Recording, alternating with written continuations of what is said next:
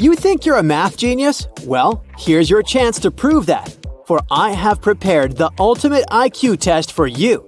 Don't forget to keep track of your correct answers. Yeah. Take a look at the image. Can you tell me what's the number of the parking space covered by the car?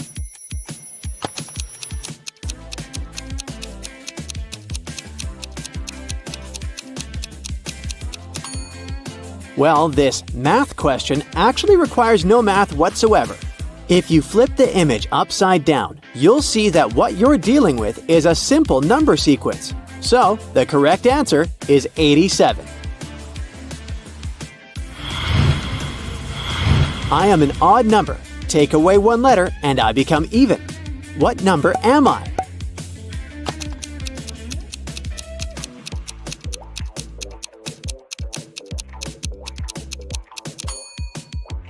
The answer is 7. Take away the S and it becomes even. There's a 3-digit number. The second digit is 4 times as big as the third digit, while the first digit is 3 less than the second digit. What is the number?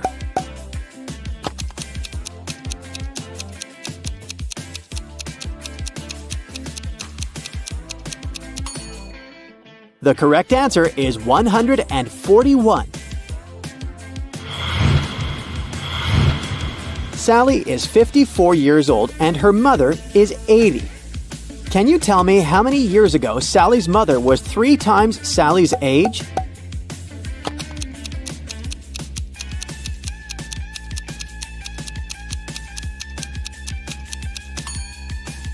It was 41 years ago when Sally was 13 and her mother was 39.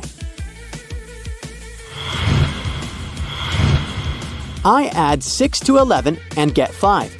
Can you tell me how that's possible?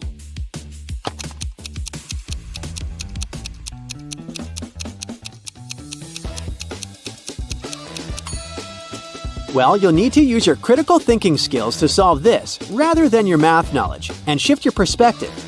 When it is 11 a.m., adding 6 hours makes it 5 p.m. That's how the equation is possible. What is the smallest number that is increased by 12 when it's flipped and turned upside down?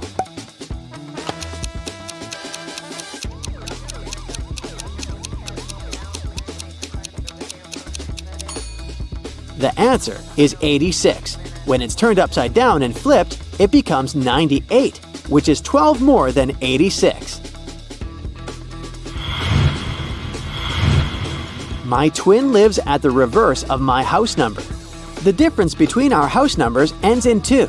What are the lowest possible numbers of our house numbers?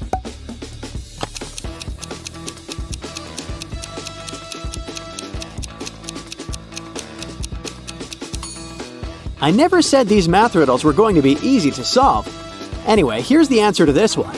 The lowest possible numbers for the houses are 19 and 91. The difference is 72. A father is 4 times as old as his son. In 20 years, he will be twice as old. How old are they now?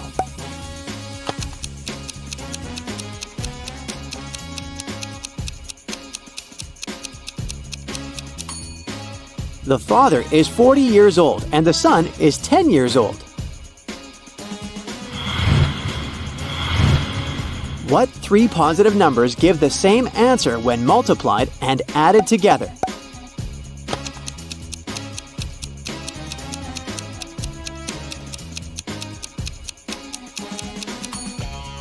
The answer is 1, 2, and 3.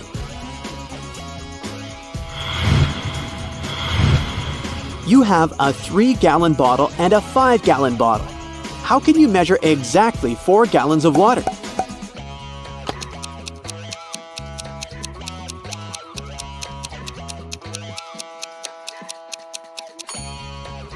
Fill the 3-gallon bottle and pour it into the 5-gallon bottle.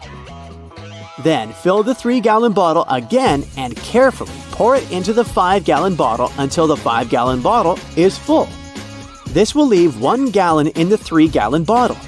Empty the 5-gallon bottle and pour the 1 gallon from the 3-gallon bottle into it.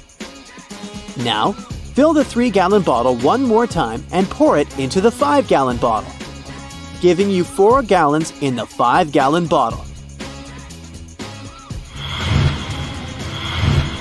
How can a chef use an 11-minute hourglass and a 7-minute hourglass to time vegetables that must be cooked for 15 minutes consequently?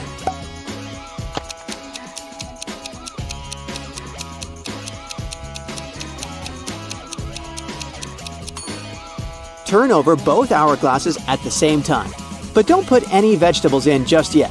When the 7-minute hourglass runs out, put in the vegetables immediately. There will be 4 minutes left on the 11-minute hourglass. When that runs out, just flip it back over for another 11 minutes. That gives you the 4 minutes plus the 11 minutes, which makes 15 minutes.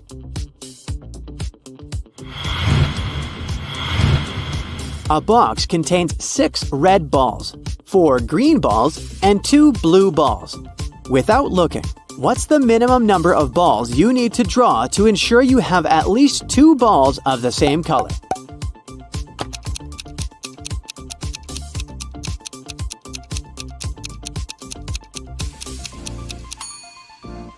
The answer is 4. Here's why.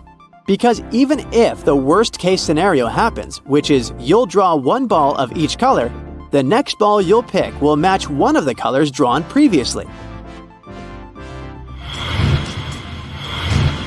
What comes next in this sequence?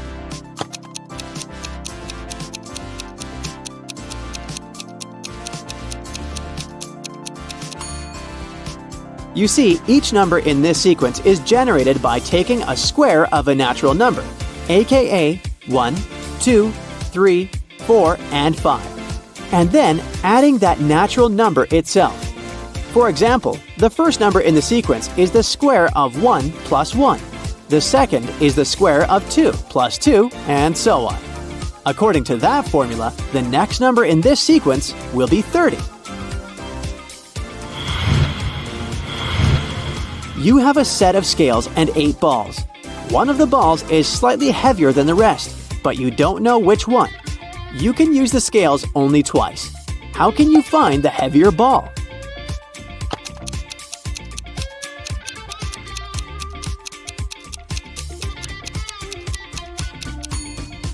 As step 1, you need to pick 6 balls and weigh them 3 on each side of the scale. If the balls balance each other, then weigh the remaining 2 balls, and the heavier one will tilt the balance on its side. But if the balls do not balance each other, then the heavier ball should be one of the 3 balls on the side the balance tilts. From these 3 balls, discard one of them and choose the other 2 to weigh. If the 2 balls balance each other, then the heavier one is the discarded 3rd ball. If not, the heavier one will tilt the balance on its side. Take a look at this table. According to it, what will 7 plus 3 make?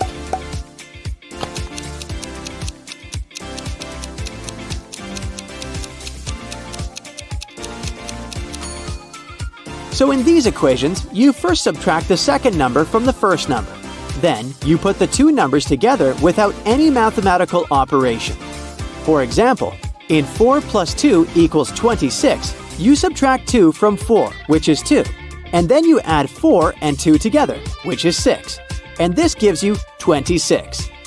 So, for 7 plus 3, you subtract 3 from 7, which is 4, and then you add 7 and 3 together, which results in 410. A grandmother, 2 mothers, and 2 daughters went to a baseball game together and bought 1 ticket each. How many tickets did they buy in total?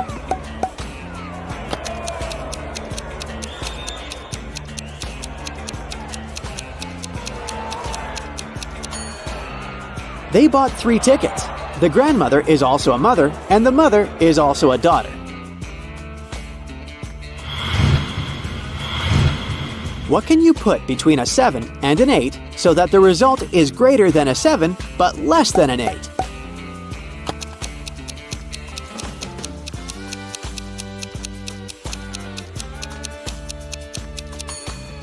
A decimal, because even 7.8 is greater than 7, but less than 8.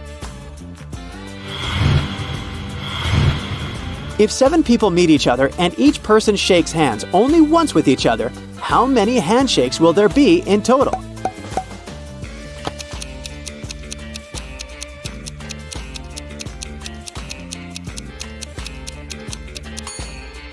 The first person shakes the hand of 6 others. The second person shakes the hand of 5 remaining people. The third person shakes the hand of 4 remaining people, and so on. So, you can reach the correct answer by adding 6, 5, 4, 3, 2, and 1 together, which will give you 21 handshakes. Jessica works at SeaWorld. When she tries to put each fish in its own aquarium, she has 1 fish too many. But if she puts 2 fish per aquarium, she has 1 aquarium too many. How many fish and how many aquariums does Jessica have?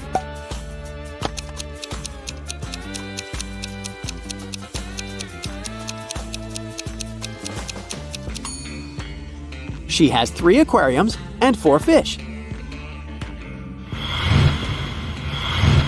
David is the owner of a clothing store, and he has come up with his own method of pricing items.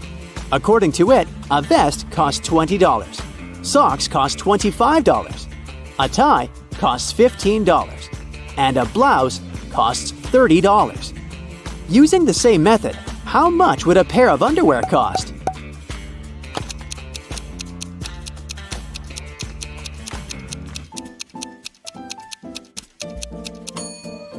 The pricing method consists of charging $5 for each letter required to spell the item. So, a pair of underwear will cost $45.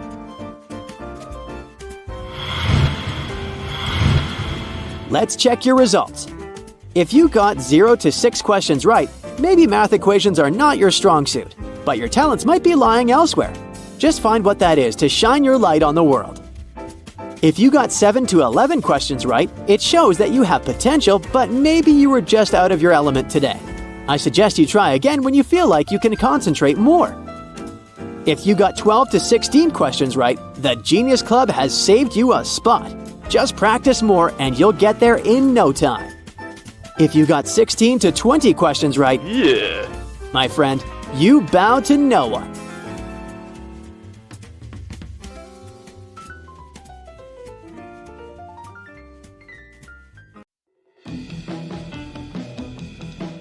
Anna and Barbara are cleaners at a fancy hotel. The hotel manager received a call saying that one of them had stolen precious jewelry from one of the clients. Now, look at the image. Can you figure out who did it?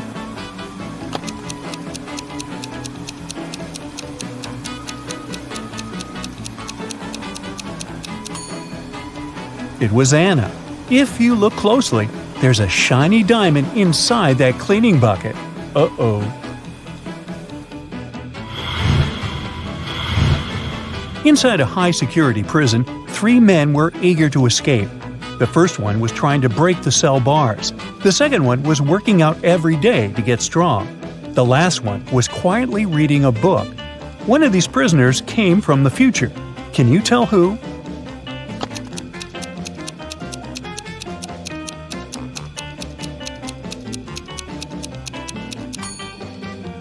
It's the one reading the book. He knows none of the other prisoners are going to make it. By reading books, he might get an answer on how to escape. And even if that doesn't happen, at least reading will help him stay on track until he gets out of there. Ben and Paula were watching a Riddle channel at home. They got into a heated discussion about who would survive such a dangerous prank.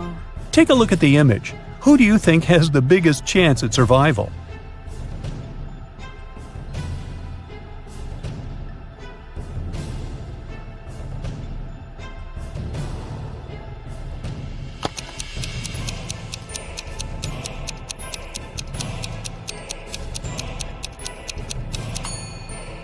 It's the lady with the snakes. I know that sounds dangerous, but the snakes are small and not poisonous. Dan enrolled in a photography class. For his latest assignment, he needed to take a landscape picture and present it to the class. But Dan didn't have time to do the assignment, so he decided to Photoshop an image and show it in class. The teachers and students immediately saw that the picture wasn't real. How could they tell?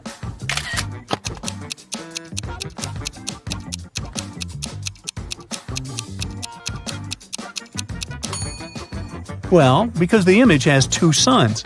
That's not natural, at least not on planet Earth. Maybe Tatooine. Otto decided to take a chance on online dating. After a few days, he started talking to Mandy. They got along pretty well and decided to meet in person. They agreed to meet in Mandy's favorite cafe. She told Otto that she would be using a couple of red hair clips and it should be easy for him to find her. But as soon as Otto arrived there, 3 women were using red hair clips. They were in fashion apparently. So take a look at the image. Can you help Otto find Mandy?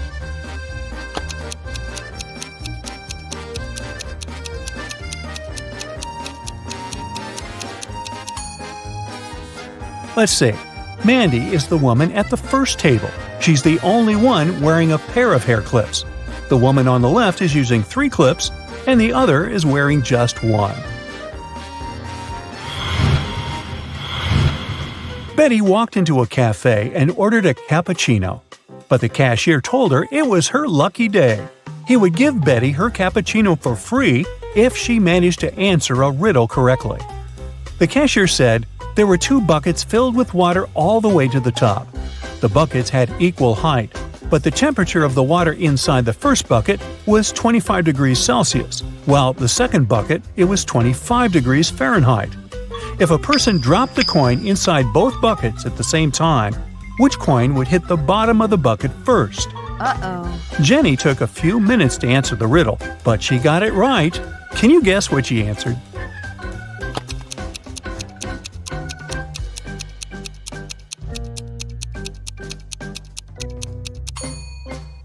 She said it would hit the bottom of the first bucket first. It had to do with the state of the water in each bucket.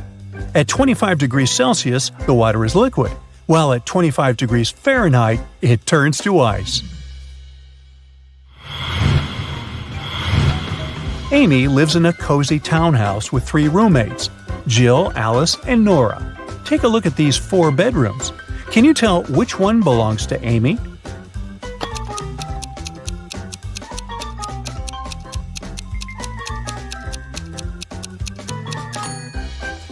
Let's go one by one, eh, Sherlock? In the first room, there's a comb with some green hair stuck to it. Nora's the one with the green hair, so that must be her room. Then, in the room to the right, there's a single red sock under the bed. Take a look at Jill's feet. She's missing that same sock. That must be her room. In the room right under this, there's a yellow jacket hanging on the chair, and Alice is wearing the same colored pants. It looks like the 2 pieces are a suit, right? That leaves the last room, with this huge letter A poster hanging on the wall. That must be Amy's room. Whew, that took some work.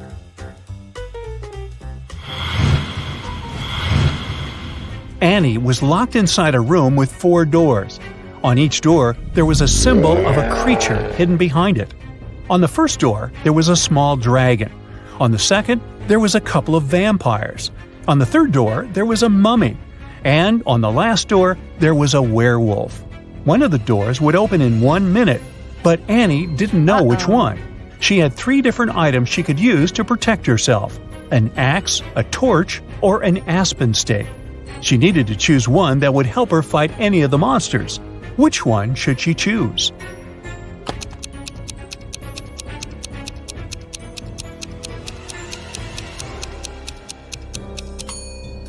Her best option would be to choose the torch. The torch's fire can scare off any of the creatures and protect Annie. Olivia was running a marathon. Right before the finish line, she did her best and outran the person who was running in second place. The woman was happy and excited that she was going to win, but in a few seconds, she was very disappointed. Why?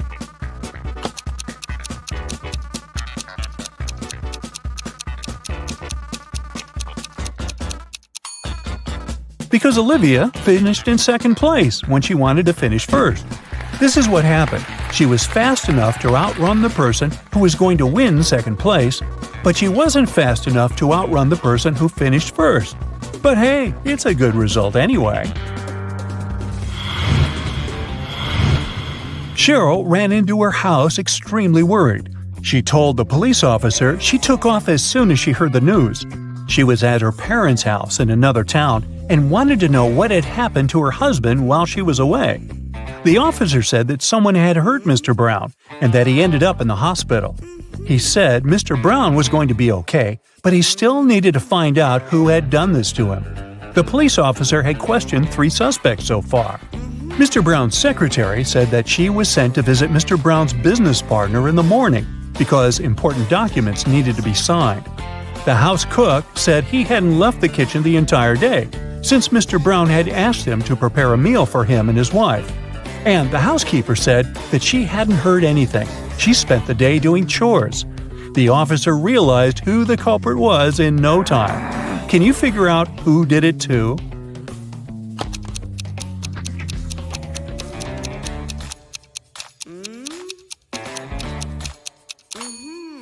It was the cook. Mr. Brown probably didn't ask him to cook anything for his wife since she was out of town all along.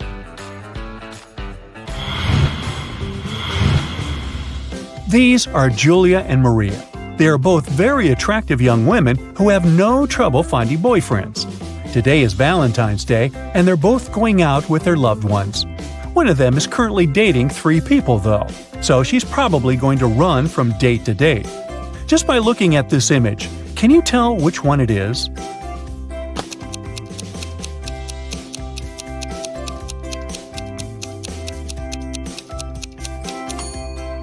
It's Maria, the one on the left.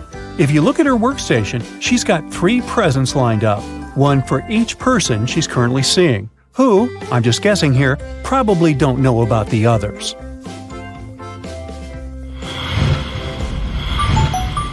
Police officer Dave received a call late one night. A famous chemist went missing from his lab. After searching the lab thoroughly, Dave found a note with random numbers scribbled on it. The note read 26 3 58, 28 27 57 6. It took Dave a while to figure out the hidden message. The clue was on the periodic table.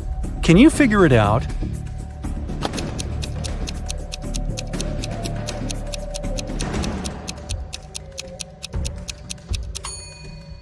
The chemist was smart. Each number on the note corresponds to an element in the periodic table. So the element that corresponds to the number 26 is Fe, or iron. The number 3 is Li, lithium. And 58 is Ce, cerium. Using this logic, the first line is spelled Felice. By the same logic, the second line is spelled out Nicholas. After discovering the names, Dave tracked the 2 men down and arrested them.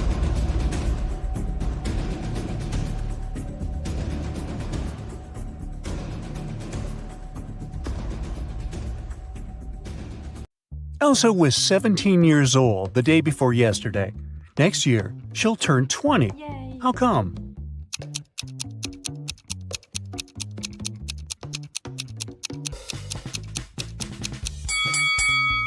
It's possible if the present day is January 1st, while Elsa's birthday is on the 31st of December. The day before yesterday, on December 30, she was still 17 years old. Yesterday, on the 31st of December, she turned 18. Thus, this year, Elsa turns 19 and next year 20. Elsa and her sister Helga explore an old attic in their parents' house. It's very dark and dirty. After that, they go downstairs to have some lunch. Helga's face is all covered with dust, while Elsa's face is super clean. But still, only Elsa goes to the bathroom to wash her face. Why?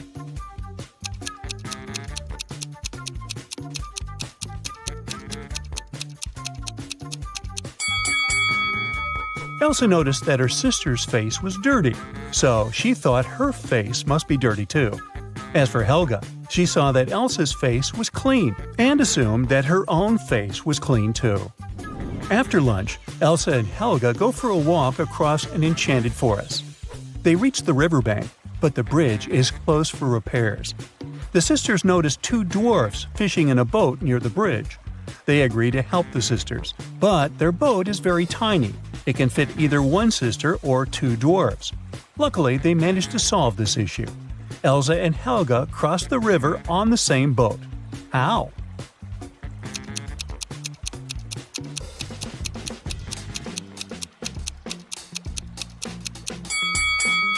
Well, first of all, one of the dwarfs brought his fellow on the opposite bank. Then he headed back for the sisters alone. Helga got into the boat and crossed the river. She gave the second dwarf the boat, and he returned to the opposite bank. He picked his fellow dwarf and brought him to Helga. Then one of the dwarfs swam to Elsa and passed the boat to her. She crossed the river and joined Helga, and finally, the second dwarf returned to his fellow. Helga and Elsa keep on walking and get lost in the forest. There are 3 roads to the nearest town. The first route is filled with mutant plants which feed on humans. The second path leads through an ice cave with a hungry dragon frozen inside a huge ice cube. The third route leads through a village of fairies. Their magic makes humans lose their minds. Which way is safe?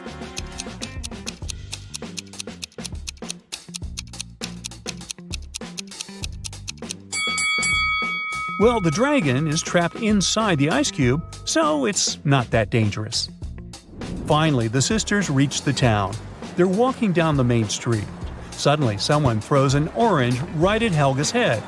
Elsa identifies the apartment from which the fruit fell out and goes there to complain. She knocks, and a young man opens the door right away. Elsa explains that her sister was hit by an orange that fell from his window. But the guy says, "I was washing my dog when you knocked. Only me and my pet live here, so you confused the floors." But Elsa didn't believe him. Why?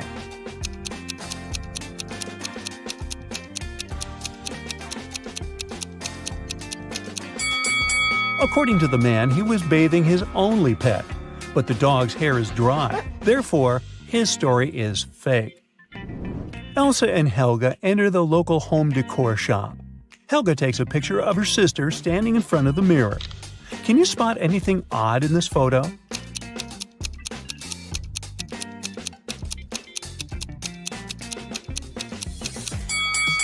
Take a closer look at the mirror. Elsa's hands are reflected wrong, as well as the sale poster behind her. She must be a vampire. Just kidding. The sisters continue exploring the shop, but suddenly Elsa begins to scream and runs away. That's because one of these ladies is not alive. Can you guess who?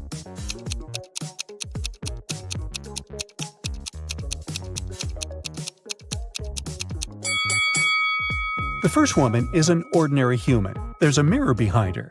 The third lady has a painting of herself in the background. And the second lady, who's looking over her shoulder, is a phantom. Her reflection in the mirror doesn't match the reality. Elsa decides to hide in a building nearby. Surprise! It's a pet shop. Elsa wanders around it and spots one weird detail. Can you see it too?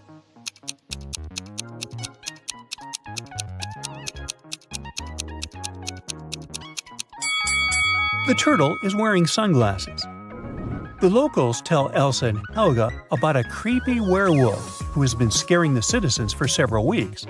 They only know that this werewolf is a lady and she has a husband. He's the only person who can calm her down. Elsa finds 3 suspects who might be the werewolf's husband, but none of them admits it. Can you find him?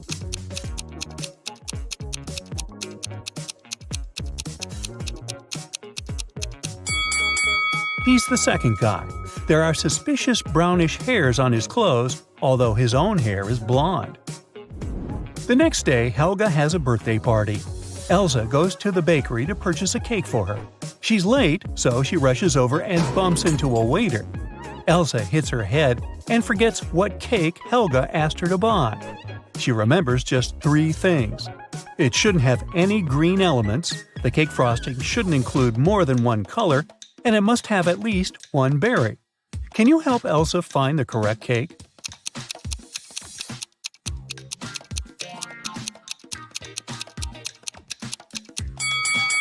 Elsa should take the 4th cake.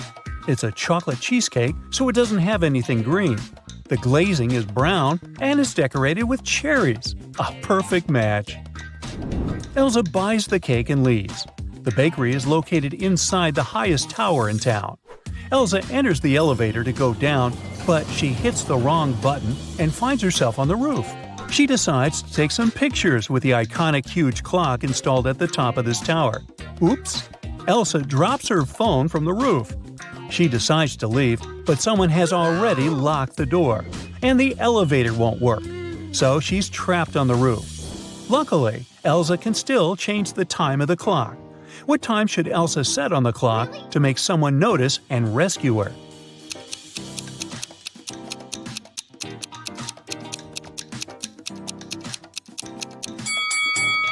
If she sets 5:05 on the clock, it'll look like an SOS signal. Finally, Elsa escapes from the tower and heads to the parking lot. Here's her car. Can you figure out the number of the place where it's parked?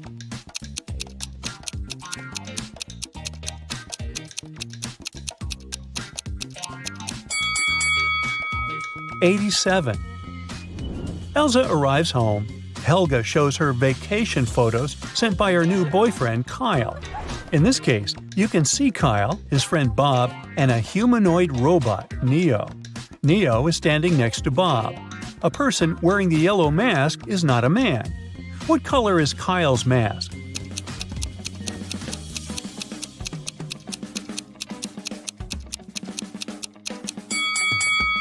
According to the terms, only the third guy can be Kyle, so his mask is blue. The birthday party is going well. It's almost midnight, so Elsa goes to the kitchen and adds candles on the birthday cake. Suddenly, she remembers that the only lighter in the house is upstairs in her room. She leaves the cake at the table for a minute. Then Elsa returns and sees the cake smashed all over the floor. Oh, no. She questions 3 suspects. Lauren says, "I was in the living room all night. I don't know who did it." Wendy says, "I went outside to watch the full moon. It's so beautiful tonight." Kyle says, "I was shooting a TikTok dance with Helga." Who ruined the cake?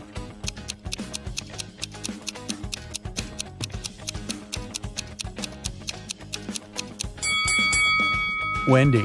Take a look out the window. The moon is not full. Busted. The next morning, Helga wakes up earlier than Elsa and checks her feed. Breaking news: a legendary thief ran away from a nearby prison and now creeps around the town.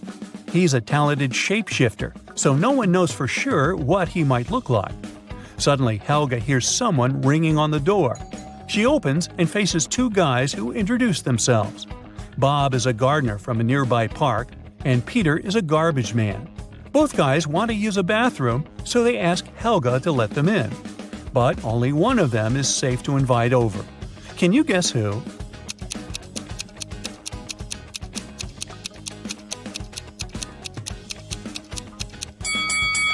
Bob is wearing clothes with red stains, but he's also holding a brush, so he was probably just painting a fence. Let's take a closer look at Peter's facial hair. One mustache has come unglued. It's fake. So he must be the runaway criminal from the news. You just entered a riddle solving competition. The game show host shows you the first riddle you have to answer. Take a look at the image. Who do you think will be able to make it all the way across the line?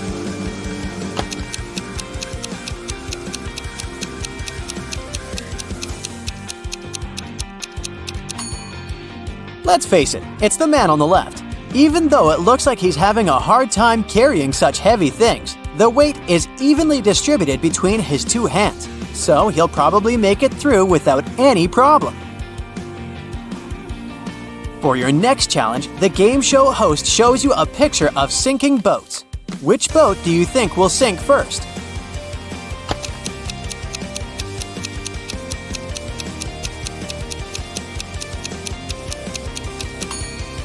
The first boat has 2 holes in it, but somehow it has way less water inside. The second boat only has 1 hole, but look at the amount of water that got inside. It's definitely the second boat that's going to sink first. Since you passed the first 2 rounds, the third one gets a bit harder.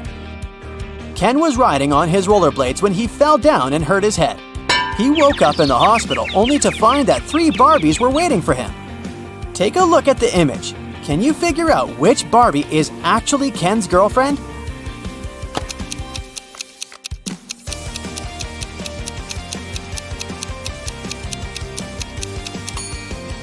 This is a tricky one. It can't be the 3rd Barbie, because the real Barbie would never wink at Ken. It's usually him that does the flirty things. It's also not the 2nd Barbie, because she would never put makeup in front of him. So this leaves us the 1st Barbie, who must be his girlfriend. The Finn is a famous hostel in Spain. It's especially famous for its fun showers. But hey, something doesn't look right in this image. Take a look and try to guess what it is.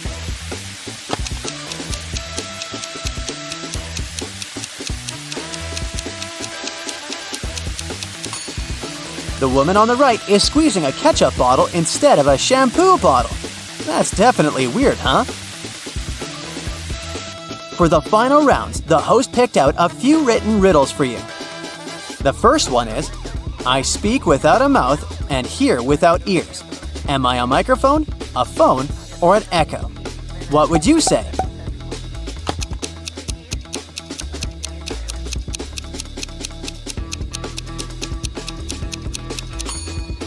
The answer is an echo.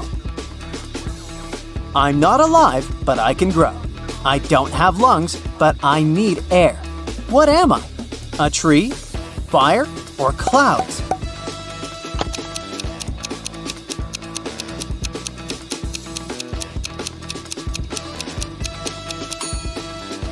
The correct answer is fire. Way to go if you chose that. Matthew works in the same company as Jean. He's had a crush on her for months and has been trying to impress her in any way he can think of. That's why he decided to take part in the Brain Challenge, a contest his company organizes once a year. By saying yes, he had to answer a bunch of expert-level questions and solve some pretty difficult riddles.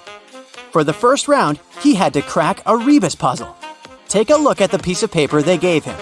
Can you guess the answer?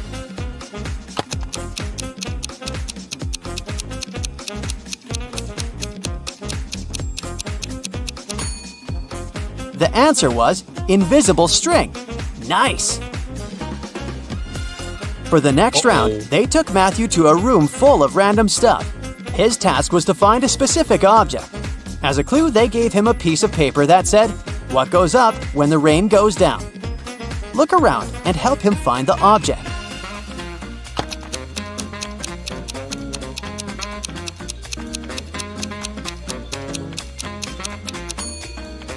It was that red and blue umbrella over there. For the final round, Matthew had to solve an AI riddle. If he answered it correctly, he would win the contest's main prize and probably Jean's heart. The riddle said, I have 1,000 needles, but I do not sew. What am I? Can you guess what he answered?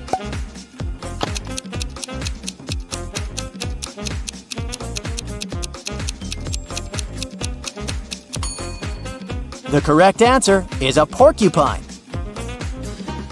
Alfred is a supermodel, and he just landed his dream job. The biggest magazine in the country invited him to be on the cover of their latest issue. On the day of the photo shoot, he arrived early in the studio. After finishing with hair and makeup, he looked in the mirror and screamed, "Oh no!" His skin was all red.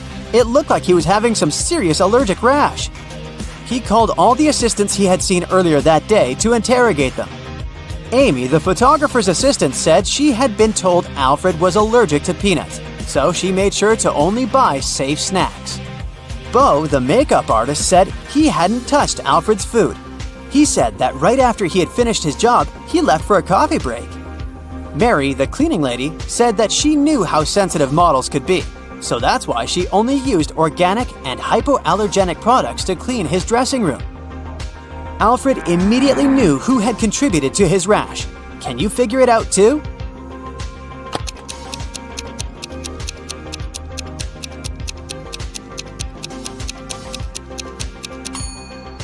It was definitely Bo. Sure, he didn't have access to Alfred's food, but he was the only one who touched Alfred's face that day. Liv was recording a dance routine for her social media page when a huge portal opened up and swallowed her whole. The next thing she knew, she was stuck inside a big cavern. Out of the blue, a great genie appeared. He told her that she would only be allowed to leave if she figured a way out by herself. As soon as he disappeared, she saw that there were 3 buttons on the wall. There was a red, a yellow, and a green button. On the floor, there was a note that read, TDUPTRNOREHEBSST. She clicked one of the buttons and managed to open a hidden door on the wall. Can you guess which button she chose?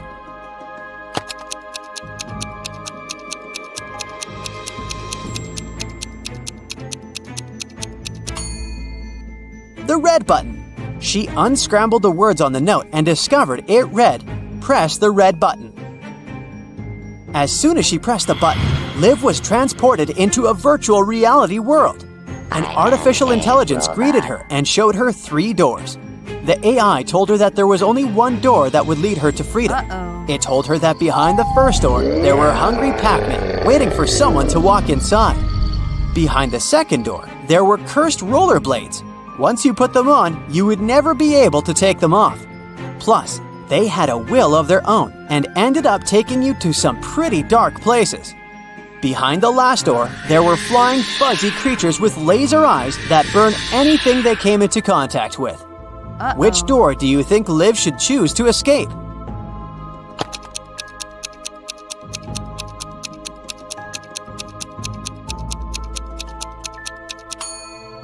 Well, she should pick the second door because she wouldn't be obligated to put on the pair of rollerblades. She could walk past them and straight to her freedom.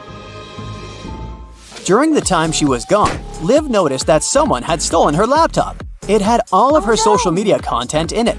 She figured it must have been one of her roommates, so she decided to take a look around the house to try to find it. Take a look at these images. The first room belongs to Jill. The second one belongs to Rachel, and the third one belongs to Amy. Can you figure out who stole Liv's laptop?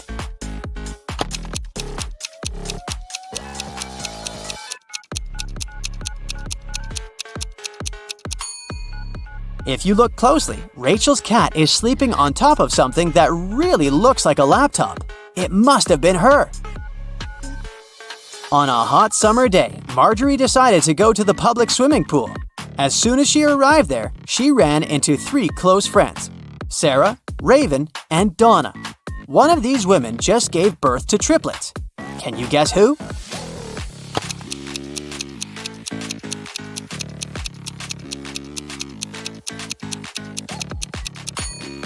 It was Donna. If you look closely at her wrist, she's wearing 3 DIY bracelets with the word Mom written on them. Sam was backpacking through Latin America when he stopped at a restaurant to get some lunch. When he walked inside, he immediately spotted something weird. One of the customers is definitely not human. Can you guess who?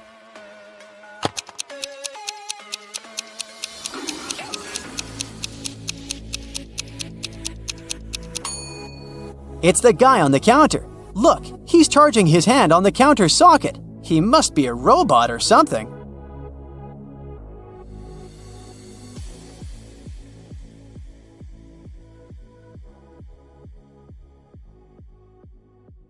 Selma is a witch. One day, she returns home and finds out that the most powerful magic book from her library is missing. The thief left a note with the following letters. Can you guess what this message means?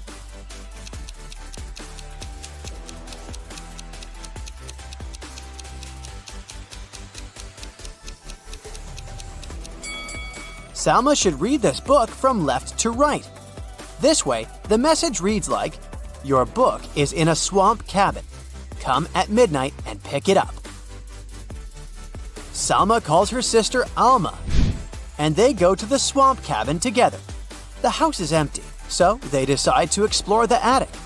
Selma finds a dusty book and reads a couple of words out loud. Suddenly, Alma turns into a frog.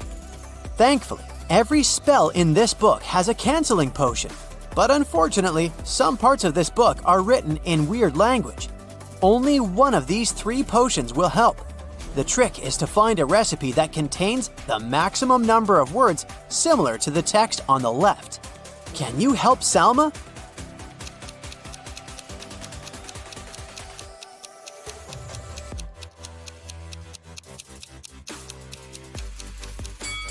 Take a look at the first recipe. It has 2 matching words. The second recipe has 4 matches, and the third one has just 1. So the guys need to use the second potion. Thankfully, Alma turns back into a human. The sisters keep on exploring the cabin. Can you spot which emoji is absent in this location?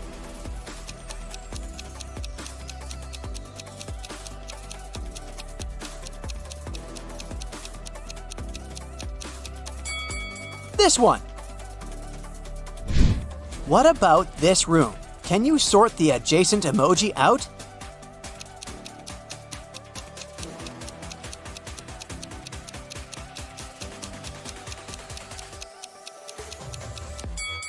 The fourth emoji doesn't belong here. Suddenly, a wicked wizard arrives at the cabin and says, "Hello, Salma. I'm ready to return your book if you manage to solve my riddle. When do we see 2 but call 10 instead?"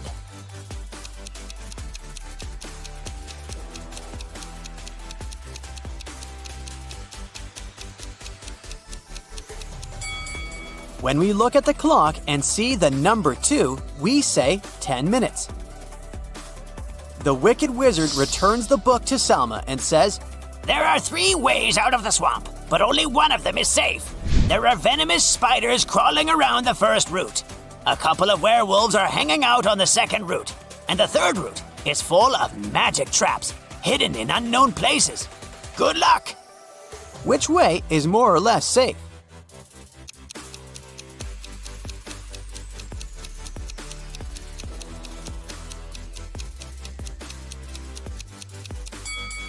Salma and Alma should choose the second route. Take a look at the sky. It's a new moon, so the werewolves are not dangerous. The next day, Salma goes to the magic school. She meets a new student, Sebastian, and falls in love at first sight. Salma gets so nervous in his company that she can't even talk. She decides to put a love note into his backpack. Now her task is to remember which backpack belongs to Sebastian. Here's what she remembers for sure. If it's red, it doesn't have any buttons. If it's blue, it doesn't have a handle. Also, it's not standing next to the last backpack in line. Can you help Salma find Sebastian's backpack?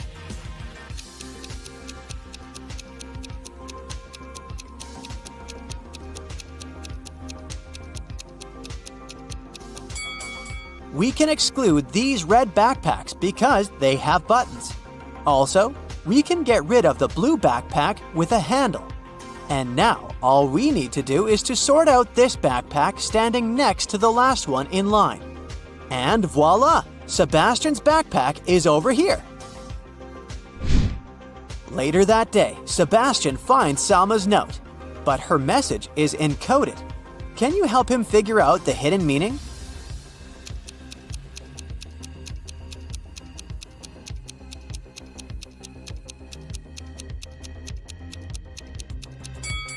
Too good for me. Meanwhile, Salma returns from school and goes to take a bubble bath. Can you spot what's wrong in this bathroom?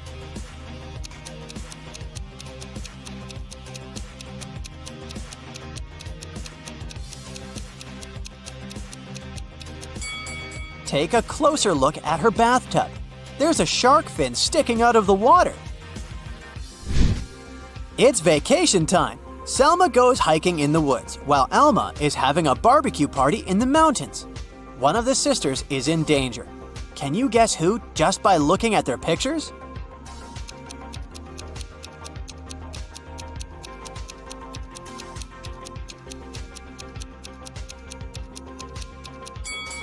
Although Alma's tent is dirty and old, it's still pretty useful. Meanwhile, Alma is making a barbecue right next to a jar of gasoline, so she's in more danger. It starts raining. Selma decides to leave the forest and check into the local hotel. The manager says, Welcome. We only have 4 empty rooms left. You can check them out and choose. "Can you help Selma make the best choice?"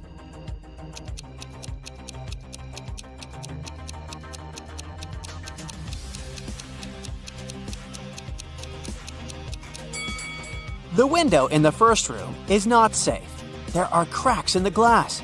Something alive is moving under the bed sheets in the third room. And the fourth room has a haunted mirror. So, Salma should choose the second room. Salma walks around the hotel and comes across a spooky wedding ceremony. One of these people is a werewolf. Can you guess who?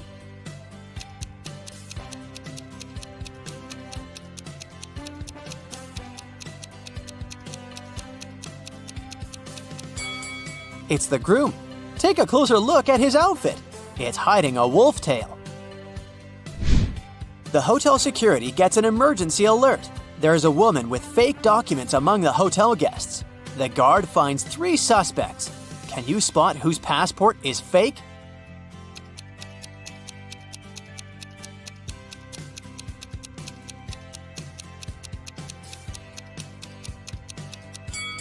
No matter what person a country is from, no passport can have a photo with a sunny beach in the background. They should be solid, so Karen's documents are fake. Salma goes to the spa area of the hotel. Can you spot who's not from this planet?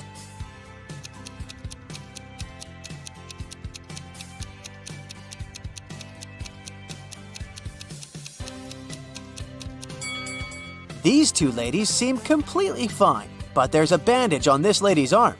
It's unlikely that a human being would choose to go to a sauna if they had cuts or scratches. Someone broke an old cursed statue in the local museum. Anyone who comes into contact with the fragments of the statue gets a green rash. The manager invites Salma to investigate this mysterious case.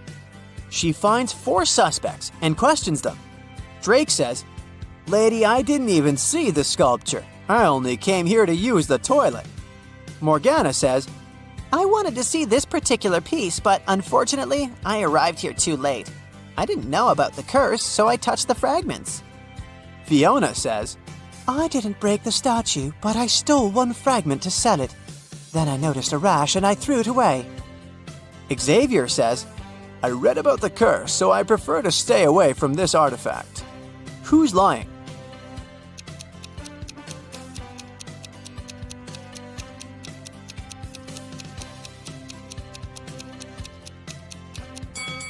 It's okay for Morgana and Fiona to have a rash. They both touched the cursed sculpture. But why did Drake get a rash? Salma goes to a magic store to purchase some ingredients for her rituals. The sales lady offers a 50% discount if Salma cracks her riddle. I never was there. I'm always to be. You have never ever seen me, nor ever you will. Yet I am the confidence of everyone. Who am I?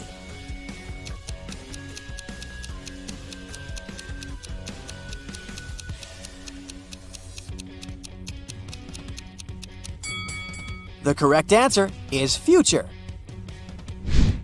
Salma invites a couple of friends for dinner. Someone suggests playing cards, but for some reason, Salma is facing bad luck all night. Can you guess why she's losing?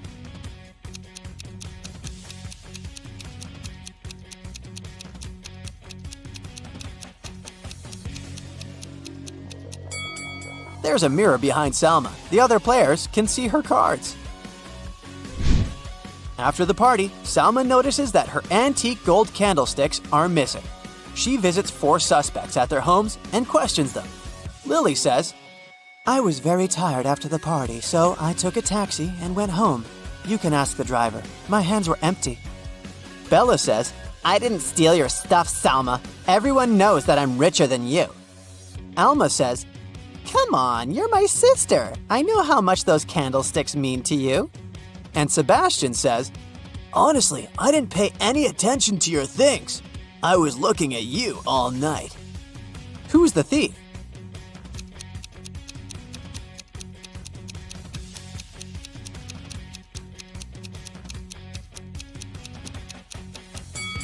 Bella's dog is digging the ground in her backyard.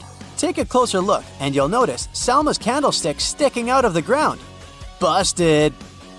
Sammy was visiting her grandmother during Halloween. When her grandmother went to get groceries for their Halloween dinner, Sammy started hearing strange noises from the attic. He got curious and wanted to find out what was making them, so he climbed there.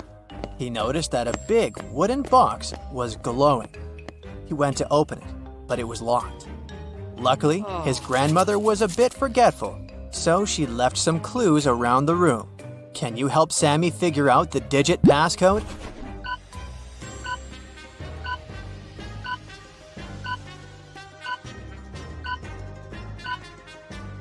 Take a look at these books stacked next to the box. Did you notice that these 4 books have numbers instead of titles on their covers?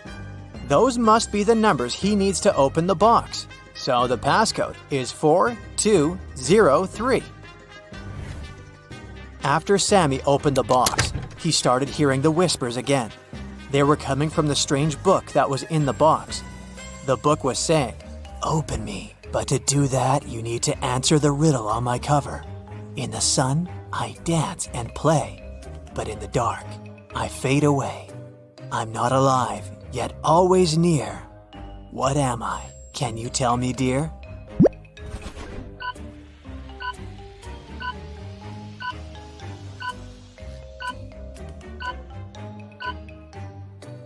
The answer is a shadow. As soon as Sammy opened the book, it magically teleported him to a dark forest. He started panicking and running around frantically. That's when he spotted an owl sitting on a branch. The owl said, "Lost friend, I can help you find your way out of this labyrinth of trees, but first, you have to hear my riddle. I'm not alive, but I can reflect your fear. Look into me, and I'll always be near. What am I must be crystal clear." Do you know the answer?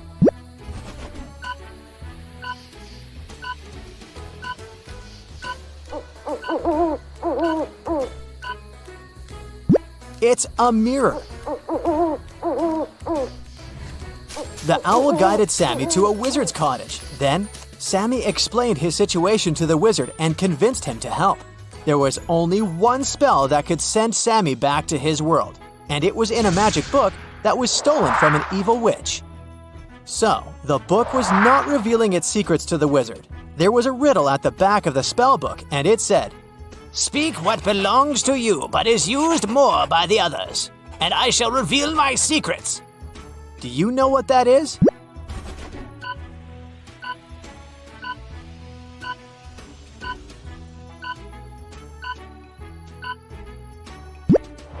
It's your name. The Monster Hunters Agency was suspicious that a witch had crossed into our world from the supernatural realm.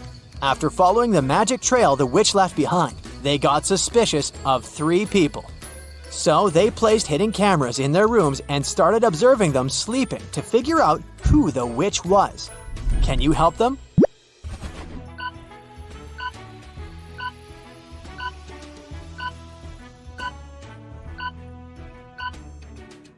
Okay, each of these people has something in their rooms that indicates they might be a witch. But take a look at the broom inside the First Lady's bed. But first of all, it's made of plastic. And it also has a label on it, which means it was bought from the store. The Third Lady is wearing a glowing amulet. I admit it looks mysterious, but it's just a toy. So the witch is the lady with the pointed hat peeking out from underneath her pillow. And if that doesn't convince you, her black cat sleeping on the other side of the bed will. Amy's town had an old museum that the residents believed to be haunted. Amy and her friends decided to spend the Halloween night inside the museum to have some spooky fun. When the clock struck midnight, all the portraits hanging on the museum walls came to life. Then a portrait of a lady started screaming for some help. She told Amy that the former employees dared to make a fake version of her portrait, and she wanted Amy to destroy it. But once Amy saw the fake portrait, she spotted 3 differences from the original and assured the lady that it couldn't hold a candle to the original. Can you spot them too?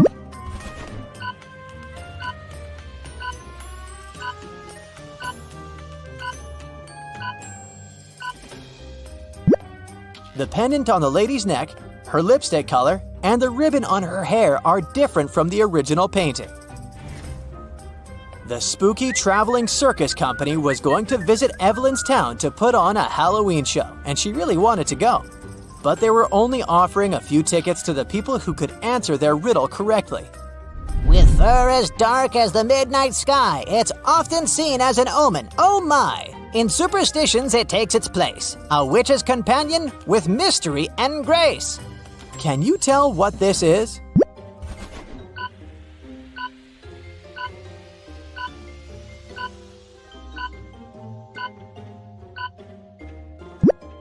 The answer is a black cat. The circus company required all the audience members to come to the show dressed in costumes. So Evelyn headed to the shopping mall to get herself a costume. She found 3 options to choose from: a witch costume, a mermaid costume, and a Victorian-era vampire costume. Which one should she pick?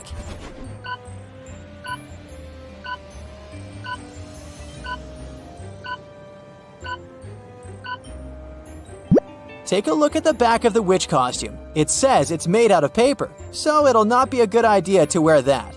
And the mermaid costume is all teared up at the back. So she should choose the Victorian-era vampire costume. It may look bloody, but it sure fits the theme. It was finally Halloween, aka the day of the show. Evelyn headed to the circus tent to wait in line to enter the venue. But 3 strange things among the people caught her eye. Can you spot what they are?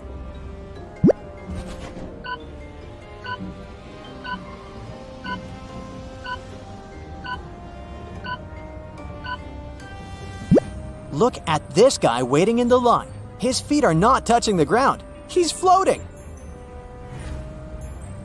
Evelyn also saw her friend Edward waiting in line. As they started waiting together, she learned that Edward's ticket was from the first row, and they wouldn't be sitting next to each other. When the circus manager overheard them talking, he suggested that he might be able to change Evelyn's seat. Then he brought 3 chests, put the new ticket into one, and told Evelyn to follow it. If she was able to tell which chest the ticket was in by the end, he would give it to her. So, watch the manager move the chests and help Evelyn win the ticket.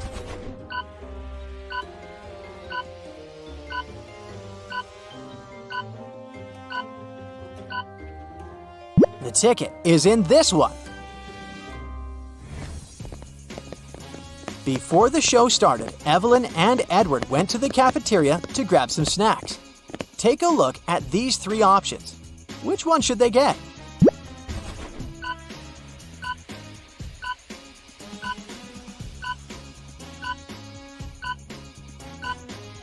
Take a look at the date that's written on the potato chips package. According to it, the chips expired in 1980, so that's a pass. And take a look at the small note below the ice cream. It says it's earwax flavored. Nobody wants to taste that, so they should pick the popcorn. The gooey thing on top of it is just caramel sauce. The show finally began. The first performer was a magician, and his first trick, he teleported from the right side of the stage to the left side. But Evelyn saw right through his illusion and figured out how he did it immediately. Can you?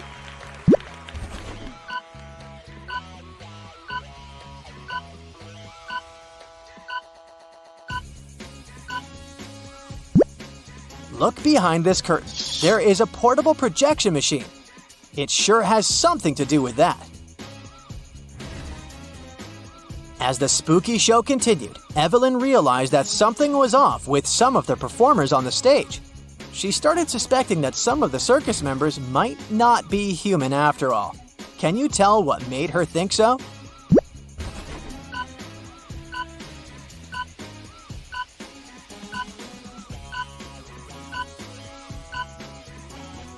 take a look at the singer first.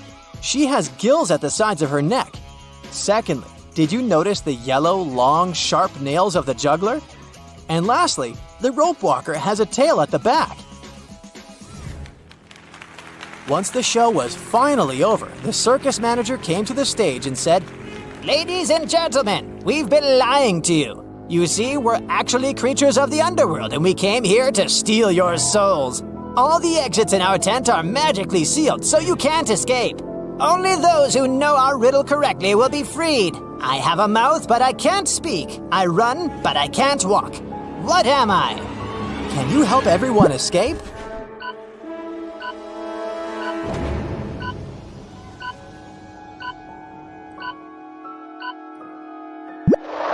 The answer is a river.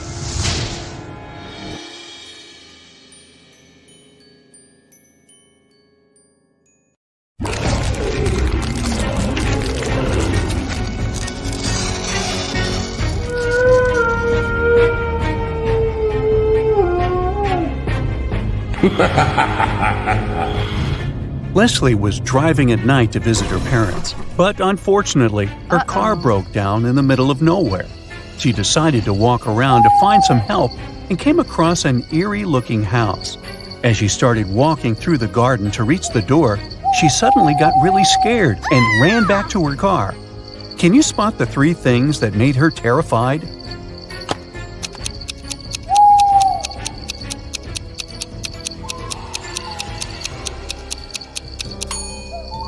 Look at the statue at the center of the fountain. Its eyes are moving left and right. Secondly, do you see the skeleton hands that are trying to crawl out of the ground? Creepy. And on top of everything, the black cat here has a snake tail instead of a regular one.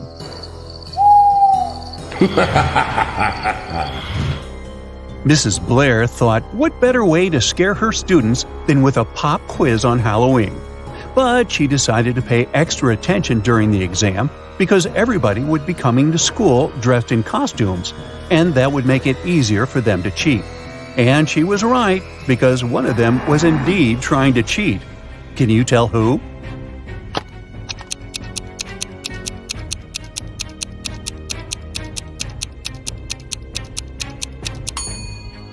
Look, this girl here is hiding a piece of paper with the answers under her witch's hat. On Halloween night, Amanda was playing Truth or Dare with her friends. When it was her turn, they challenged her to enter the old mansion, which not a single soul in town dared to enter before. She accepted the challenge and went inside. But suddenly, the door behind her closed on its own and got locked. Then a skeleton butler greeted her and said, "You're not welcome here, but you can leave if you know my riddle. In the darkest night, I come to life. My eerie gaze causes no strife. What am I that lights the way when monsters and goblins come out to play?" Can you help Amanda?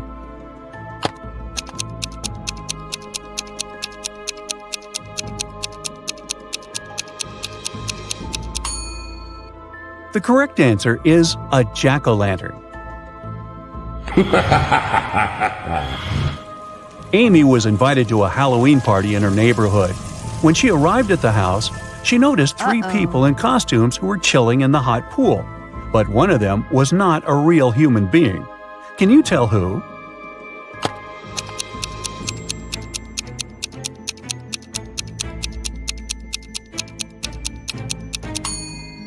Well, the first girl in the witch's costume and the second guy with fangs look scary, but they're only wearing makeup. But the girl who is in a mermaid costume is a real mermaid, because look at her neck. She has gills. It was Aurora's 21st birthday, and her witch aunts were finally going to accept her to their coven.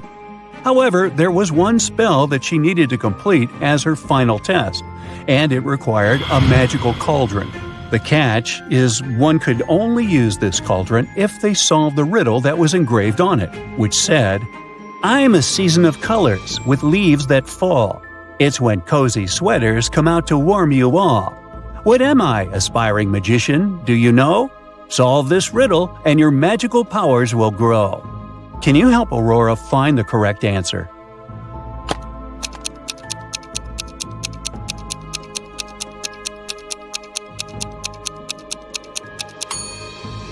The answer you're looking for is the season of autumn. Take a look at these two women who are preparing the dinner tables for their Halloween party, but one of them has nefarious intentions. Can you tell who is the dangerous one?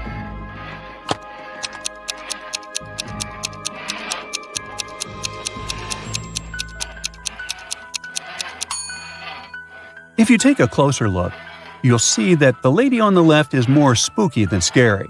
The green cream on the brownies may look poisonous, but it's just food coloring. And those fingers on the tray are only finger-shaped cookies. So she is simply preparing for the holiday. But the lady on the right didn't even bother to wear a costume, even though she's throwing a Halloween dinner party. And why would anyone sharpen their knives before her guests arrive? That's suspicious. So she must be the dangerous one. The young witch, Elaine, who lived in a deep enchanted forest, was invited to her coven's Halloween gathering. Unfortunately, her broom was broken, and the only other way she could get to her destination was through drinking the teleportation potion. However, she had never cast it before, and the three main ingredients for it were hidden with a riddle in her spell book. The first one was, "In the shadows I quietly grow, not a plant nor an animal you know. After rain I might start to bloom, often found in a forest gloom."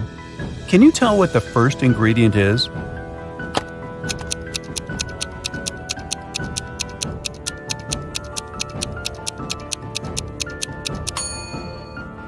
It's a mushroom.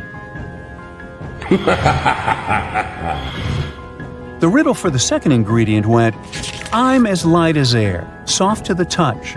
Upon a bird's back, I don't weigh much. I help a creature soar high and free, yet I fall to the ground for all to see. What am I?" Do you know the answer?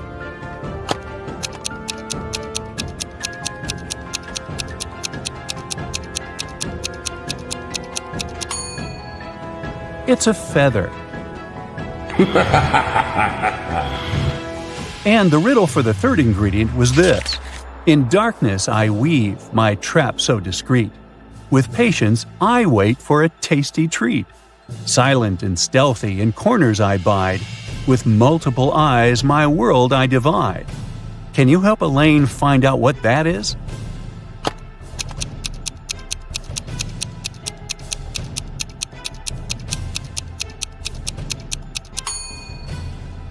The answer is a spider. But now she needed to wander deeper into the woods to find those ingredients. Take a look around. Can you help her spot them?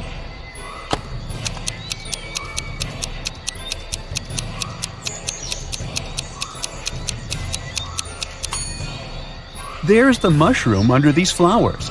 The bird's feather is here, hidden behind the flowers. And the spider is climbing up this tree. One famous club in the city was organizing a Halloween party, and Jenny and her friends were going to go. Inside, there were two different counters from where they could get their drinks.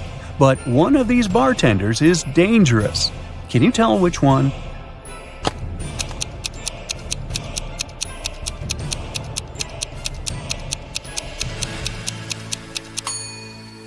This bartender is dressed as a vampire for Halloween, and he is simply putting on a fire show. On the other hand, the bartender who is polishing the glasses has a bottle of poison here among the bottles, so the girl should avoid him at all costs. James was attending a Halloween dinner party. He wanted to have something to eat, so he headed to the open buffet. Examine these three snack options closely. One of them will hurt his stomach. Can you tell which one that is?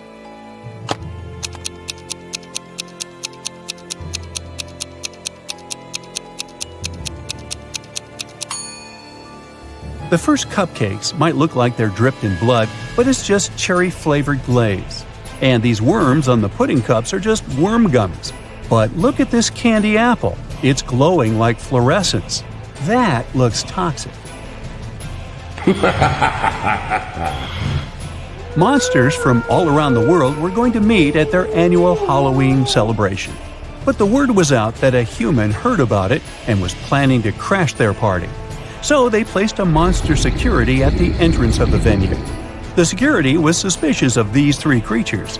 Can you help him figure out which one of them is actually a human?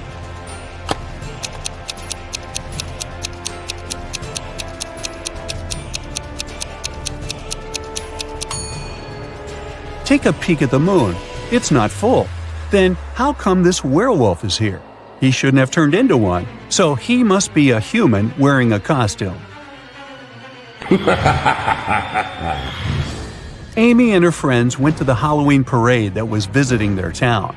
There was a scary maze, and Amy decided to try it herself. However, after a while, she got lost and started to panic. But she didn't notice that there were hints around the maze that would guide her to the exit. Can you spot them?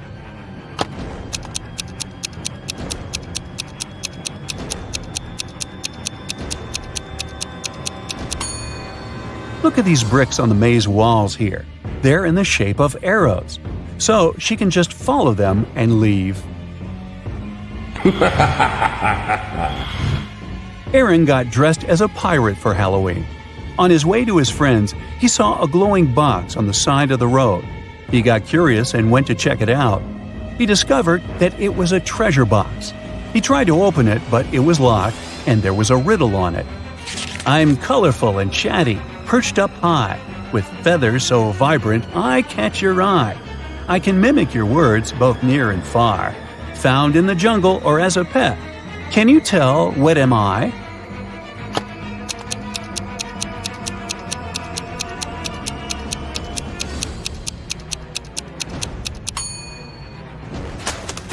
It's a parrot.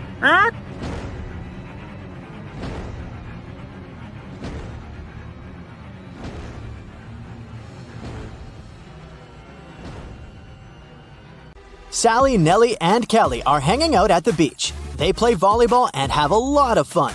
But then their ball flies away into the bushes. Nellie leaves the playground to bring it back, and she never comes back. Kelly and Sally look everywhere, but Nellie is gone. They begin to panic and call the police. Detective Bold arrives quickly, finds 3 suspects, and questions them.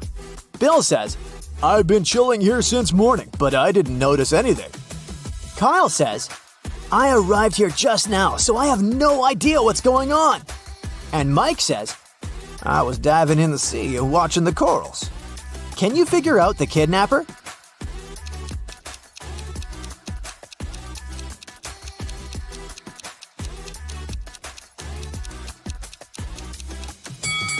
It's Kyle. He's wearing the same cap as Nellie. It seems too small for his head. That's because Kyle kidnapped Nellie and stole her cap. Sally returns to the apartment building where she lives. Wow, there's a basket with a cute little kitten on her porch. Sally takes 2 pictures to send them to her friends. Can you spot 3 differences between them?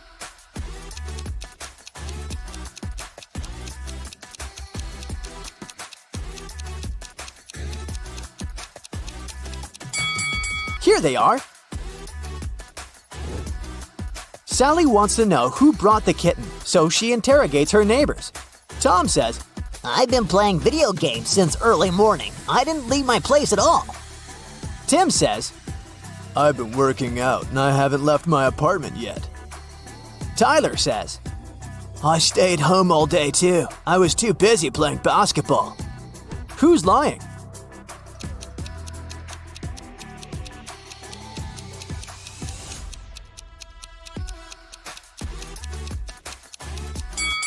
Tyler. He's playing with a soccer ball, not a basketball. Moreover, it's pretty hard to play basketball alone inside the apartment. Sally goes to the supermarket to buy some milk for the kitten. Only these 3 packs of milk are left on the shelf. Can you help Sally choose the best option?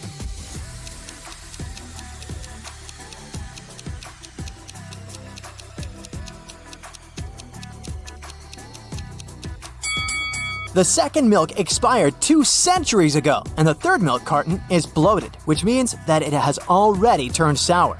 Therefore, Sally should grab the first milk. Sally has been working as a cab driver for several years. One day, a police officer finds Sally unconscious in her car. Someone attacked her and stained the car with glue. The officer checks Sally's app account. Sally had quarrels with 3 clients recently, so he interrogates them. Rob says, "I took a cab to the university. When we arrived, Sally asked me to pay extra money for parking, and we had a brief quarrel, but I wouldn't put my future career at risk for a couple of dollars." Karen says, "Yesterday, I received an emergency call. My husband got to the hospital, so I needed to get there as soon as possible. But Sally was driving very slowly. That's why we had a quarrel." And Mrs. Green says, "I was returning home from the supermarket after grocery shopping. Sally asked for extra money for helping me with the bags. I didn't like it." After hearing their stories, the officer knows for sure who's guilty. What about you?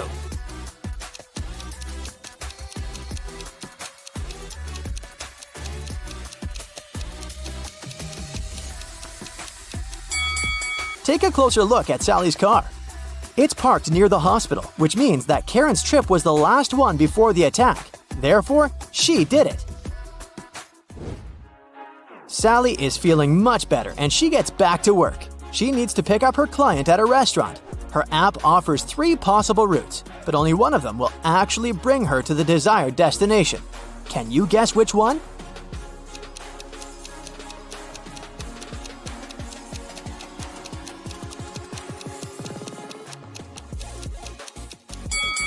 Sally should choose the second route. Sally parks her car near the restaurant and faces the following scene.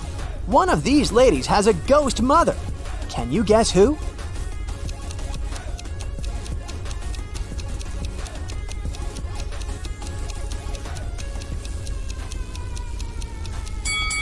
The second lady is a ghost mother. Take a look at her mother's face. She's even younger than her daughter, which means that time has stopped for her a long time ago. Moreover, she leans over a candle without any fear of an open flame. Sally wants to visit her boyfriend Ken at his office, but the front door is locked. Can you help Sally figure out the 5-digit code?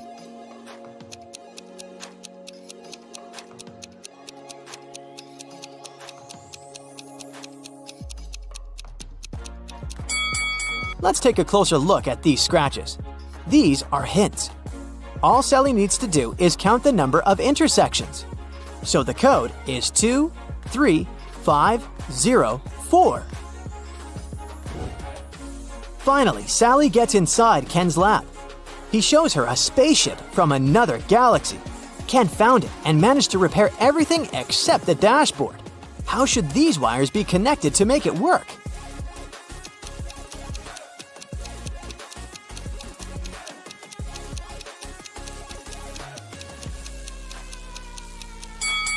Here, we see unfamiliar symbols from another galaxy. Our task is to determine which word each symbol corresponds to. These dots are put in the same places as the tails of some letters. This way, we can find a match for each word and connect the wires. Suddenly, Sally gets sick. She has a headache and a sore throat. Ken only has 4 pills that are identical to each other. They don't have any cover or instructions. So there's no way he can identify which pill serves that purpose. The only thing he knows is that 2 of these 4 pills will cure the throat and the remaining 2 will help with the headache. Sally should take 1 of each kind to heal. What should she do?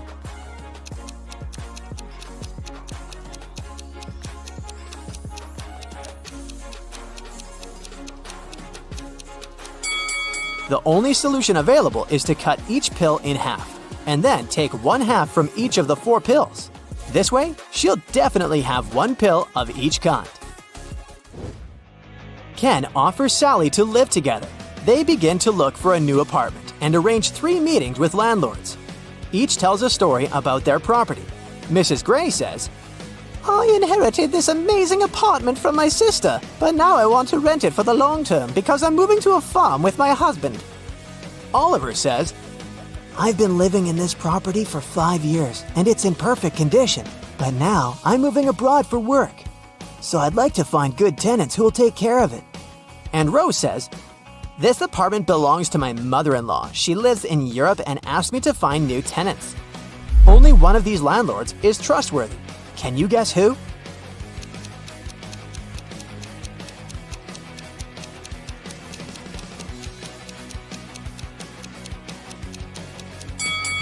There's an advertisement near Mrs. Gray's apartment.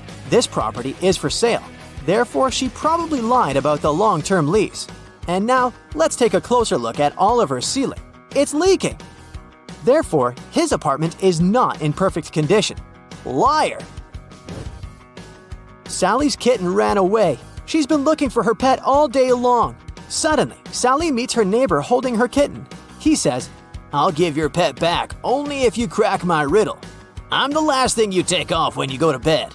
What am I?"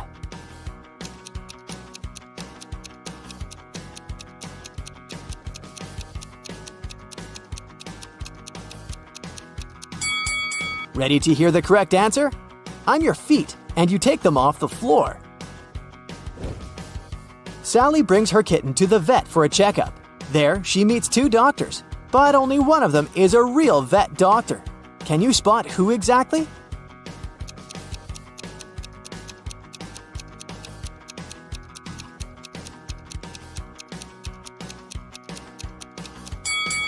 Real doctors usually wear gloves at work, but the guy on the left doesn't wear any, although he's holding a dog. Sally wants to get a job in a magic shop. The owner gives her a test assignment to find a love potion on this shelf. Sally is very confused because the recipes are too complicated. Luckily, Sally's possible future coworker, Glenda, agrees to give Sally a hint. She provides her with a bunch of recipes, and now Sally needs to figure out the correct one by herself. She only knows that a love potion should contain these 5 ingredients. Can you help her find the right bottle?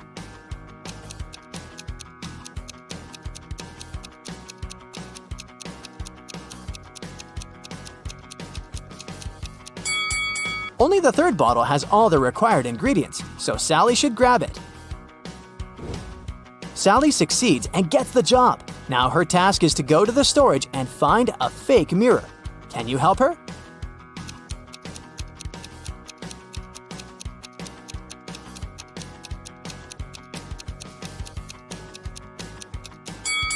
Only the 2nd mirror shows the correct reflection, so the remaining 2 are fake. Sally and Glenda get hungry and order some food. Their meals are almost identical, but in fact, they have 3 differences. Can you spot them?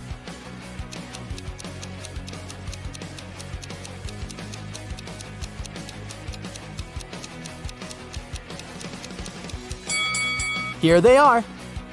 Mary is a college student, and she's late for class. That's why she runs down the hallway and bumps into a skateboarder. She hits her head and forgets what class she was running to. Mary remembers just 3 things. This class is taught by a redhead professor. She has to go upstairs, and she already attended economics and philosophy classes today. Can you help her find the correct classroom?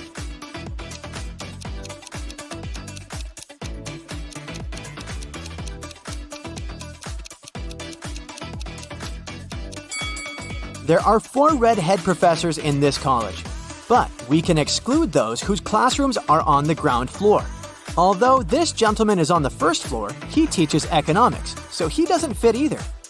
Meanwhile, the math teacher matches the requirements perfectly, so Mary should go up to the 2nd floor. Mary's walking down the street after classes. Suddenly, a car stops in front of her and someone kidnaps her. Mary wakes up in a dusty basement. The door is not locked, but it's guarded by a creepy guy. She looks around and finds 3 pills: red, green, and blue. Each pill will give her one specific superpower for 10 seconds. The red pill gives the power of super speed. The blue pill will make her invisible. And the green one will make Mary fly. Which pill should she choose to escape?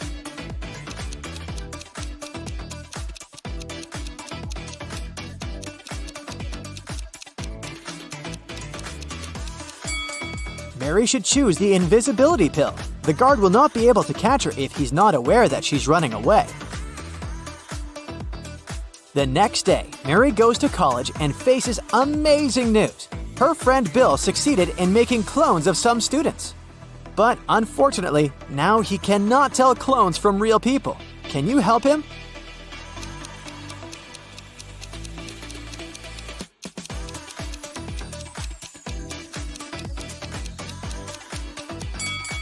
Let's take a closer look at the second lady's eyes and the third lady's ears.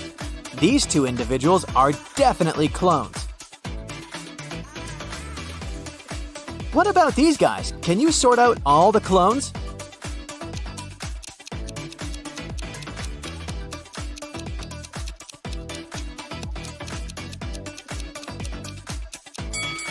Both of the palms of the second guy are right, and the third one has weird wires in his arm, so only the first guy is a human. Let's see if you can spot clones here.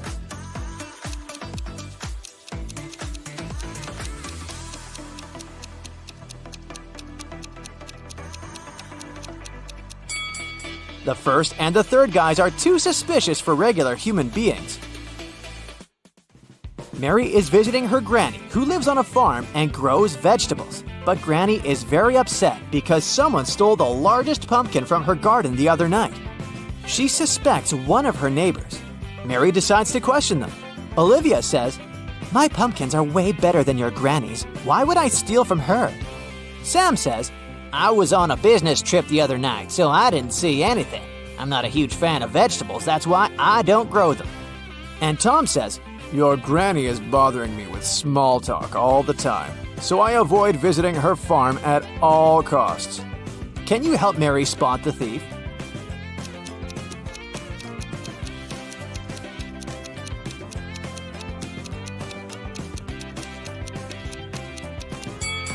It was Sam. He has a scarecrow with a big pumpkin head. Granny goes to sleep early, and Mary decides to watch TV. Breaking news! A dangerous criminal ran away from a nearby prison and now creeps around the village. Suddenly, Mary hears someone knocking on the door. She opens and faces two ladies who introduce themselves as Mary's neighbors. Both ladies are baking cakes separately. Sarah is asking for a cup of sugar, and Sheila would like to borrow a cup of milk. But only one of them is safe to invite over. Can you guess who?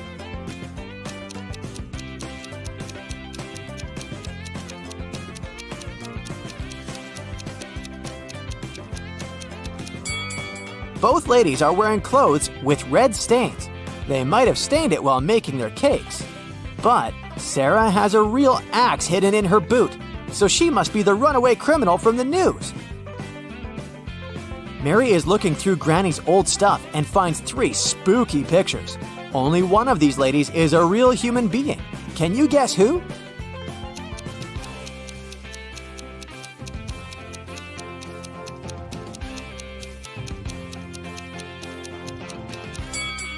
The first lady is a real mermaid. Take a closer look at her neck. She has gills and she breathes underwater, so we can exclude her. The third lady has vampire ears and red eyes, but who knows? Maybe it's just a costume. Meanwhile, the second lady is hanging on a transparent rope, so she's just pretending to be flying. And since we know there's only one human among these ladies, we can conclude that it's the second lady. Mary finds 2 similar pictures of her granny. Can you spot 3 differences between them?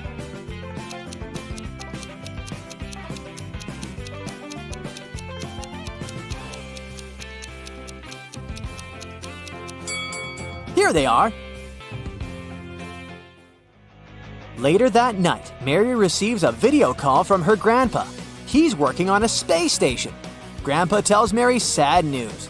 Tonight, someone from my team stole all the seeds from the local Martian kiwi. It took me a year to obtain them. I'd like to find the one who did it as soon as possible. Otherwise, it'll take years to find new seeds. Mary takes a brief look at the crew and spots the thief right away. What about you?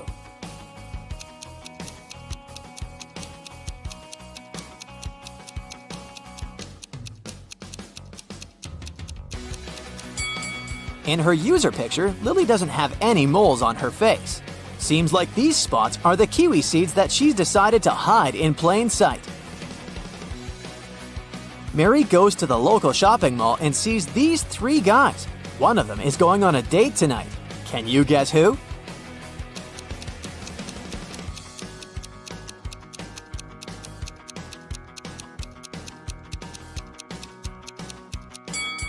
It must be the 3rd guy. He's hiding a small wrapped gift, probably for his date. Mary enters a clothing store, looks around, and spots 4 odd details. Have you noticed them too?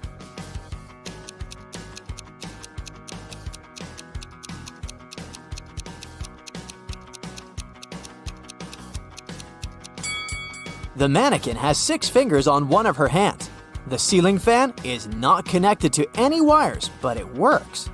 The lady is eating ice cream near the cashmere sweaters, but there's a sign at the entrance forbidding customers from entering with food, and the sales lady is walking barefoot. Mary continues her shopping and finds something very curious. It has a head and a tail that will never meet. Having too many of them is always a treat. What is it?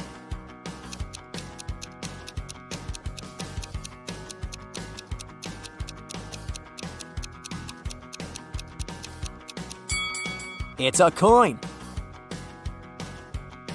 Mary purchases something that helps you from your head to your toe, but the more it works, the smaller it grows. Can you guess what it is?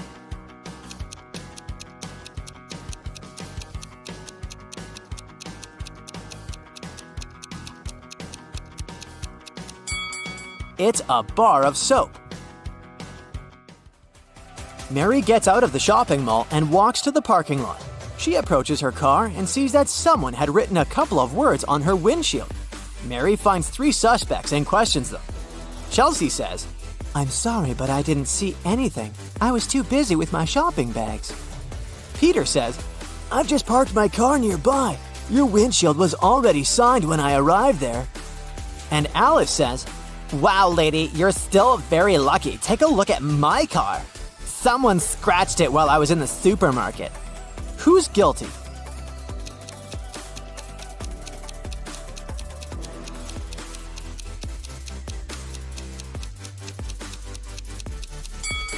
Chelsea. Take a look at her lipstick color. It's purple, just like the inscription on Mary's car. Mary wants to take her car to the nearest car wash. Chelsea offers to pay for the cleaning if Mary manages to crack her riddle. The more you take, the more you leave behind. What am I?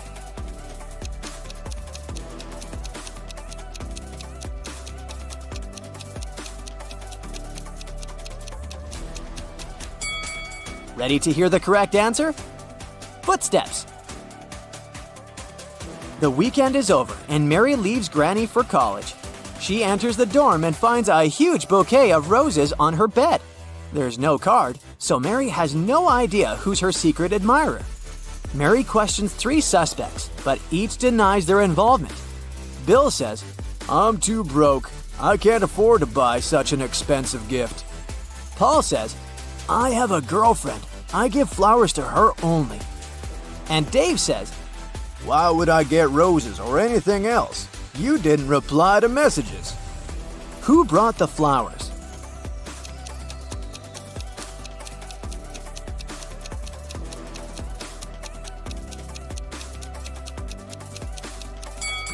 Bill. He has a few rose petals left under his bed.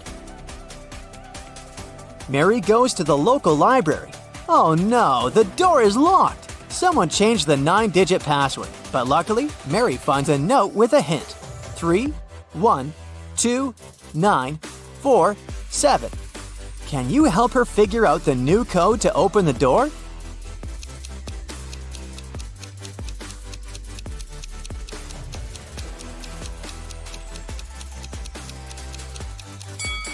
She should literally press 3 1s, 2 9s, and 4 7s.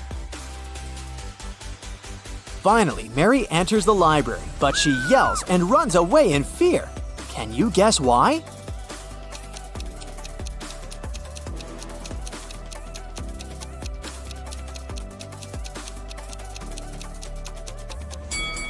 Take a look at the flower pots. There's a greenish snake crawling around one of the plants. Hey, my dear detective, are you ready for a nice brain workout? Great, then let's get started. Yeah. William decided to go on vacation for a month. He went to a bank and asked for a loan of $500. The bank officer told the guy that the loan could only be approved if he mortgaged some valuables at the bank. William said he would mortgage his car, whose worth was a whopping $80,000. The bank officer was surprised, but he approved the loan instantly. After William's vacation was over, he came back to the bank. The bank officer asked him why he had mortgaged such an expensive car for such a small loan. William told him the reason, and the bank officer admitted it was a very clever plan. What did William say?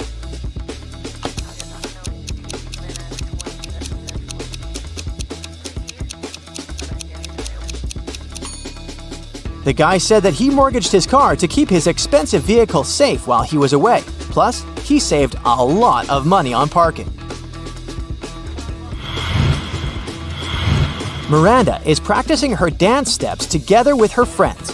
In a particular sequence, all of them form a row. At that point, Miranda is the fourth from either side of the row. Can you figure out how many girls are practicing together?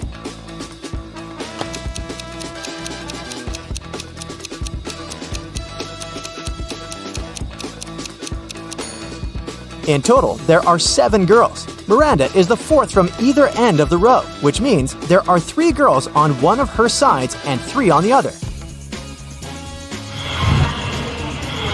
Ethan and his girlfriend took a flight to New York and reached their destination in 2.5 hours. After spending some quality time together, they flew back home. Surprisingly, this time it took them 150 minutes, even though the plane flew at the same speed. How is it possible?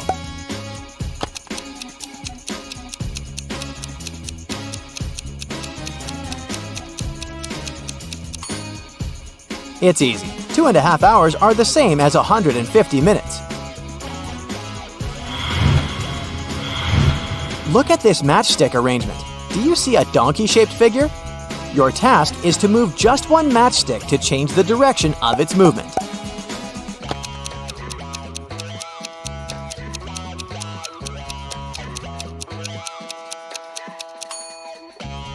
That's how you can do it. 4 men can build 4 tables in 4 hours. In this case, how many tables will 8 men build in 8 hours?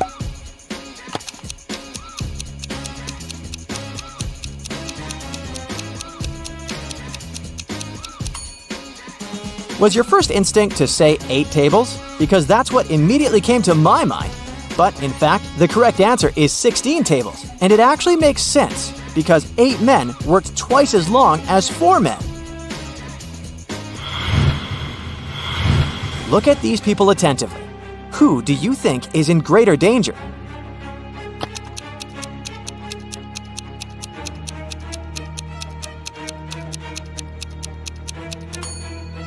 The lion won't necessarily attack the man, of course, if he doesn't provoke the animal.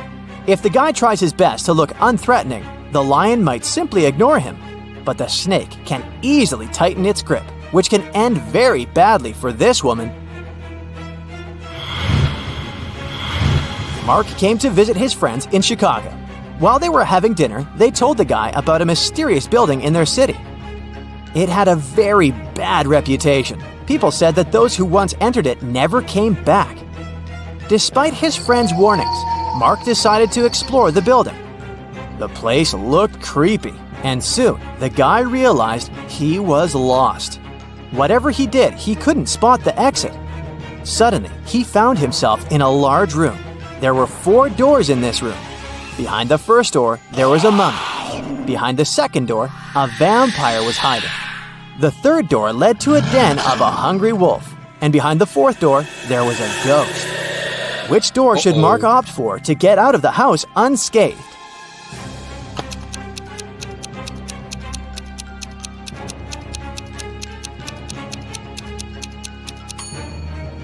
The mummy can potentially be very dangerous. The vampire behind the second door is also far from friendly. The wolf, especially hungry, can easily attack a person. At the same time, the ghost is relatively harmless. Mark should choose the fourth door.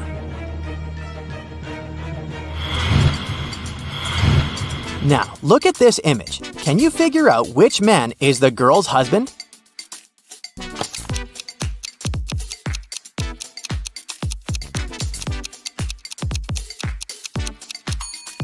Have you noticed that the woman and the man on the right are wearing identical wedding rings? That's the clue we need. Marta got into a trap set by a powerful witch. The girl got locked in a jail cell, and the only thing that could help her escape was a special magic elixir. Marta found 3 jars. The liquid from the first one could turn her into a superwoman. The second jar contained the liquid that turned people into zombies, and if Marta drank the elixir from the third jar, she would turn into a vampire. The effect of each elixir could last for half an hour. Which of them should Marta drink?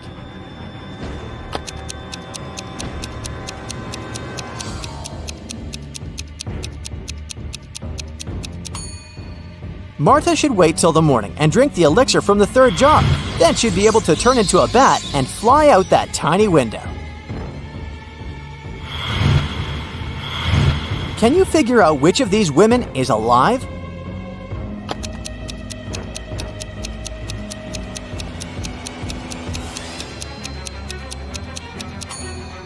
It's the woman on the right. Unlike the lips of the other 2 girls, her lips are red and plump. Plus, her hair is still growing. If you watch a time-lapse of them lying there, you can notice that the length of her hair is changing. Poor people have it, but rich people need it. If you eat it, you won't survive. What is it?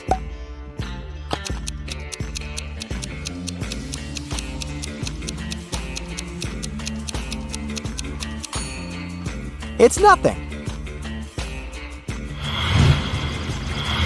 Now this next riddle is kind of funny. To solve it, you need to think outside the box. Why are all the rivers in the world rich?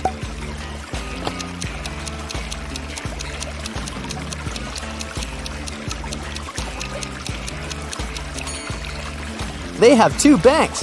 Now, did you get it right? Imagine you're running a marathon, and right before the finish line, you pass by the person who's running the second. What place are you in now?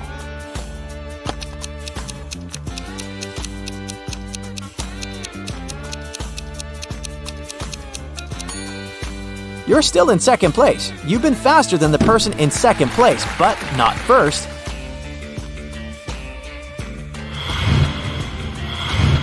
I can sting without moving. I can poison without touching. I can bear the truth and the lies. You can't judge me by my size. What am I?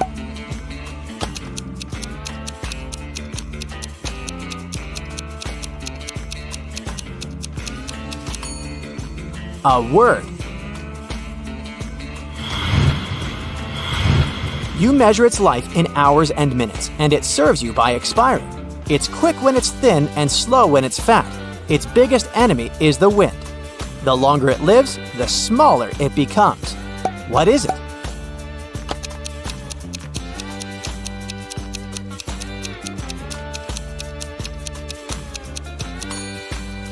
A candle. You probably know that ants move in groups. In one such group, there were 2 ants in front of the other 2 ants, 2 ants behind the other 2 ants, and 2 ants next to the other 2 ants. How many ants were there in the group? A small hint. You probably won't need your calculator to crack this riddle.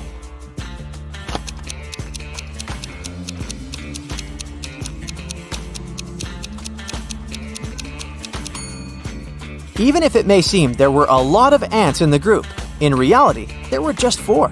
They simply stood in a square formation. Did you get it right? There are some flowers growing in the field and some bees flying over them. How many flowers and bees are there if both of the following statements are true? If all the bees land on all the flowers, 1 bee for a flower, 1 bee won't get a flower. If every 2 bees decide to share a flower, 1 flower will be left without a bee. How fast will you be able to find the answer?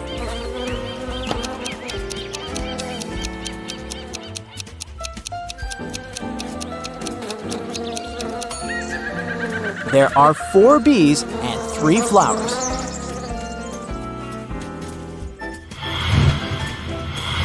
Once, Mrs. Smith, Peter, Paul, and Patrick's mom heard a loud sound of shattering glass coming from the living room. She ran into the room and saw that her favorite vase was broken. She also spotted a football. She asked her sons what had happened, and each of them told her his own version of the accident. Peter said that Paul hadn't kicked the ball. He added that he knew for sure that Patrick had done this. Paul said that Patrick wasn't guilty. He also added that he hadn't finished his homework. And Patrick said that Paul had broken the vase, and he knew that for sure because Peter didn't play football at home. How could Mrs. Smith understand who broke the vase if the following is true? 1 boy lied in both of his statements. 2 boys told the truth.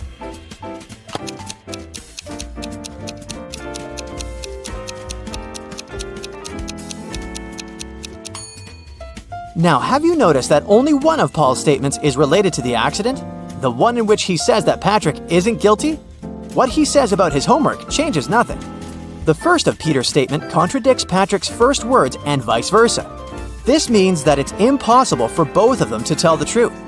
Peter and Paul can't both tell the truth as Paul's words contradict Patrick's second phrase. That's why Patrick and Paul can't lie, meaning that Peter lied in both of his statements. This way, Paul has broken the vase.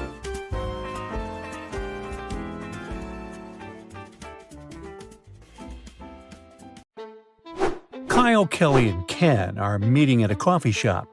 Only 3 options are available at the moment: cappuccino with almond milk, iced lemon tea, and a classic latte. Each friend orders a different beverage. Kyle is allergic to coffee beans, Kelly is allergic to nuts, and Ken is allergic to cocoa.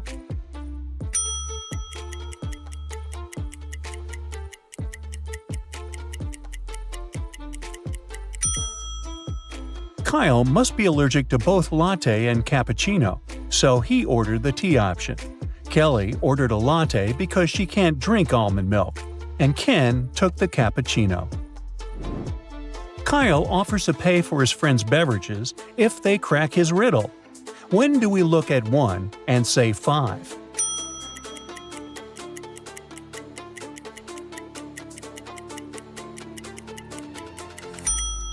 In a clock. When the minute hand points to 1, it means 5. Kelly tells her friends about the recent college exam. Each correct answer could win her 10 points, and each wrong answer could take away 5 points from her score. Kelly answered all the 20 questions which were given in the test. The next day got the results, and it turned out that her total score was 125 points. How many wrong answers did Kelly give?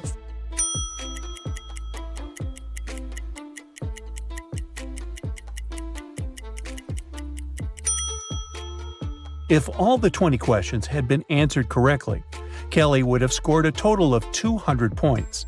Since she only got 125 points, she lost 75 points.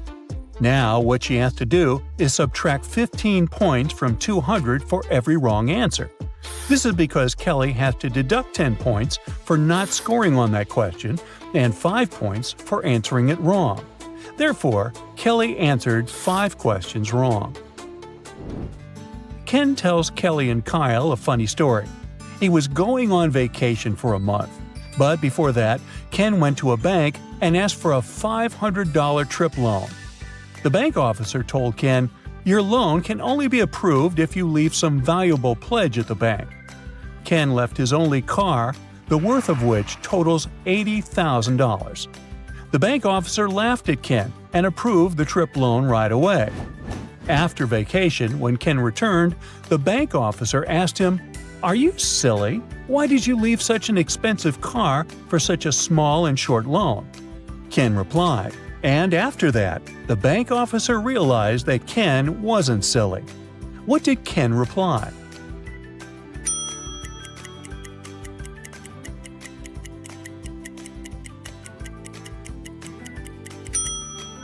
Ken said that he took the loan to keep his expensive car safe, and he also saved money on parking. Kelly and Kyle order similar noodles, but still there are 3 differences between them. Can you spot them?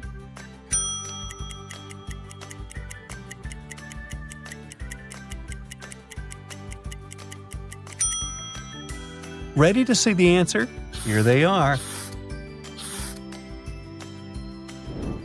Ken and Kyle order almost identical desserts. Can you spot 3 differences?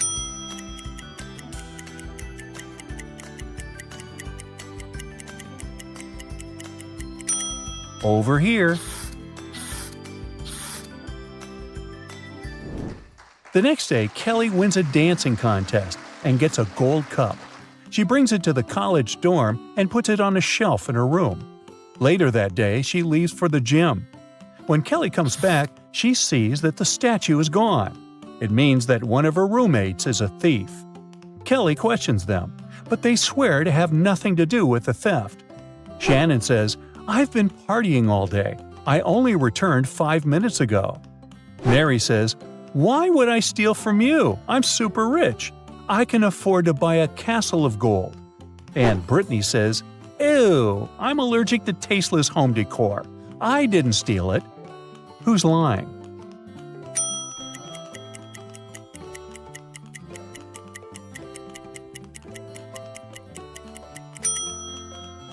Mary. Why would someone who can afford a castle live in a shared room at the college dorm? The next morning, Kelly goes to the college library. According to the local urban legend, it has a secret passage. Can you help Kelly find any clues in this area?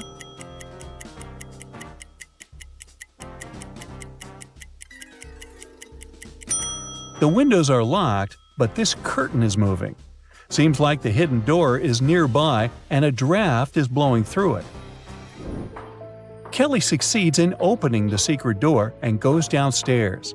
She finds herself in the middle of a creepy abandoned library section. Suddenly, she sees 3 prisoners in 3 cells. Each of them is tied differently. Can you guess who has more chances to escape?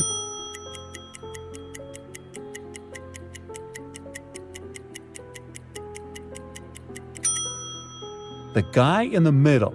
He's in chains, but they're rusty. And with the right amount of pressure, they are easy to break. Suddenly, Kelly gets into a trap. A creepy voice says, "I'll set you free if you crack my riddle." I can write cow in 13 letters. Can you? Kelly nailed it right away. How about you?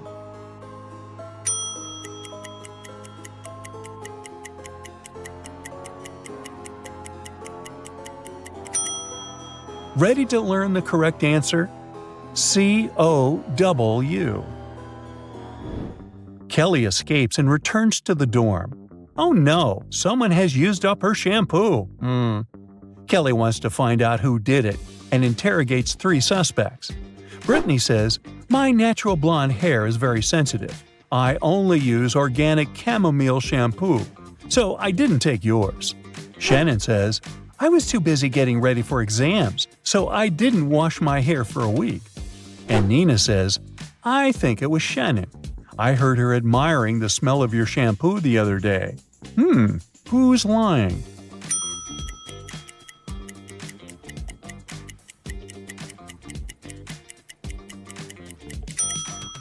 Take a look at Brittany's roots. She's not a natural blonde. Therefore, her story is fake. Busted! Kelly orders a new debit card and creates a 4-digit code. Your task is to figure out the code based on the following clues. Its first digit is of no use. Its second and fourth digits are mirroring each other. And the third digit is half the second.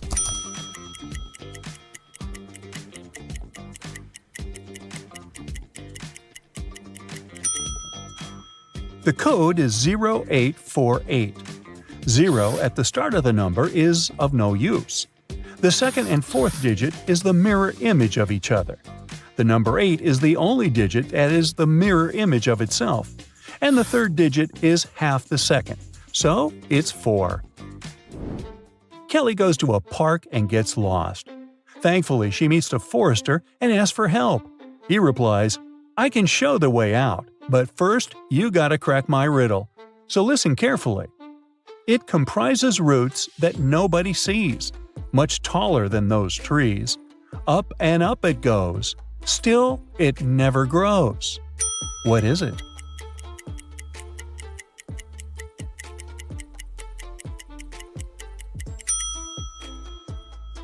Ready to hear the answer? Mountain. Kelly goes to her favorite restaurant, Vegan Paradise, but it's closed, and the owner is calling the police. He says, "Please hurry up! Someone has attacked our chef. We took him to a hospital a couple of minutes ago. My rivals must have sent someone to ruin my business." Police officers arrive at the restaurant and find out that 3 people have been in the staff area during the accident. The first cook was cutting onions when the attack happened. He says that tears have blurred his vision and he couldn't see anything. The second cook was peeling shrimp during the accident. He says he's been listening to music through his earphones, so he didn't hear anything. The third person, a waitress, claims she's been serving beverages outside. Who's lying?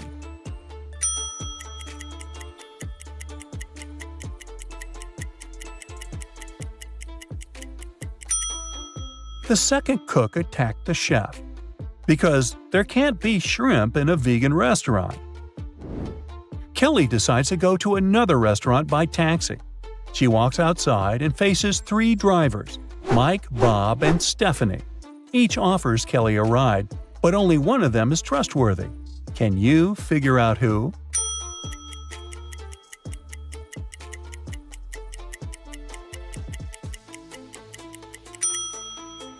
Mike is wearing a gold bracelet with the name Mia. It doesn't fit his big wrist, so it must be stolen. And Stephanie's car lacks one wheel. Therefore, Bob is the best option. Kelly is having lunch at a cafe. At some point, she goes to the bathroom and leaves her phone on the table. Then she comes back and finds out that her phone is missing. Kelly spots a man leaving the place and runs after him. She stops him when the man is about to sit in a car and asks him to return the gadget. But the man claims to know nothing about the phone. He says, "I've just given my friends a lift to work," and he points at 2 men walking toward an office building. After hearing that story, Kelly calls the police immediately. Why?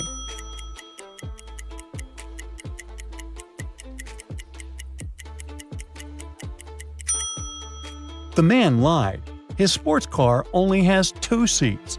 It cannot fit 3 men. The town's modern art museum has just been robbed. A priceless painting from top-notch artist Floyd B. has gone missing overnight.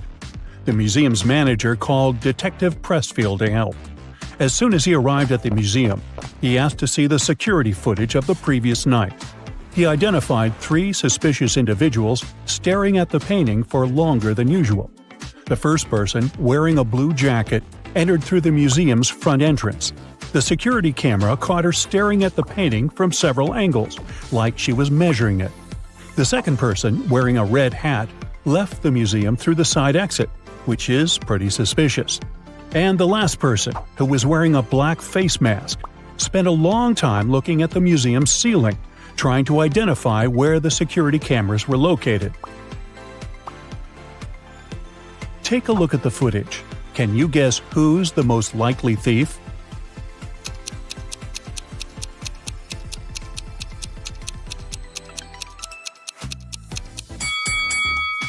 It's the last person. I mean, he was wearing a mask and spent hours trying to identify the security cameras. After that, there was no footage anymore. So that probably means he was successful at leaving the museum with the priceless painting. Samantha and Joanna were stuck at Blue Ridge's airport security line. A security guard found both of them suspicious and asked them to wait while he analyzed the X-ray footage. Take a look at both women. Who do you think is really hiding something?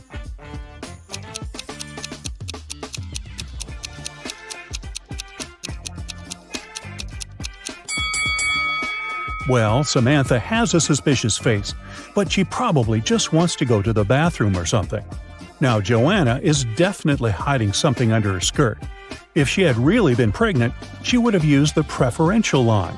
And look how much she's sweating. She's probably nervous she'll get caught. Detective Sharon's office was called to investigate a series of mysterious break-ins happening in a fancy neighborhood.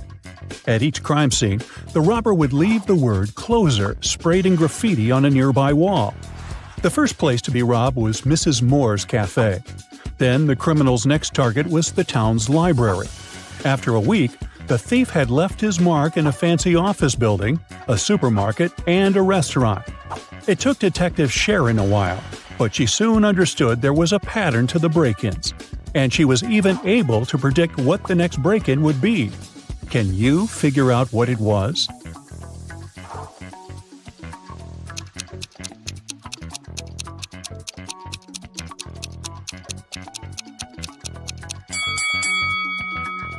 The thief was pretty clever for sure. The first letter of each of the locations the thief entered spelled out the word "closer." Since the last location to be robbed was a restaurant, the next place would start with C, restarting the cycle. Most likely, the neighborhood's community center. In the East Valley, there's a beautiful old kingdom known as Piatra. One of the town's most precious symbols is a valuable jewel that is always displayed during the city's festivities. This year, during the last celebration, something tragic happened. The town's jewel went missing. The king was devastated and mad that such an ancient artifact had been stolen. He soon called the kingdom's official investigator to help figure out who had possibly stolen the jewel. The culprit would have to be proclaimed responsible for their theft in front of the entire kingdom. There were many people at the festivity, but the investigator narrowed the suspects down to 4 people. Amelia said she saw something strange after the bard's presentation. She saw that Benjamin had picked up the jewel and handed it to Carol. But Ben said he didn't go anywhere near the jewel because he had been working on one of the stalls during the fair. Carol said she did go near the jewel, but she had only admired it from up close. And Daniel said that he could swear seeing Carol carrying the jewel, but he didn't see her take it. Based on the testimonies, the investigator had no trouble figuring out who the culprit was. Can you figure it out as well?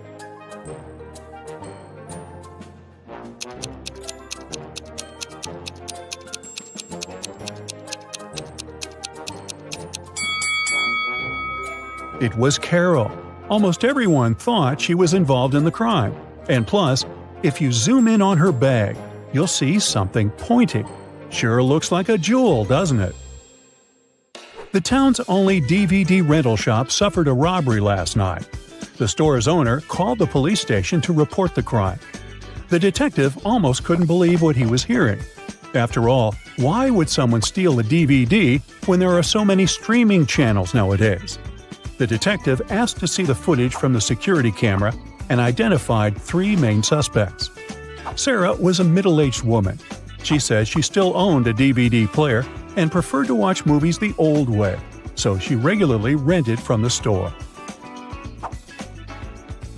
Alex was a recently retired movie director, and one of his favorite pastimes was going to the store. He said he hadn't noticed anything strange the day before, except for a random teenager that walked inside. David was in his teens, and he spent hours in the shop by himself. He said he was doing research for school, but swears he didn't take anything. Can you tell who did it?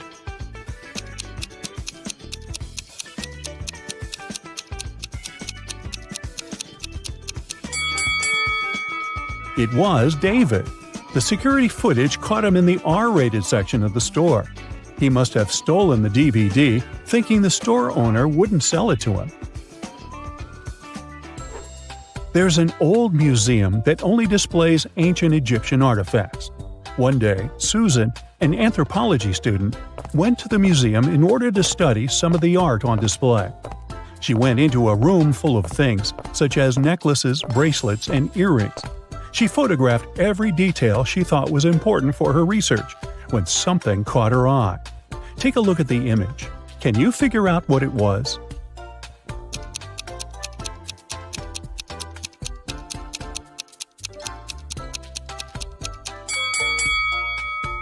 Look at those earrings. They look completely fake.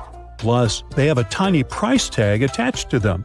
The original earrings were definitely missing. Susan reported the crime to the museum's manager. The manager immediately informed the museum security and opened an investigation. Susan was on the initial suspect list, but after checking the museum's security footage, she was let go. Museum security identified 3 main suspects: one of the museum's guards, one of the students from the museum's archaeology school, and a visitor. The visitor said he had only popped in for a quick visit. He said he had seen the earrings, but they looked pretty original to him. The security guard said he hadn't seen anything strange going the last few days. Everything was as it should be. And the students said they had studied the earring in a class, but they never got the chance to see it before it was stolen. Soon enough, museum security found the culprit. Can you tell who it was?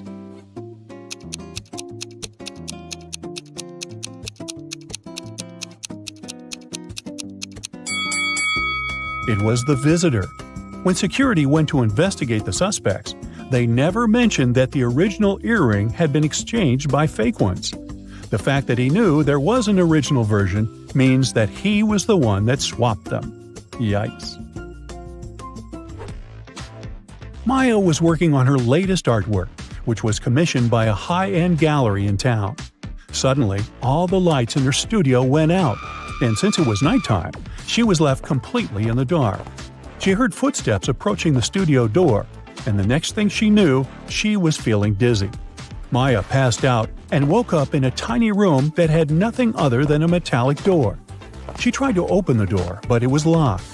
That's when she noticed that beside the door, there was a little device where a red sign appeared asking for a password.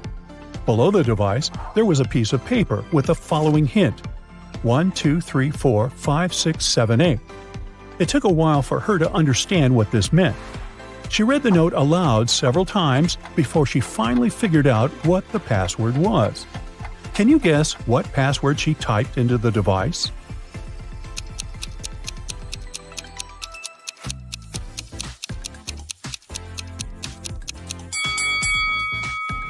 Here's how it works. Maya had to type 1 time the number 2, 3 times the number 4, 5 times the number 6, and 7 times the number 8. Reading it aloud was the key to solve this problem. Whew.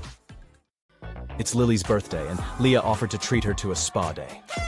They arrived at the marvelous Pink Lotus Boutique Spa for their day of treatment and were sent to different rooms. One of the women received a text on their phone saying, "Be careful. Take a look at the image. Can you tell which friend is in danger?"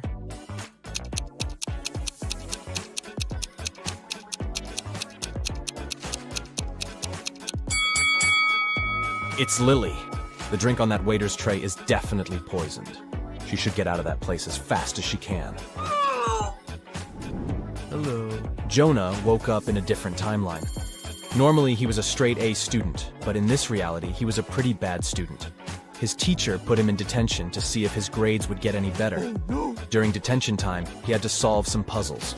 For each puzzle he solved, he got points that would help him raise his grade. His first task was to find the difference between both images.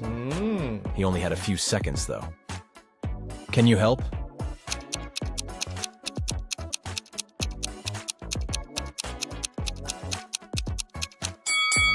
Yep, that one on the right didn't have the scribble on the paper. For his next detention challenge, Jonah had to spot the difference between these 2 rabbits riding a motorcycle. Don't ask too many questions, just help him out.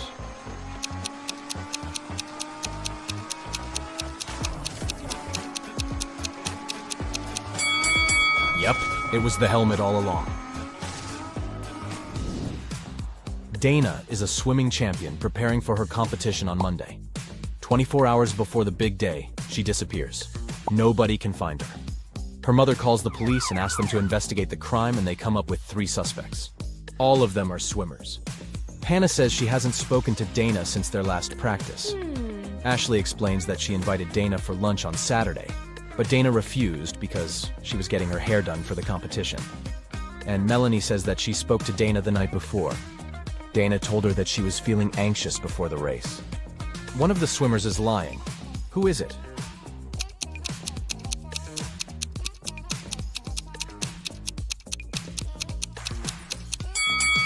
I mean, it's definitely Ashley.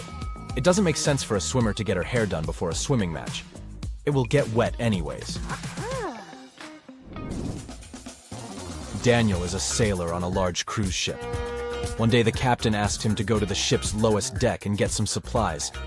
But as the man was walking down the ladder, it broke and he fell down. Try as he might, he couldn't get out. And oh no! The situation was worse than he thought.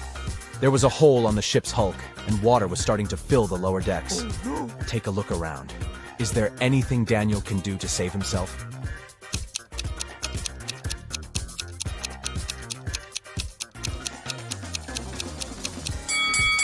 Yep, he could put on a life jacket and wait for the water to fill the lower deck. He will simply float upwards, and then he can climb up those stairs again. I mean, if that ship doesn't go all Titanic, right? Yeah. Amelie was exploring her grandmother's closet when she came across something spectacular. A time machine. She set the date back to the 16th century and pressed go. She spent the day exploring a local market, but people kept looking at her differently. One man came up to her and said he knew she was a time traveler. He locked her in his basement and said he was going to look for where she hid the time machine. Amelie was so frustrated she got caught and was afraid she might never go back to her real life. That's when she saw that the basement had an old piano. Do you have any clue how Amelie can use that piano to escape?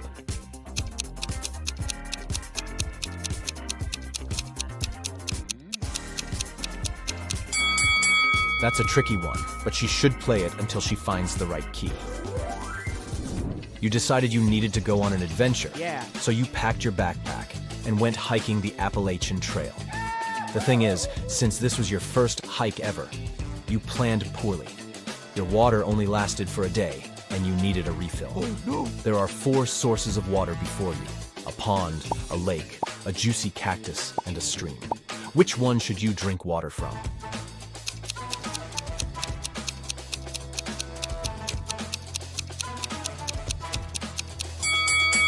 Most cacti are toxic, so you should keep away from them. The waters from the pond and the lake are stagnant water, so this means they could be filled with stuff that isn't good for you. So that leaves the stream water. Way to go, you. Oh, yeah.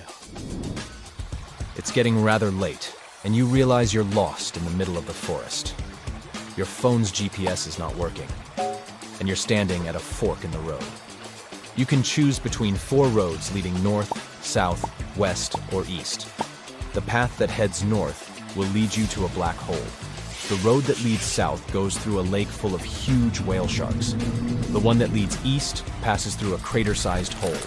And the one that leads west will take you to a sky-high mountain that is impossible to climb over.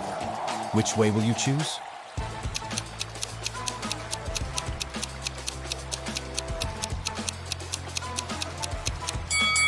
You should head south. Whale sharks pose no threat to people, and it's probably not true that they exist inside that lake. I mean, they are sea creatures. Harry has spent the last 2 weeks in Egypt exploring ancient pyramids. He's an archaeologist, and he was looking for some groundbreaking discoveries on the history of the mummies. Inside one of the pyramids, he found a secret chamber. Written on this chamber's walls was this: if one can answer correctly, an ancient secret will be revealed. And right below this, Harry found a riddle. The next answer that should escape your lips should be the creature wrapped up in cloth strips. Can you guess what Harry should answer?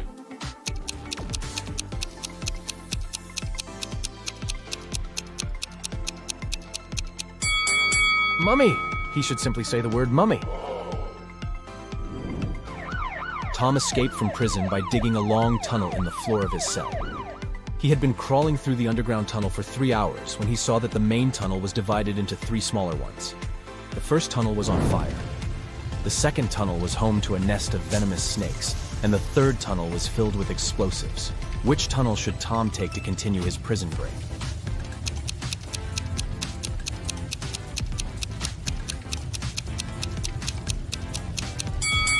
He should choose the tunnel with fire.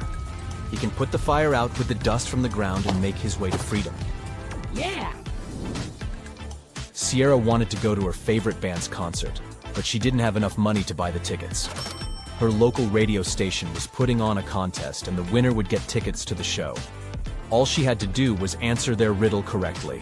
She called the radio station, and they asked her, "Every night I'm told what to do, and each morning I do what I'm told. But I still can't escape your scold. What am I?" Sierra won the tickets. Can you guess what she answered?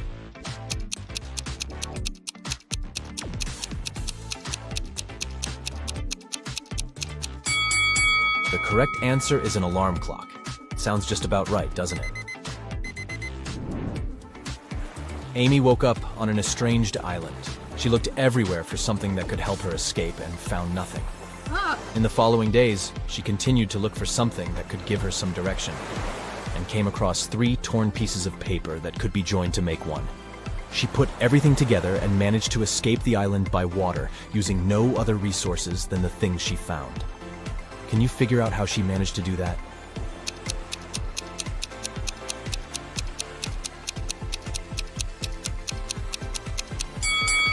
This one is tricky. Nothing was the name of the boat she found abandoned on the island. Then she found torn pieces of paper that together made up a map. The map helped to guide her to the nearest inhabited island, and the boat helped her get out by water. Yes! Mirabelle walked into her father's deli and asked for a sandwich to go. When she looked to her right, she noticed something extremely out of the ordinary. Take a look at this image. Can you tell what it was?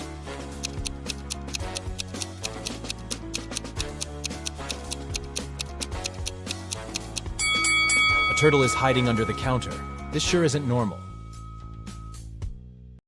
Loki is hiking in a chanted forest.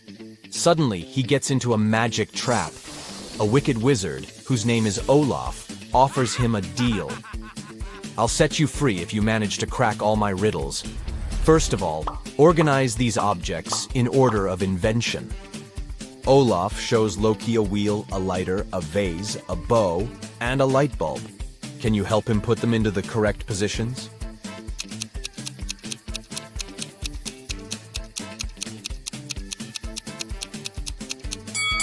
The bow is the oldest invention.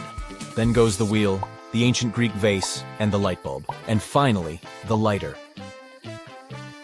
Next, Olaf shows Loki 2 pictures of his favorite fairy. Can you spot 3 differences between them?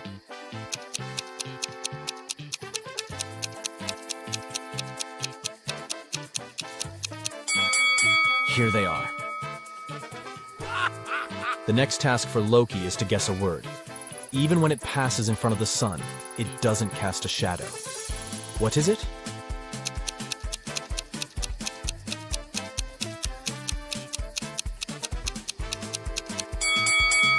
Wind. Olaf shows Loki a table with magic potions and ingredients. He marked all the ingredients with the colors that they create when added to the potion. Loki has to guess which ingredients were not used in these 3 potions. Can you help him?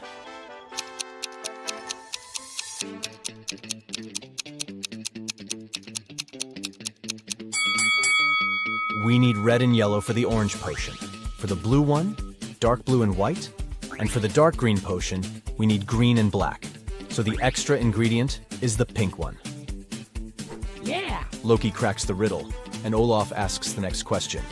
What stones will you never find in a river? Do you have any clue?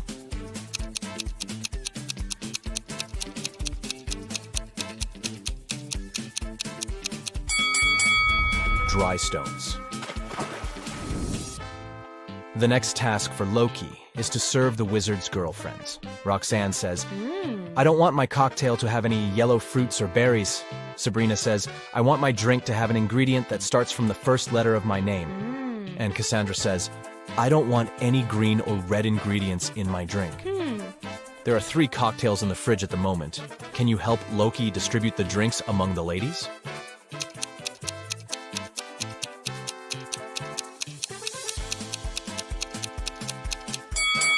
The second cocktail is yellow, so it doesn't have anything red or green.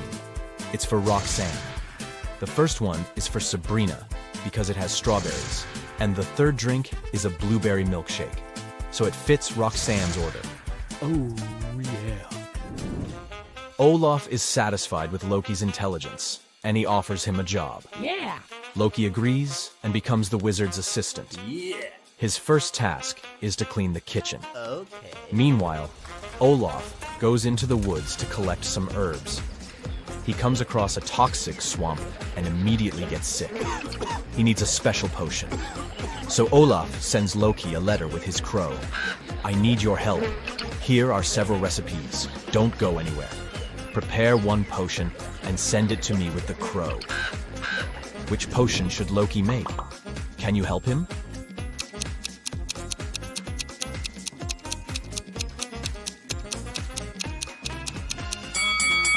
Olaf says that Loki shouldn't go out, which means he can only use the ingredients that they have in the house. So Loki can't cook the first and the third potion. As for the second one, all the necessary ingredients are in her kitchen. Olaf gets better, but he still needs to stay in bed. So he sends Loki to the pet shop. The task is to buy a new cat. Olaf wants it to look like the cat that lived with him before. It must have green eyes and a one-color tail. Also, it shouldn't have any black wool. And it shouldn't be tabby. Can you help Loki find the right cat for Olaf?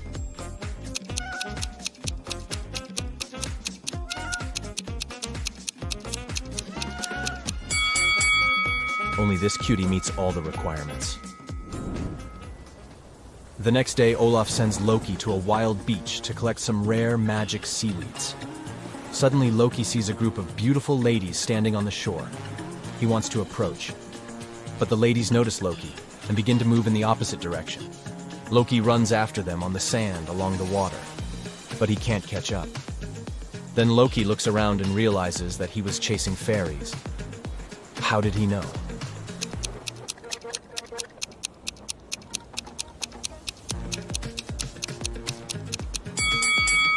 Loki ran after those ladies on the sand, but he can only see his own footprints. The fairies were flying. Loki dives under the water to collect the seaweed. He sees a little mermaid there. Then he floats to the surface and dives again. Can you spot 3 differences under the sea?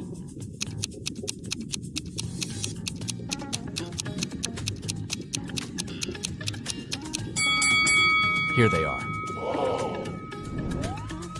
Olaf's daughter, Salma, is a talented young witch. She likes getting into trouble. And this time, she was put in jail. Loki comes to the police station to rescue her. He pays bail, and the police officer is going to release Salma. One of these ladies is about to be free. Can you guess who?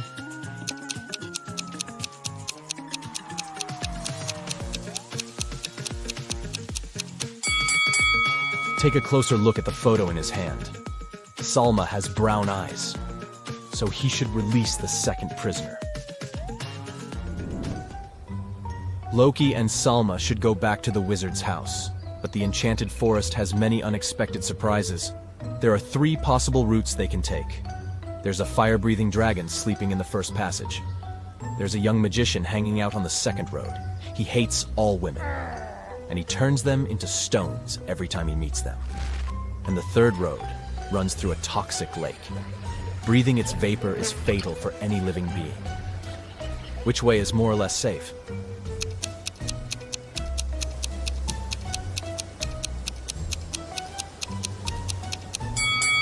The guys can take the second route.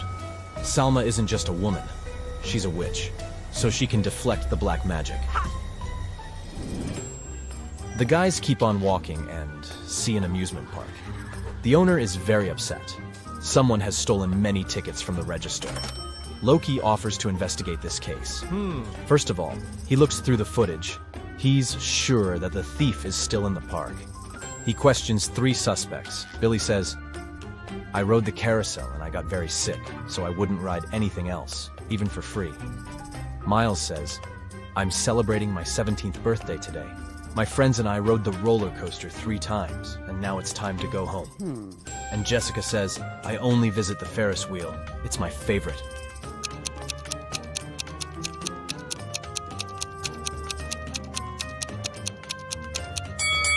Miles has tricked Loki. He's too young for the roller coaster. There's a sign. People under 18 years of age can't ride it. Loki and Salma continue on their way and find 3 apple trees. Salma wants to pick some apples for a magic punch, but only one of the trees is safe. Can you guess which one?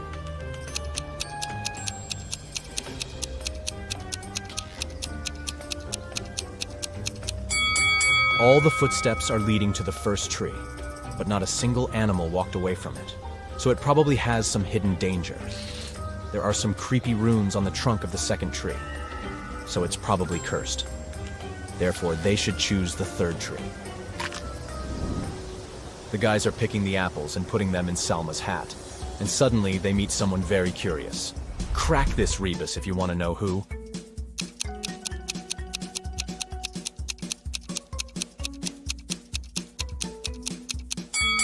A bear. The guys run away from the bear and hide in a cave. Luckily, Salma managed to collect 14 apples before the escape, because they met 7 hungry gnomes inside the cave.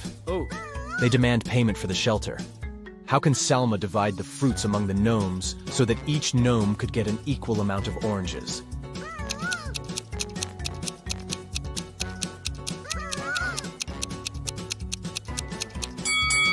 It's impossible because Salma doesn't have any oranges, only apples. Finally, Loki and Salma return to Olaf's house. Loki takes a look at the porch and says, wait a minute, something has changed since I last saw this porch. Look, I have a picture. Can you spot all the changes?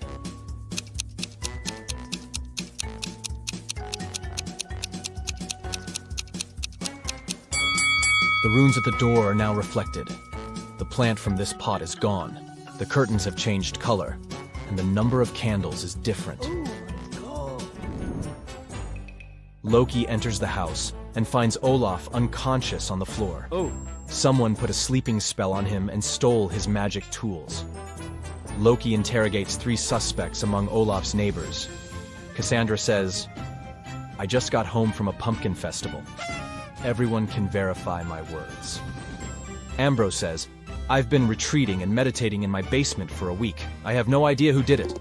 And Roxane says, it wasn't me, but I guess it was Cassandra. She's just jealous that Olaf decided to date me. Who did it?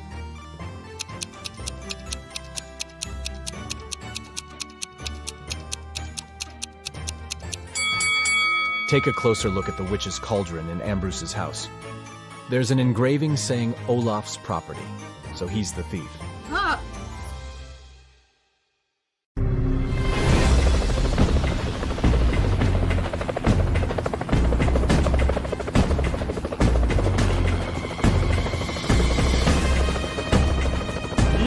Wake up! Wake up! Your brain workout is here. Put aside everything you need to do. It can wait. Take a few seconds for your mind to concentrate, and let's start. The first riddles are very simple, just to warm you up. But there's one condition. You need to give answers really fast. Now, a brother and a sister were born in the summer and in the winter. The sister wasn't born in the winter. The question is, who was born in the summer?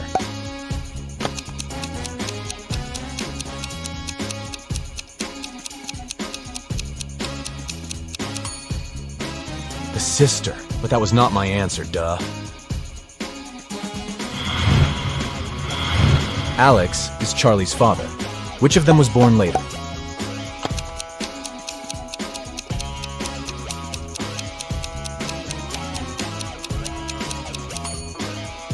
Charlie. He's the son, after all. The giraffe is taller than the lion, but shorter than the palm. Which animal is the tallest?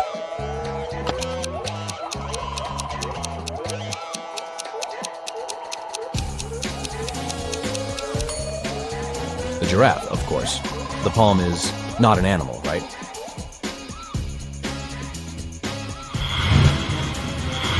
If you have a cube with each of its edges 2 inches long, how many total square inches are all its 8 sides?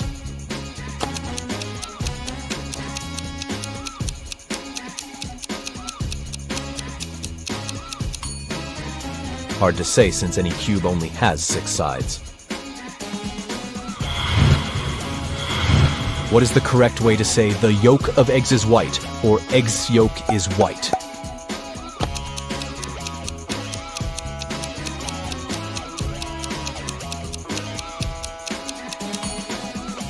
Neither way is correct since the yolk is yellow.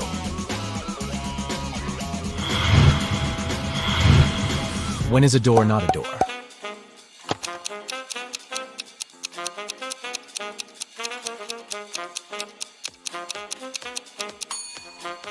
When it's a jar. Huh, you must agree this is a good one. What can't fit even in the largest pot on Earth?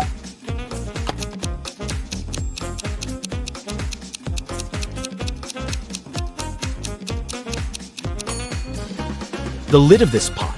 If you don't believe me, go to the kitchen and check it out. What can be standing and going, standing and hanging, going and lying at the same time?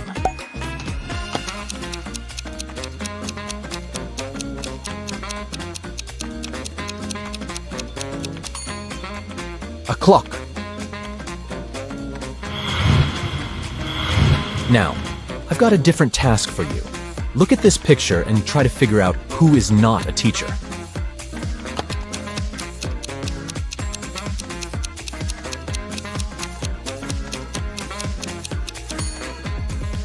Well, the lady on the left might not exactly fit the image of your average teacher.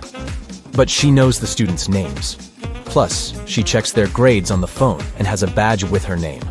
The second woman indeed looks like a grumpy teacher, but she is not. She's likely just someone's angry relative, scolding the students and holding the first thing she grabbed from the desk. Now your task is to answer these questions very, very fast. Let's see how quick your reaction is. What gets wet while drying?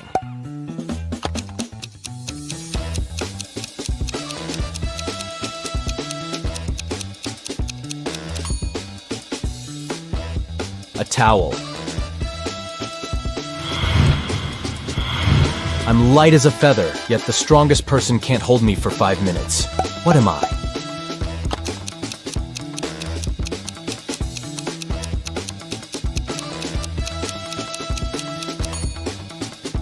One's breath. Where does today come before yesterday?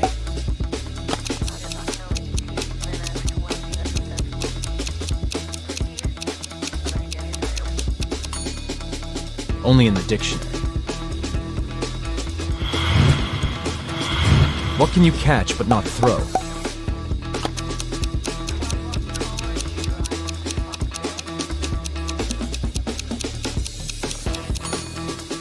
Ugh, a cold. Take care, guys.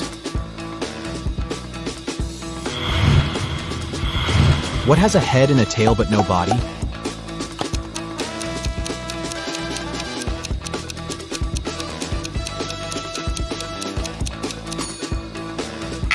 It's a coin.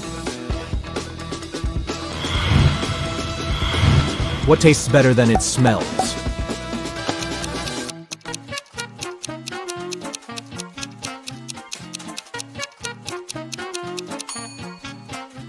Of course it's your tongue. What is 3/7 chicken, 2/3 cat, and 2/4 goat?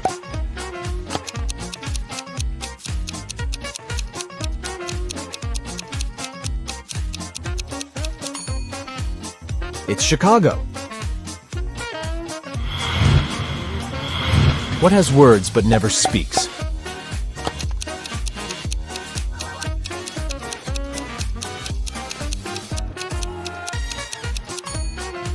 I'm talking about a book. Andrew had been sick for a week, so he asked his friend Jesse to take his books out of his locker at college.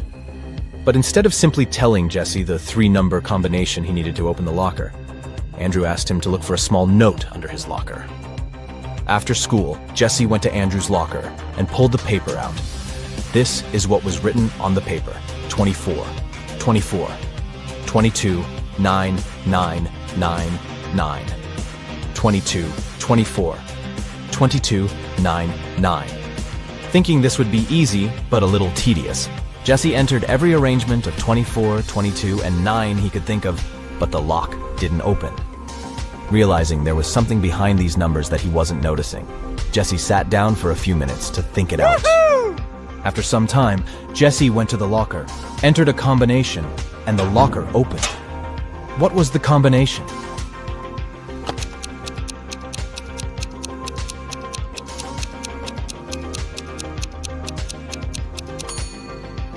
It was 28, 4, and 17, writing the 24th letter of the alphabet for each 24, the 22nd letter of the alphabet for each 22, and the 9th letter of the alphabet for each 9 give us the following letters.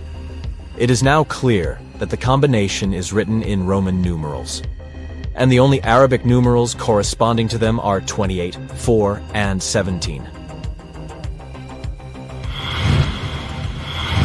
3 men were in a store when Susan noticed that a pair of green pants was missing. Look at this picture and try to figure out which of these 3 guys stole the pants.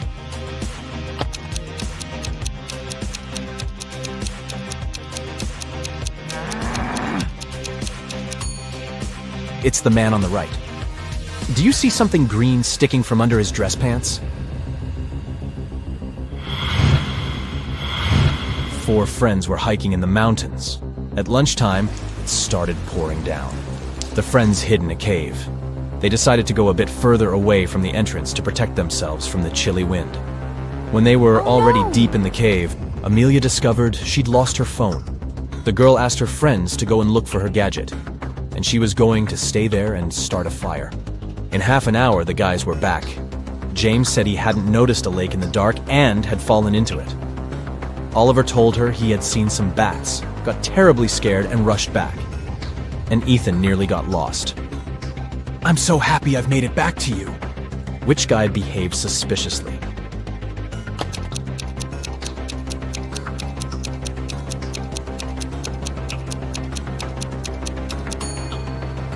Ethan lied. James was soaked through after falling into the water. But why was Ethan's hair wet? It looks as if he was outside in the rain, but decided not to tell his friends about it. Jackson was going to marry the love of his life, Liza. But one day before the wedding, his fiancée disappeared. Her room was a mess. On her bed, Jackson found a note with several hastily written numbers: 5, 5, 0, 9, 7, 1, 0. Jackson knew 3 other guys were in love with Liza. Jaden was a landscape designer and often sent Liza beautiful flowers. Luke owned a gas station and usually tanked up the girl's car for free. And Asher was a hairstylist and helped Liza with her hair. All of these guys wouldn't be above taking the girl away to prevent her from marrying Jackson. But just one of them was actually guilty. Who?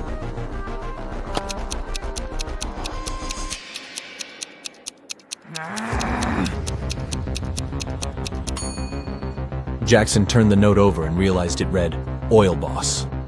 It was Luke who had taken Liza away. Mr. Lawrence called the police. He said someone had taken his car for a joyride, had crashed it into a streetlight, and had then run away. The man was sure it had been one of his neighbors. The police questioned 3 of them. Ivy answered she had been at work and arrived home only in the evening. Cameron told the police he'd been helping his dad remove old stuff from the attic. And Aaron claimed he'd been hanging out with his friends, eating pizza, and binge-watching the latest series. After listening to all the suspects, the police officers arrested one of them. Who was it?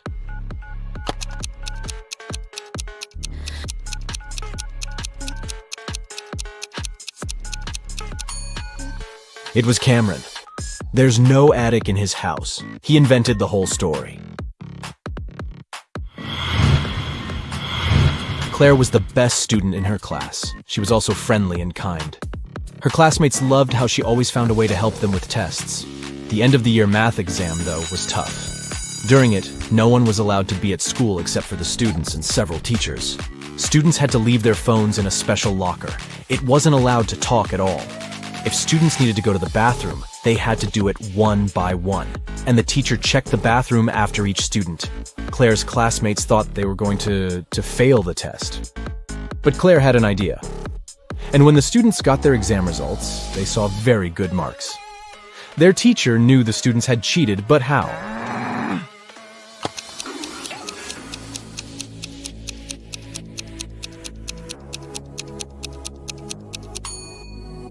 Claire was the first to go to the bathroom. She wrote the correct answers on the steamy mirror with her finger, and her classmates read the answers by breathing on the mirror.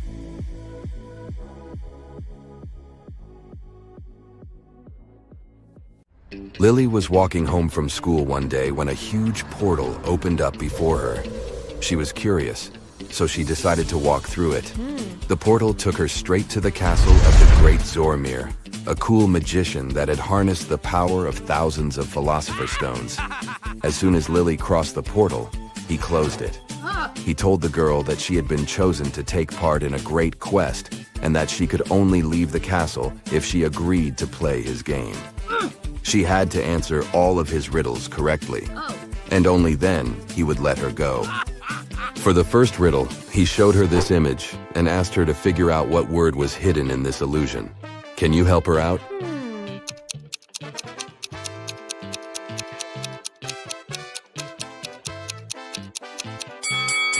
It's the word sun. Way to go, both of you. Zormir liked to play with trickery and illusion, so for his next trick, he called a chef. The guy walked in with a cart filled with Spanish empanadas, and Lily's mouth started watering.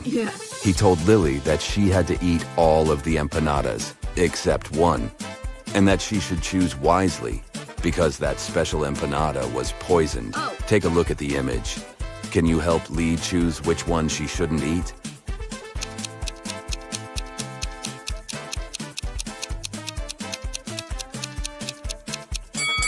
Let's see. That one on the bottom left corner looks suspicious. It has a green fog coming out of it. It's probably from some heavy type of poison, isn't it? Oh my God! Whew! Lily got out of that one okay. Next, Zormir showed Lily a strange painting. He changed the image on the painting to show one of his illusions. Can you figure out which word is hidden here?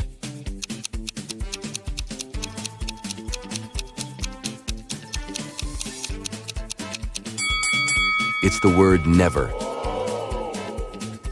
To get to the next level, Lily had to guess the answer to this simple riddle. What has keys but can't open locks and speaks without a mouth? It took the girl a while to figure it out, but she got it right. Do you know what she answered?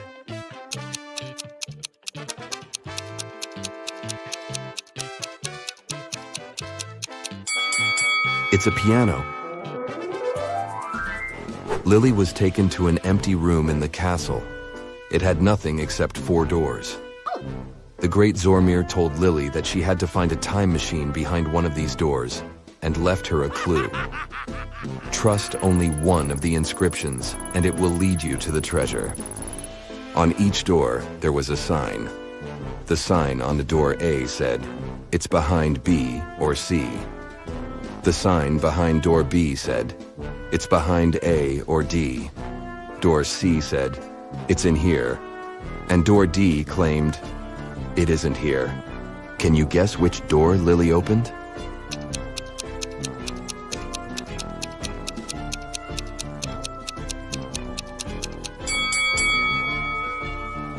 Let's see how this would work. If the time machine was behind door A, then both B and D would be true. But if it was behind door B, then both A and D would be true. If it was behind door C, then A, C, and D are all true. But if the time machine was behind door D, then the statements on all the other doors were false, except for that on door B. This matched the rules, so it was behind door D.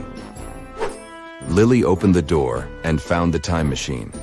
Next to it, there was a super modern digital lock asking for a code of access. The catch was, as well as numbers, there were emojis. Lily had no idea which combination to press, but she saw that Zormir left a clue on a paper note.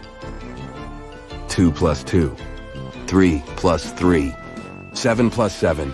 Can you help Lily out here?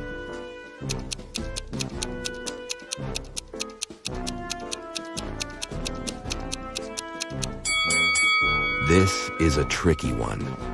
What she needed to do is overlay the numbers on top of each other. Once she's done that, she should flip the numbers on the second row. This way, she'd get the image of a fish, of the number 8, and of a triangle. So the correct combination to unlock it was the fish emoji, the number 8, and a triangle. Yikes. The great Zormir had set the time machine back to prehistoric ages. So Lily was zapped straight back to the ancient past. Take a look at the image. Can you spot the other time traveler in the picture?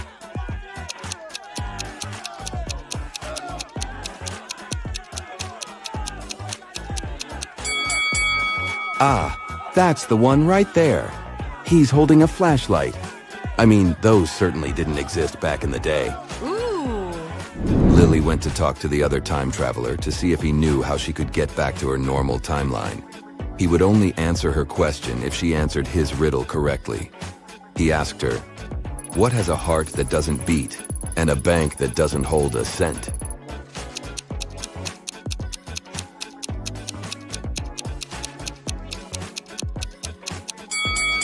She was extremely confused by this one, but she answered, "A deck of cards."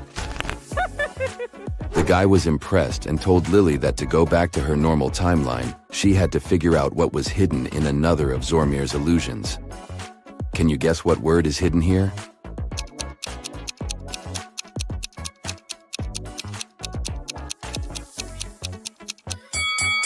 It's the word dog. Way to go.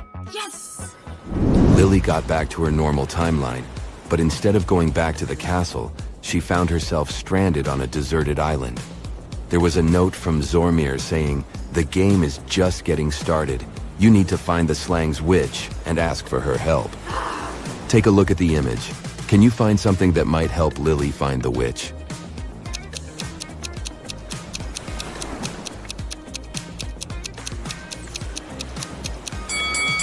Ah, you sure have an eye for detail. There are 4 pieces of torn paper that together form a map. The map leads the way to the witch's abode. Walking through the forest on her way to the witch's house, Lily runs into a bear. She has to make a quick decision. She can either run away from the bear as fast as she can, or she can raise her hands and walk steadily backward until the bear is out of sight. What is Lily's best option?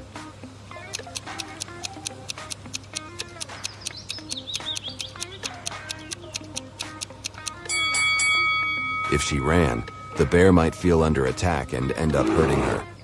She should choose the second option. Finally, that looks like a witch's house. She knocks and the witch lets her inside. She asks the witch for help, but the witch is worried about something else. Earlier that day, she was working on a new love potion with the help of her elves, when she noticed that her precious hawk feather was missing. She asked if Lily could find out which elf had taken it. Lily said yes, and began to interview the elves. Arian said that he was giving apples to the fairies halfway through the making of the potion, and that before that, he made sure that the witch had every ingredient she needed for the spell. Elowen said he was at another cauldron testing an anti-aging potion. He also said he was sure to see the feather before the witch started the job. Ilaria was sorting out the bad herbs from the herbs all afternoon and didn't notice anything weird going on in the house. Lily took some time to think about the elves' testimony and finally figured out the answer. Can you tell who did it?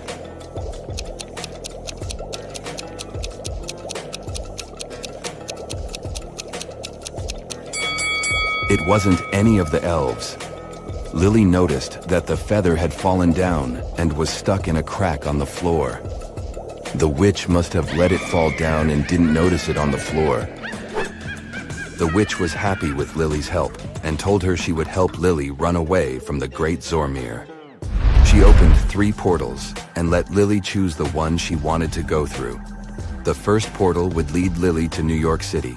The second portal would lead her directly to her school. And the last portal would lead her to a beautiful island in the Bahamas. Take a look at the image. Which portal should she choose?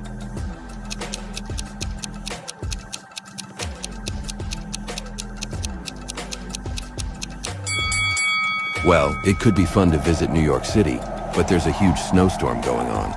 And why would anyone want to go to an island surrounded by sharks? Lily should just go back to school. She skipped enough classes. Hannah woke up in a high-tech castle. She was greeted by a flying robot that told her she was captured by the mysterious Byron bot, and he only released his prisoners once they aced his game. The robot wished Hannah good luck and evaporated into thin air. A huge screen showed Hannah her first challenge. Look at this crossword puzzle and see if you can identify which word is repeated twice.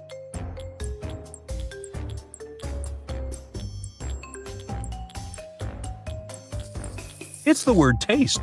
Way to go! You helped Hannah advance to the next level. In the next chamber, there are 3 vault doors leading to different places. But apparently, each door holds a different type of danger. Behind the first door, there are hundreds of robot crabs that burn anything with their laser eyes. Behind the middle door, there's a weather simulator that runs throughout the daytime. It varies from earthquakes to tornadoes and huge waves. And the last door contains robotic cheetahs trained to harm any outside visitor. Which door should Hannah choose?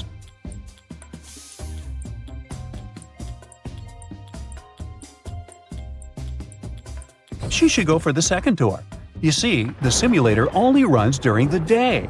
She should wait until it's nighttime and cross that tunnel. Whew! Hannah made it to the main hall.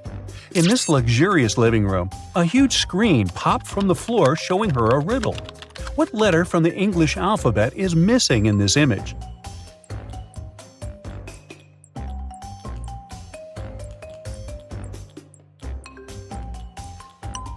This one is tricky, but it's the letter U. The flying robot appeared once again, telling Hannah she passed to the third phase of the game. Here, the mysterious Byron bot wants to test her memory. It showed Hannah a series of objects: an old book, a pair of wireless headphones, and virtual reality goggles.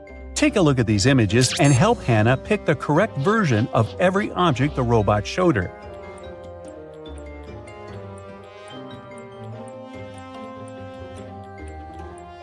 Yes, that was the book. These headphones look pretty much the same, but it's the one on the left. And oh yes, this one is certainly the correct goggle. A huge door opened up and led her to the pool area. A huge projector showed Hannah's next challenge. She needed to figure out what letter comes next in this sequence. Can you figure out the answer to this one?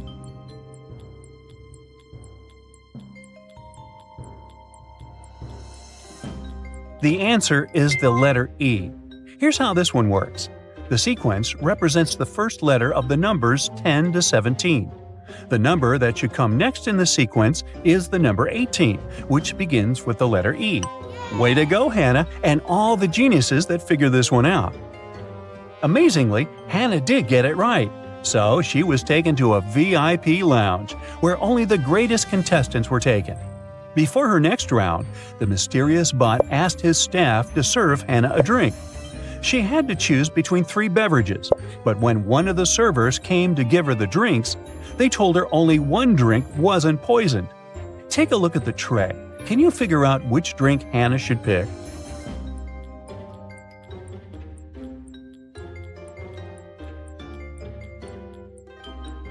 Let's see. The first one is supposed to be a cappuccino, but it's green, so that's a no-no. The one in the middle has a red light sparkling at the bottom of the cup. I have no idea what that is, but it could be a heat detector that releases a poison once it gets to Hannah's mouth. And the last one looks just like a normal soda, so she should go for that one. For her next challenge, Hannah had to figure out what number is next on this huge sequence. Can you help her out?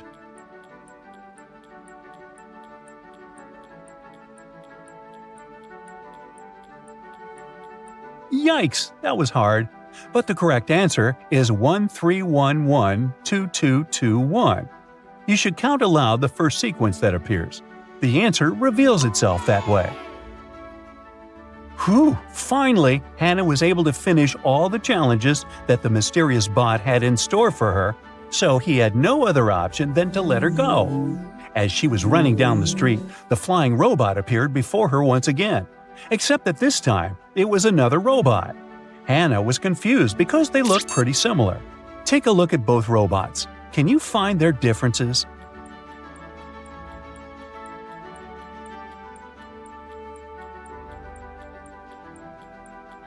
Yup, that robot on the left is missing one of his buttons. This one doesn't mean Hannah any harm, he was just trying to play a prank. Trying to get home, Hannah got lost in the forest near her neighborhood. She ended up at the entrance to a cave. She decided to explore inside, but after a few hours, she noticed she was lost. Suddenly, she found two possible exits, but each tunnel had a guard on the door. One of the guards told her that both of the tunnels led to traps. Hannah asked the other guard if she could trust this information, and the guard said no. In that cave, only one guard told the truth, while the other always lied. To verify which guard was telling the truth, Hannah decided to ask them both the same question. Which question did Hannah ask the guards?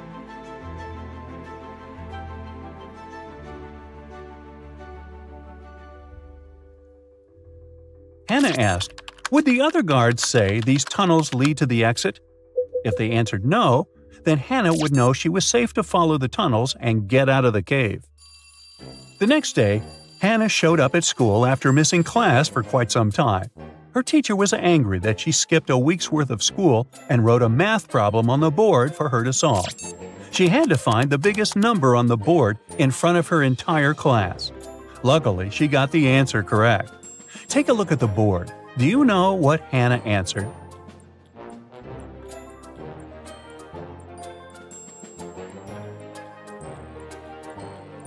The biggest number here is the last option, 3.01. The following week, Hannah received an invitation to be part of Dr. Kurt's next mission to the planet Jupiter. It took a decade for them to arrive on the planet. As soon as they arrived, they retrieved a special sample from the planet, and Dr. Kurt put it in the refrigerator. The next morning, when he opened the fridge, he noticed that the sample was gone. "It was here last night. How could it have disappeared?" he shouted. Nobody entered or left the lab after he put the sample in the fridge, so it must have been someone from inside that did it. Dr. Kurt decided to investigate the case himself. Hannah said that she had spent the last 2 hours next to the microscope trying to figure out the genetic pattern of another sample they found on Mars. Rosie claimed that she spent the last hours in the napping room because she pulled an all-nighter the night before. Cam said he had been doing repair work on the Freedom Lander that broke down the previous week. After interviewing them all, Dr. Kurt realized who took the samples. Can you figure it out too?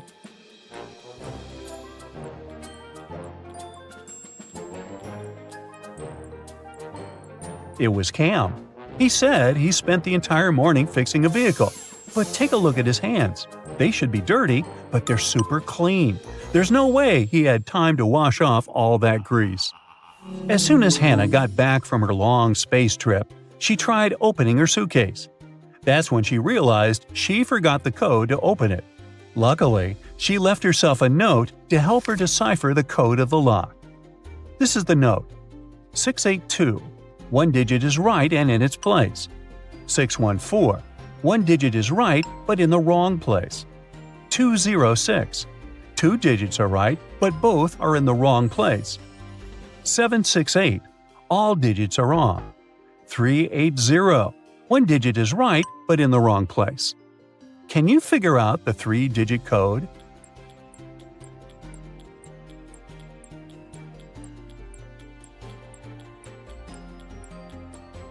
It's 042. Happily, Hannah opens her suitcase. Unhappily, she now faces a new task, washing 10 years' worth of dirty laundry. Ew. Okay, here we go. One of these guys is a time traveler. Can you guess who?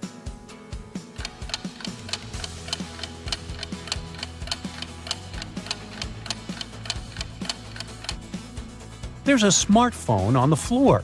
It fell out of this guy's pocket, so he's the time traveler. Miss Charles is a famous chemist.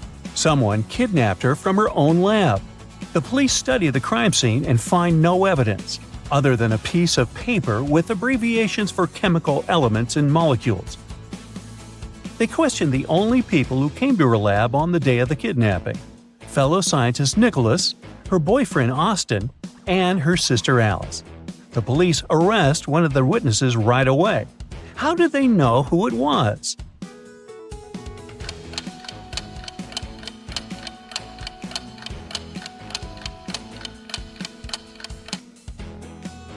There's a very obvious clue on the piece of paper. If you combine the abbreviations of the chemical substances, you'll get a name: OSTIN. George fell from a 100-foot ladder, but he didn't get hurt. How is this possible?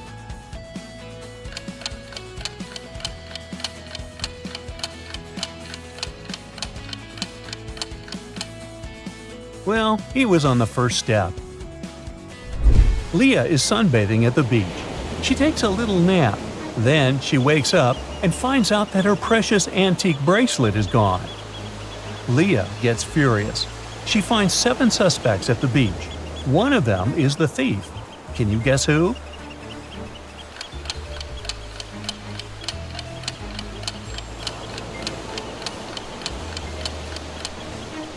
Only the fisherman could have stolen it without leaving any footprints on the sand. Shelley and Kelly are sisters. Shelley lives alone, while Kelly lives with her boyfriend. Can you guess who is who?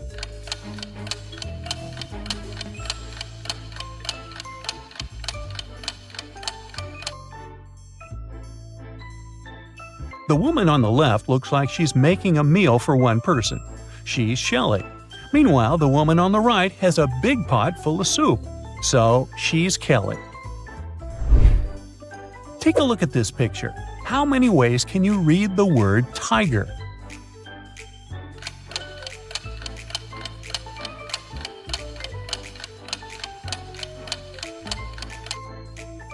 Tiger can be read in 60 ways in the given picture. The easiest way to count is to start with the letter T in the center, and then move to the neighboring letter vertically or horizontally.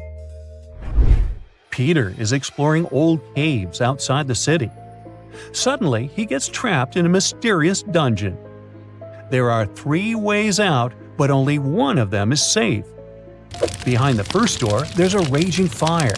Behind the second door, there's acid rain, which could melt any substance within seconds. Behind the third door, there's a huge brown bear that hasn't eaten in 2 years. Which way should Peter choose?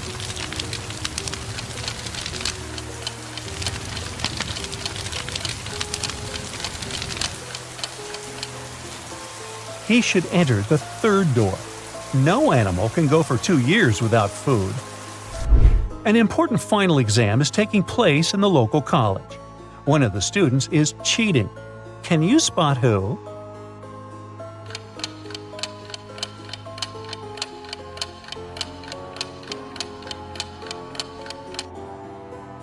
It's this guy. He has answers on his arm. Jules is making her way through the forest. She can see the river ahead, but before she reaches it, Jules needs to solve a problem with a pack of wolves. They're slowly surrounding Jules. She comes up with 3 ideas. Press against the tree and quickly climb it. Use matches to make a fire on the ground and scare away the wolves. And the third idea is to splash water in different directions. What's the best course of action?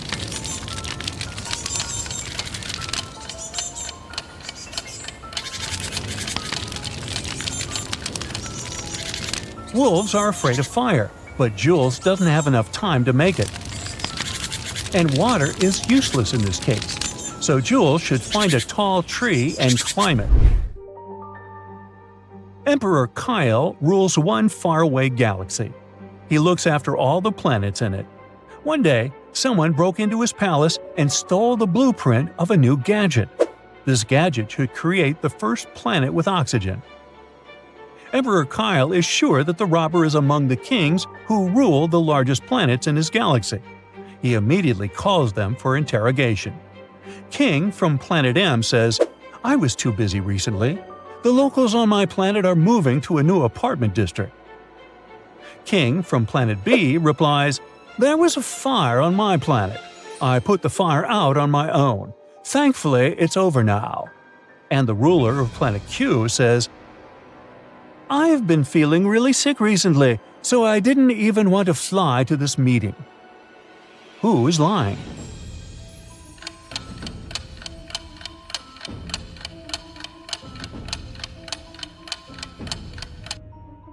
It's the king from Planet B. As we mentioned, there's no oxygen on any of the planets in this galaxy. This means there can be no fire. Nora arrives at her office early in the morning. Wow! Someone left a fruit basket on the desk. Oh no, did I forget someone's birthday?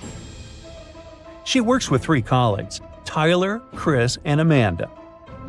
Nora checks their profiles to find out who's having a birthday today, but nobody. All the co-workers arrive later and Nora questions them. Tyler says, "I've nothing to do with this basket. I'm allergic to most fruits." Chris says, "Give me a break. I was partying all night, so I didn't have time to send silly gifts." And Amanda says, "Wow, I think it was Chris. He's totally crushing on you. He confessed to me last week." Who's lying?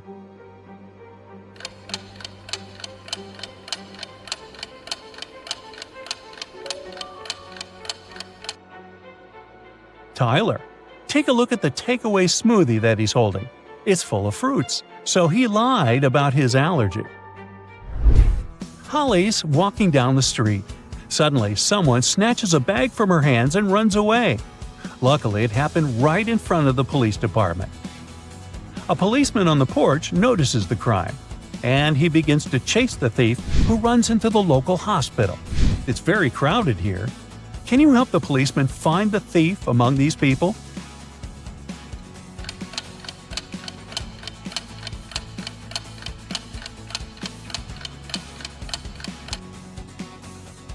There's definitely something wrong with this guy. He's holding stuff that belongs to different doctors, a dentist, an ophthalmologist, and a surgeon. The thief tried too hard to pretend to be a doctor. Andrew and Rose are getting married. They're looking for the perfect place to celebrate. Their agent shows the guys 4 options. Can you help them choose the best one?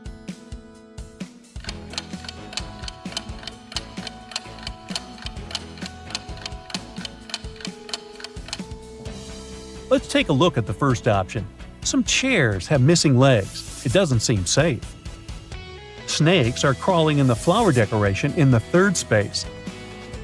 And there's a water puddle around the bathroom in the 4th restaurant. So, Andrew and Rose should pick the second option. Luke invites his best friend Nancy to the restaurant. He's very nervous because he wants to ask her to be his girlfriend. They finish a delicious dessert, and Luke is about to ask the question. Suddenly, Nancy's phone rings. She leaves the table. In a couple of minutes, she returns, and Luke notices the difference in Nancy right away. She has a vampire bite on her neck and sharp teeth. Luke wants to catch the vampire who did it. He finds 4 suspects. Who bit Nancy?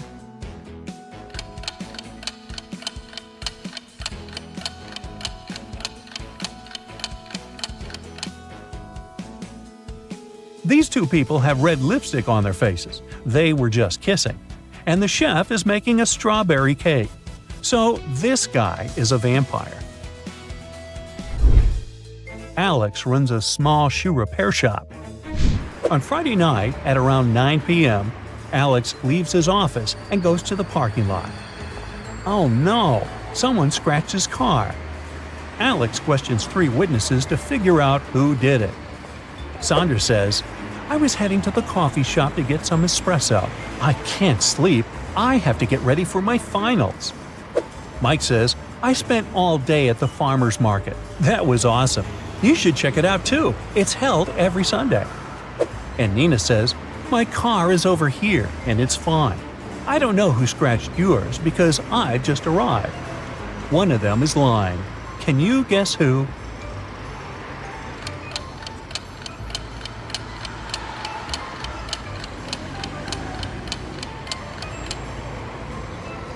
Mike. He said the farmer's market was held every Sunday, but it's Friday night. Claire is having an audition today, but first she needs to fix her car to go there. 3 mechanics offer their help, but 2 of them are fake mechanics. Can you spot who exactly?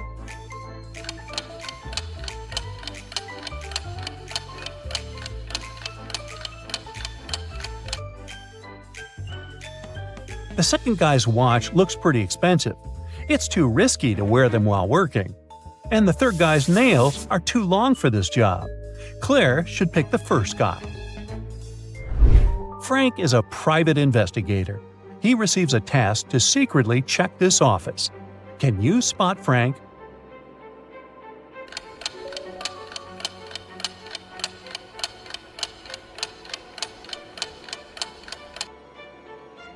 Over here. What about this location? Can you find Frank?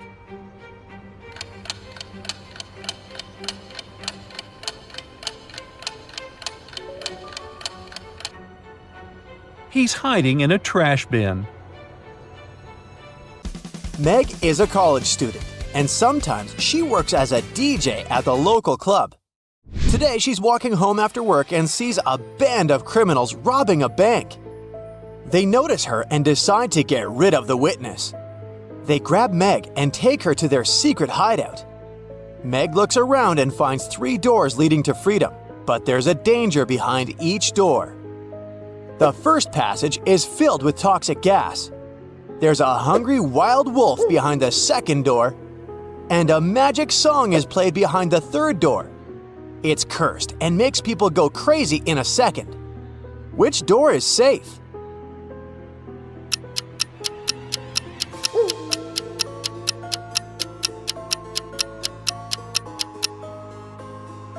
Meg can put her headphones on and turn on some loud music to avoid listening to the cursed song. Meg goes to a fancy SPA hotel on a Friday night. She returns home the next morning at 9 a.m. She finds a bunch of flowers and heart-shaped balloons near her apartment door. The secret admirer is unknown, but Meg identifies 3 suspects. She interviews all of them. She asks just one question: "What did you do last night?" Noah, Meg's classmate, replies, "I was at a party with my friends. I came home at about 6 a.m. Meg's ex-boyfriend, Jacob, replies, "I went to the movies with my new girlfriend. Then we went over to her place, and I came home half an hour ago, so I didn't have time to send you flowers, Meg." And Meg's best friend, Mike, says, "I had a fight with my mother in the evening, so I grabbed my laptop and went to the park. I played computer games in the street all night long, and then I fell asleep right on the bench." Who's lying?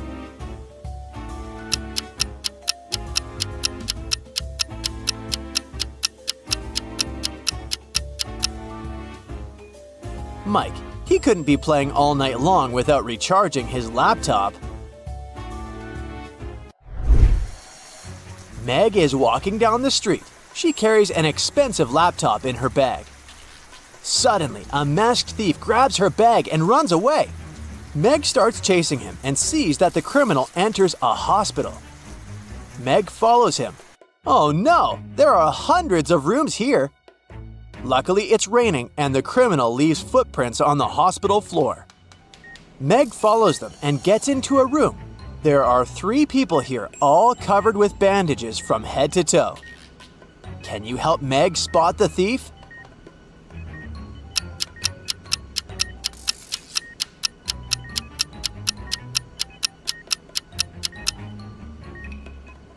It's the third guy. He doesn't even have a medical chart next to his bed. Mike invites Meg on a date. She goes shopping with her friend Maya to find the perfect outfit for the night. Maya takes a couple of pictures of Meg. Can you spot 3 differences between them?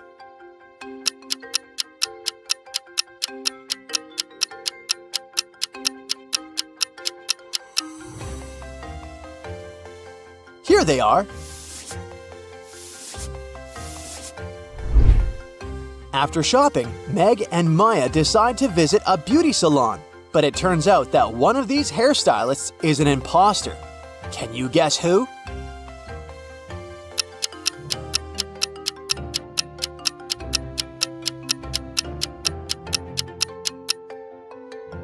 It's the guy on the right. He's spraying the client's hair with bug spray.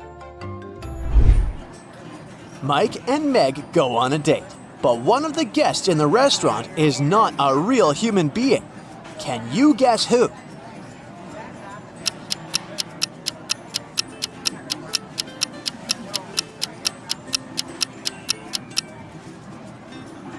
This lady. Take a look under her table. She's a mermaid. Meg is having an important test today, and time is up. She puts her final exam paper into a pile with the other students, but the professor tells her, I saw you cheating on the test. You'll get an automatic fail. Meg replies, Do you know who I am? The professor says, I neither know nor care who you are. You have to be punished for your dishonesty. Meg walks away, speechless. The next day, the professor announces the grades, and Meg discovers that she got an A. How come?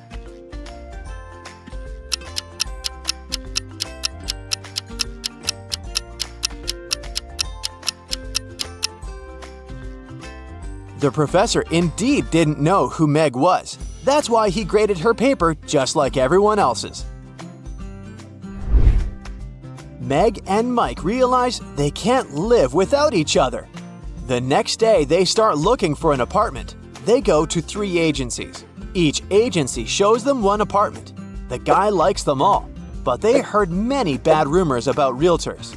That's why they take a closer look at the documents. Which apartment should they choose?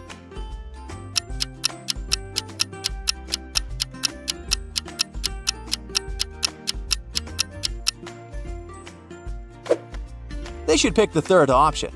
The first apartment is on the 5th floor, but that's impossible. The building only has 2 stories.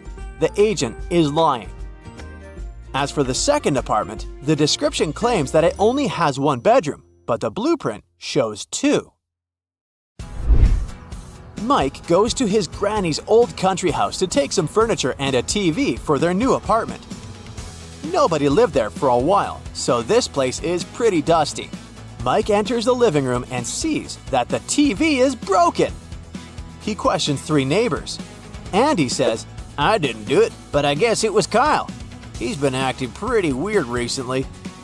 Kyle says, It wasn't me, it was Bill. He broke my fence last week for no reason. And Bill says, I didn't do it. I'm pretty sure it was Kyle. He's just trying to set me up. Who broke the TV?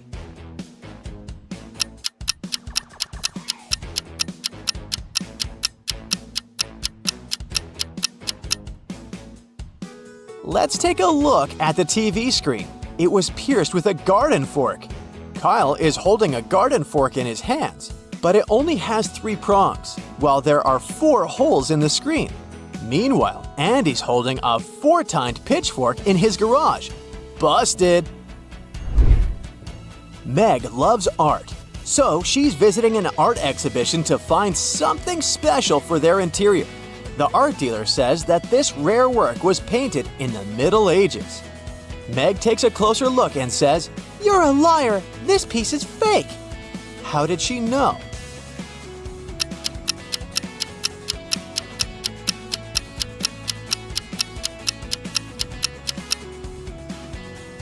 They didn't use light bulbs or electricity in the Middle Ages. What about this painting? Can you spot anything odd?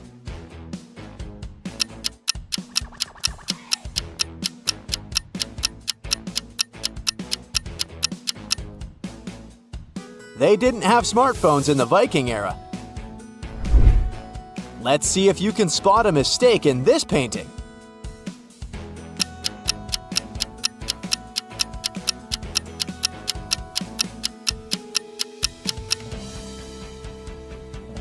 There are dinos in the background. They went extinct a long time before the Baroque era. Meg and Mike get an invitation to a wedding.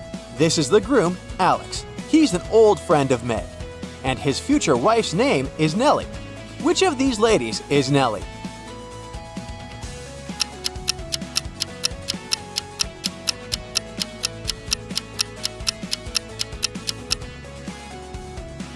It's the third lady. She's wearing a name bracelet.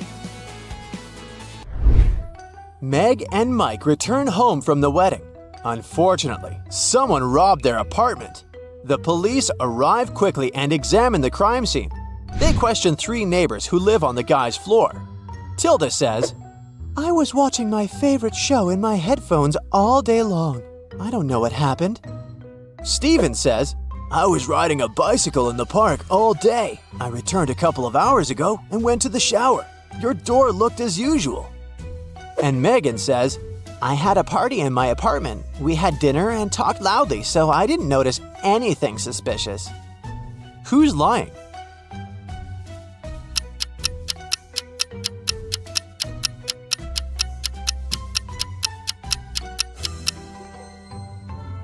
Steven. His leg is in a cast, so his story about the bike must be fake. Mike has just returned from a supermarket, but unfortunately, someone changed the 5-number code on the combination lock. So he can't get into the apartment building. Can you help him crack the code?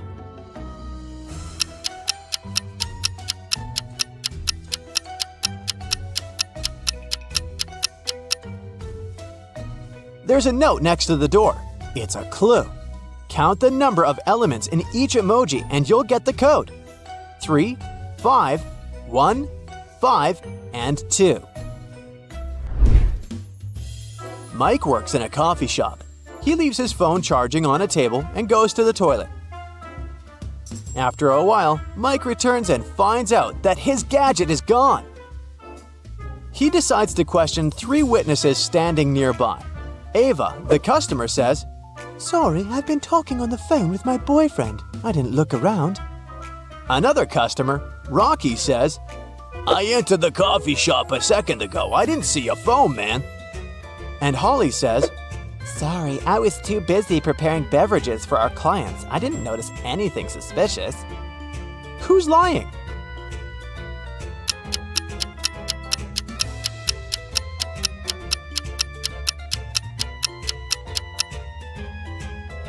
Rocky. He was standing in the line before Mike even left for the toilet, so his story's a lie. Mike and Meg are walking in the park late at night.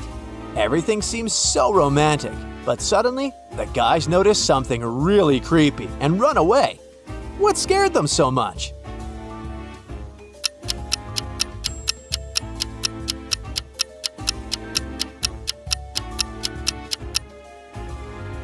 Let's take a look at the trees. The wind is blowing from left to right, but the flowers sway from right to left as well as the clouds. It must be a ghost. Paul has been driving for 7 hours on the freeway. Suddenly, his tire bursts. He calls for help, but the service worker says it will cost him $300. Paul gets angry. He's thirsty, hungry, and doesn't have any money. He's still sitting in the car when suddenly a miracle happens. 3 doors appear out of nowhere. Wow! Each door has a sign above showing where they lead. There's a bunch of delicious food behind the first door. Burgers, spaghetti, lobster, and pizza. The second door hides all sorts of beverages, from energy drinks to sodas and iced teas. And finally, there's $1 million in cash behind the third door. Which door should Paul open first?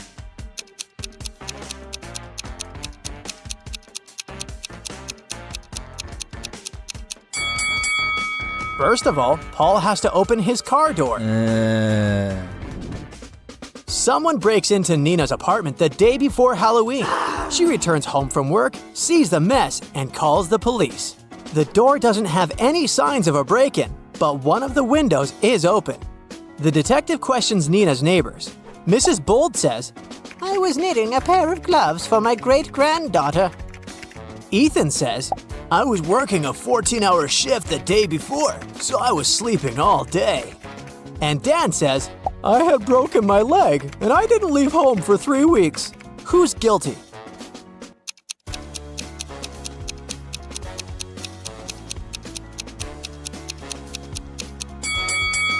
It's Ethan. He was the only one able to climb into a window. Mia is hiking in the forest and gets lost. She comes across a witch's house. The witch offers to teleport Mia home, but there's a twist. 5 doors appear in front of Mia. The witch says, Only one of them will take you home. And you only have one chance to choose the right door. The door you need is black. It's not next to the leftmost or the rightmost door. It's not the door in the middle either. which door should Mia choose?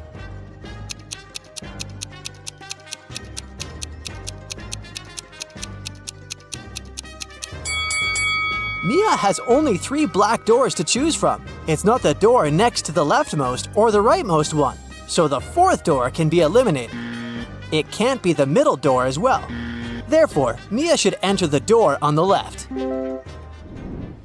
Polly is trying to break into an ice castle to save her friend Edward, but there's a combination lock on the gate. Luckily, there's a clue carved in the ice here. The 162 combination. Only one number is correct and in the right place.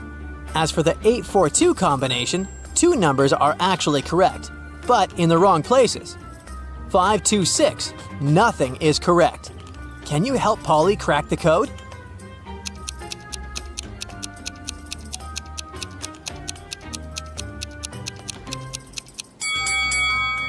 The passcode is 184. First, we exclude 2 and 6 because in the 3rd combination, no number is correct. In 842, 2 numbers are correct. So now we can conclude that the code contains 8 and 4. The last number must be 1, and since 1 is in its place, we can easily figure out where 8 and 4 should go. Yes! Anna wakes up in a dark dungeon without remembering what happened. She looks around and sees a metal door. Unfortunately, it's locked, and it requires not just 1 password, but 4. Anna has just 1 attempt to make it right. Gladly, next to the door, there's a sign with 4 words: apple, bread, chair, and dress. Can you guess the passwords for each keyhole?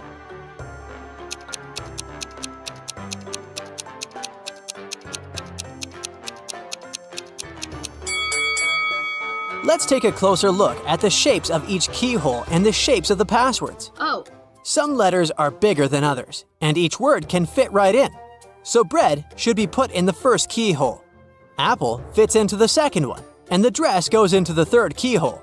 And finally, the chair should be put fourth. Oh. Take a look at these people. One of them is not a real human. Can you guess who?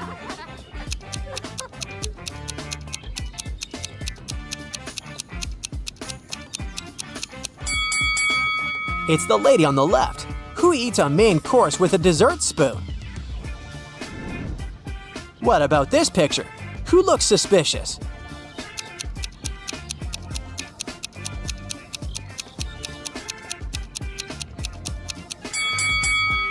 This guy. There's no reason to wear a warm coat. Can you spot a guest from another planet in this cafe?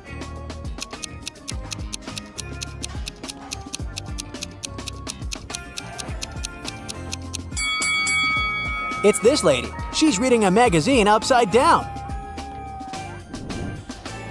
Leo opens a new art gallery. He needs to hire a manager to handle it. Leo finds these 3 candidates online and studies their profiles. Steve has recently graduated from college, but he's already completed several internships at fancy art galleries. Bella has been working in Europe for several years, and now she's looking for job opportunities in her hometown to be closer to her family. And Frank has 15 years of work experience. Unfortunately, one of these candidates is a liar. Can you guess who?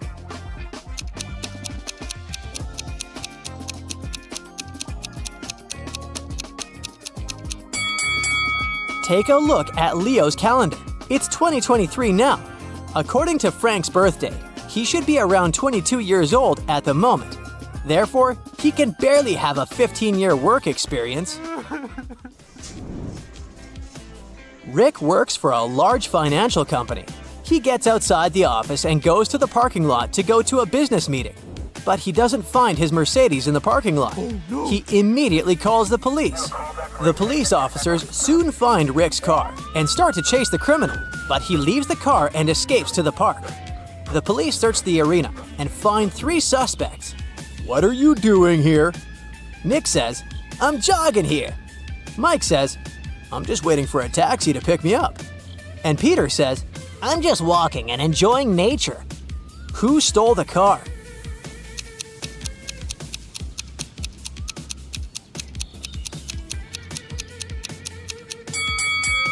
Mike. He's hiding a car key with the Mercedes logo. Kelly wakes up in a haunted hallway. To get outside, she needs to enter one of these 3 doors. But each option has a hidden danger. Venomous scorpions are crawling behind the first door.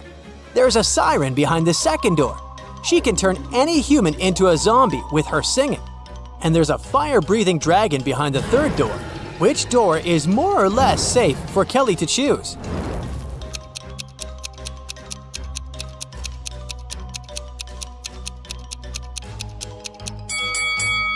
Kelly can put on her soundproof headphones and walk through the second door. Yes! Mary goes to a jazz club after work. It's almost empty, but there's one handsome gentleman sitting in a chair next to a mirrored wall. Mary falls in love at first sight. She approaches him and introduces herself. Hello. But suddenly, Mary changes her mind. Why? Oh.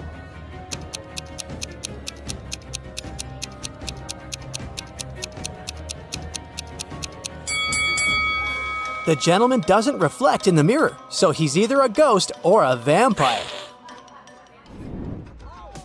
Bob decides to go play basketball with his friends. Can you spot anything odd here?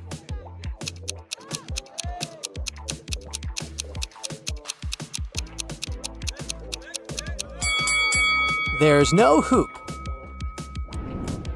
Can you spot any mistakes in this picture?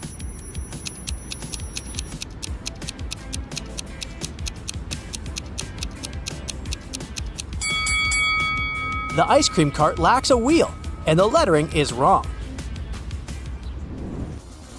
Vicky arrives at her apartment after 2 hours of absence. Wow, there's a huge fruit basket by her door. The card says it's from a secret admirer. Vicky questions her neighbors. Mrs. Green says, "I've been walking my dog in a park for 3 hours. Then we grabbed some groceries and went home." Andrew says, "I left my apartment about 5 minutes ago to do some laundry in the basement. I only have 1 set of bed linen, so I have to wash it regularly. The basket was already at your door, but I didn't see anyone." Jacqueline says, "I was taking a bath. I turned the music loud so I couldn't hear anything from the corridor." Who's lying?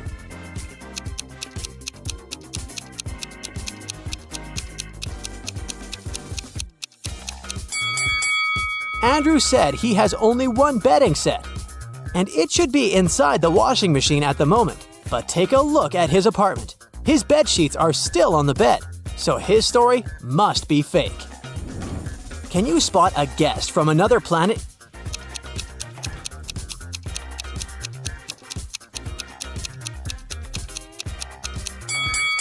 This lady is too tolerant of heat.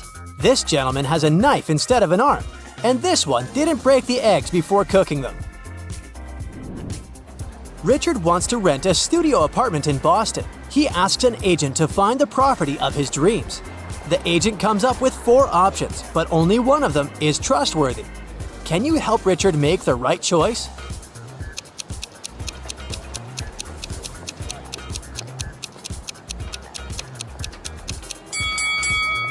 The first studio looks very classy and chic, but the ceiling is leaking.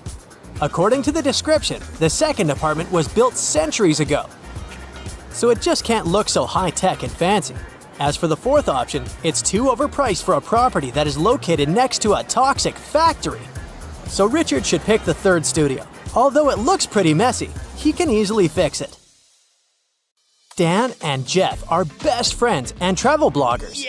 They plan an epic hiking trip, but Dan has to go to the hospital and Jeff goes on the trip by himself.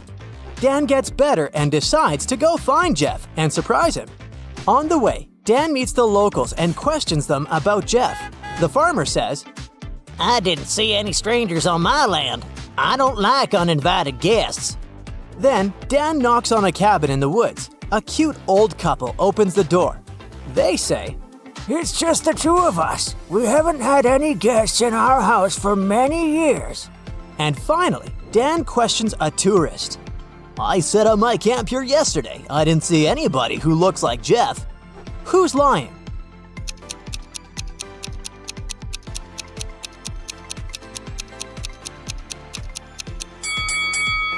Let's take a closer look at the old couple's table. Why would they need to serve 3 teacups if they don't have any guests? One day, Jeff and Dan find a treasure map. They rent a boat to go find the hidden treasure, but the map has a twist.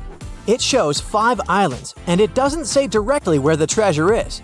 All it says is that the other 4 islands are very dangerous. There's an ancient text written on the opposite side of the map. Jeff and Dan translate it into English, and that's what they get. Can you help them figure out the correct location of the treasure?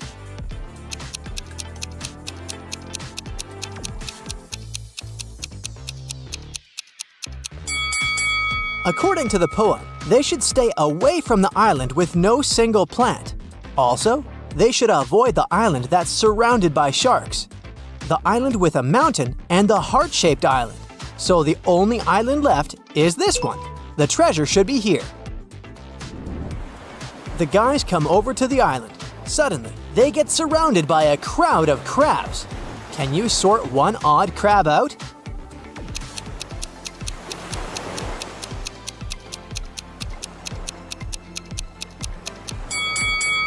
There it is!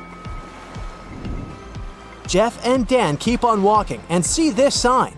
There are 4 possible routes, but only one of them will actually lead them to the treasure. Can you figure out the correct way?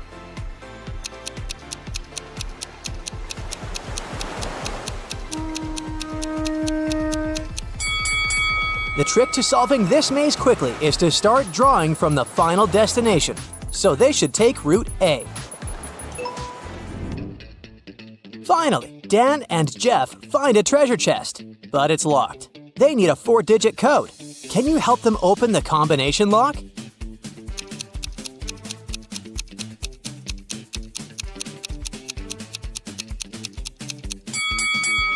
Take a look at the images painted on the treasure chest.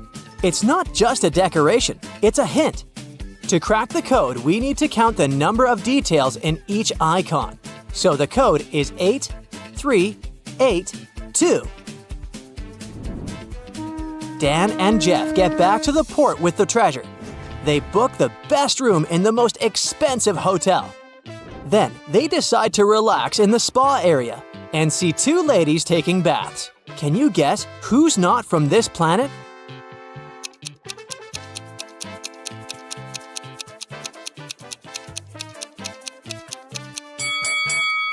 Both! The lady on the left has tentacles, and the lady on the right doesn't look human-like at all. After the spa session, the guys go to the restaurant. Can you see anything odd here?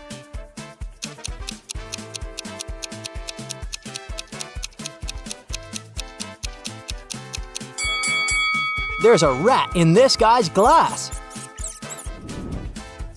After dinner, Dan and Jeff return to their room. Oh no, someone robbed them! The police officer arrives quickly and examines the crime scene, but he finds no signs of a break-in. He questions 3 suspects who had a key. The hotel manager says, I spent all day with my husband, and my shift started 15 minutes ago, so I don't know what happened here. The repairman says, I entered the room about an hour ago to replace burnt-out light bulbs. Everything looked fine. And the cleaner says, I cleaned the room in the morning before the check-in, and I've never entered it again. Who's lying?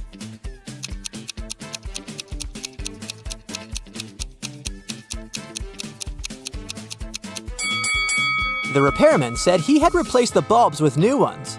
But this lamp still lacks a bulb. Seems like he was busy doing something else. Oh no. Dan and Jeff want to get their treasure back, so they search the repairman's apartment. Can you help them find it?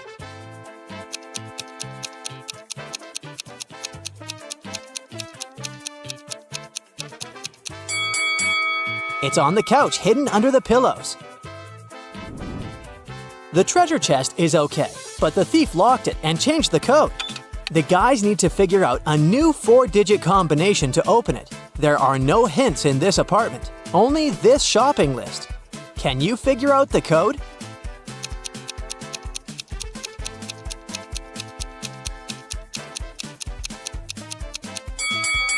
Let's take a closer look at the list. If we count the number of letters in each word, we'll get the code. 6, 7, 5, 4. Jeff brings the treasure to his house because he has a safe. He sets a new 4-digit code and leaves a reminder nearby. Can you guess the new code?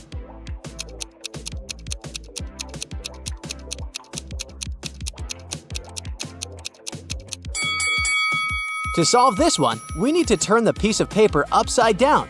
This way, 0, 5, 8, 9 will turn into 6, 8, 5, 0. Jeff is chilling in his living room. Suddenly, the electricity goes out in the entire neighborhood. 1 hour later, Dan arrives at Jeff's place and finds him tied to a chair. 30 minutes ago, a masked man robbed my house and took the treasure. The police arrive at the crime scene right away. They identify 3 suspects and interview all of them. Jim says, "I was washing my car." Rita says, "I was making coffee." And Emma says, "I was doing the laundry." Who's lying?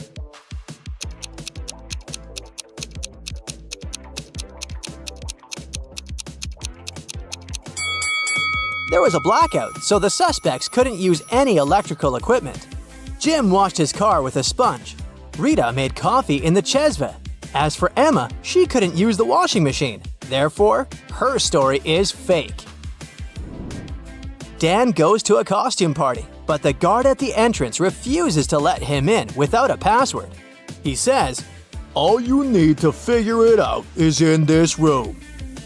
Dan looks around and solves this mystery. What about you?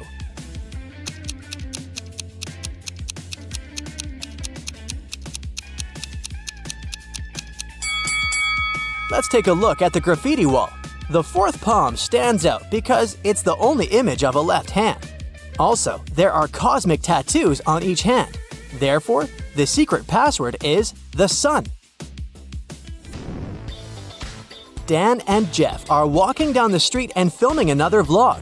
Suddenly, a flower pot falls right down on Jeff's head. Dan helps Jeff get back on his feet and identifies the apartment from which the pot fell. They ring the bell. A young couple opens the door. "Jeff was injured by the pot you threw away." But the couple says, "That's impossible. You probably confused the floors. We returned from a long trip just a minute ago." But the guys didn't believe them. Why?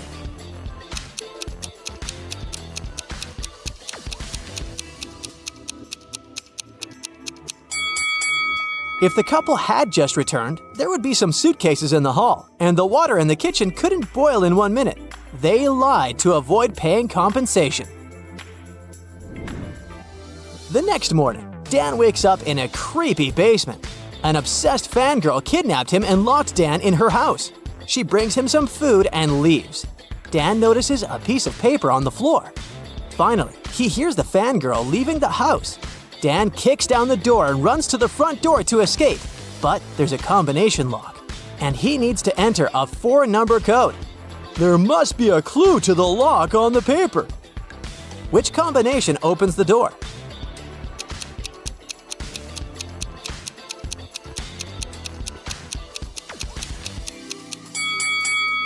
The number of fruits implies each digit in the code, and the color sequence on the paper implies the position of each digit. So Dan should enter 2, 3, 1, 4. Jeff and Dan decide to shoot their next adventure in a haunted village.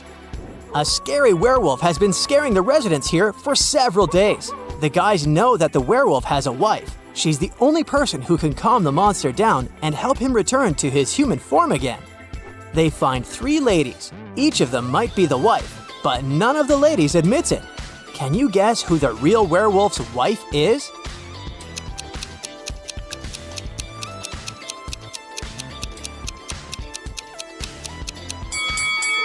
It's the 3rd lady.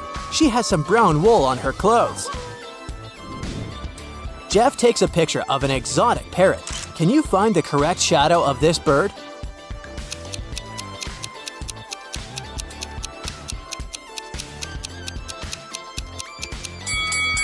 Only the 5th shadow is the perfect match. It's a cold winter evening. Amber goes to her friend Mara's house and sees clear signs of a robbery. Everything's turned upside down, and Mara is missing. Amber calls the police. They arrive and question Amber. I knocked on the door and rang the bell repeatedly. The light was on in one of the rooms. That's why I thought that Mara must be home. So I decided to look out the window, but the glass was frozen. So I breathed on the ice to melt it, and then I noticed the hot mess inside the house and called you. After hearing her story, the policemen suspect Amber. Why?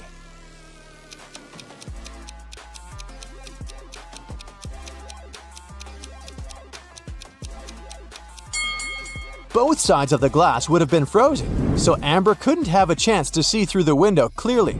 Therefore, her story is fake.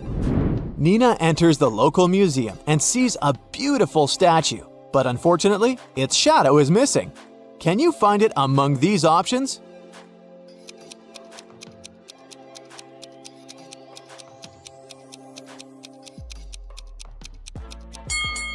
Only the second one fits perfectly. Carl is a legendary wizard.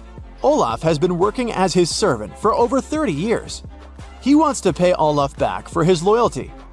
Make one wish and I will fulfill it. You have 1 day to think about it. Olaf gets very happy and rushes home to discuss the wish with his relatives. His mother is blind, so he asks Olaf to bring her eyesight back. Olaf's wife asks for a son because they've been childless for many years. And Olaf's father wants to be rich. That's why he insists that Olaf ask for wealth. The next day, Olaf goes to Carl and makes one wish. And it satisfies all the 3 desires of his family members. What was the wish?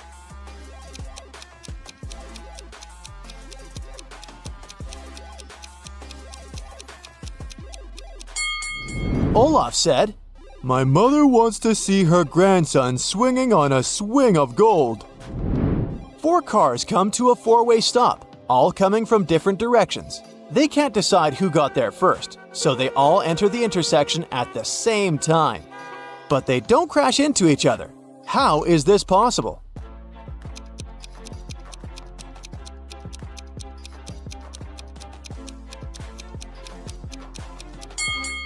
All the cars made right-hand turns. A frog falls at the bottom of a 30-foot well.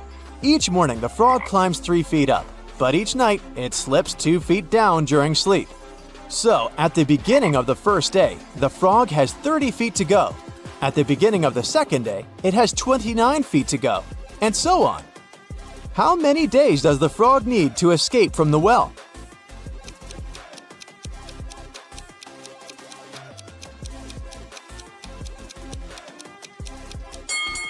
At the beginning of the 28th day, the frog will climb the last 3 feet and escape.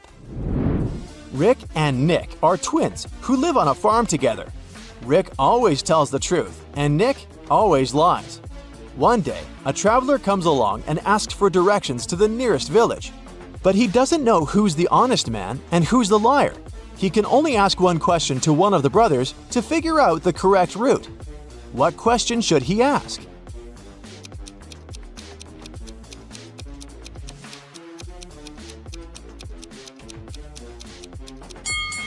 The traveler should ask any brother the following question. If I ask your brother which way leads to the nearby village, what would he say? In this case, whatever direction the traveler gets, it will be the opposite of the correct path. Can you find a copy of this key in this variety?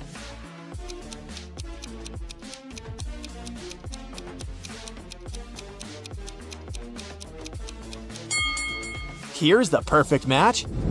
Ava, Brooke, and Chloe are fashion models. They participate in a fashion show.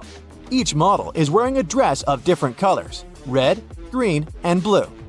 The star of the show will wear a red dress. We know for sure that Ava's dress is not red, Chloe's dress is not green, and the color of Brooke's dress can be mixed with two other colors of the rainbow. Can you figure out the color of each model's dress?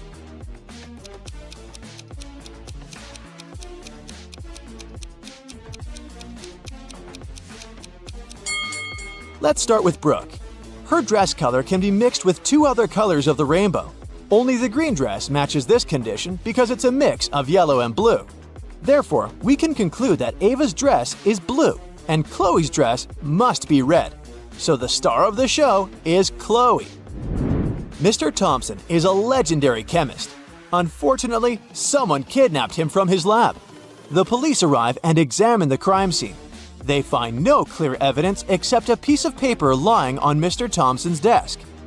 He only wrote out these 5 elements: nickel, carbon, oxygen, lanthanum, and sulfur. The lab guard says that only 3 people visited the chemist that day: his sister Laura, his co-worker Nicholas, and his wife Tessa. The police arrest the criminal immediately. Can you guess who?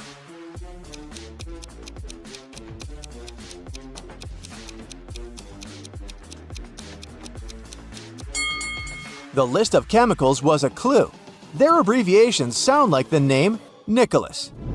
Billy wakes up in a dusty, abandoned basement. Suddenly, a creepy voice announces, "If you manage to open the combination lock, you're free to go.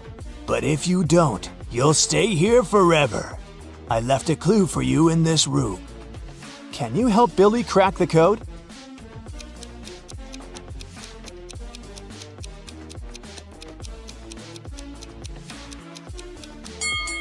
These boxes will help figure out the password. Mr. Bold takes a walk on the beach. He sees some boats. All except 2 are blue. Also, all except 2 boats are red, and all except 2 are white. Can you figure out how many boats of each color are present on that beach?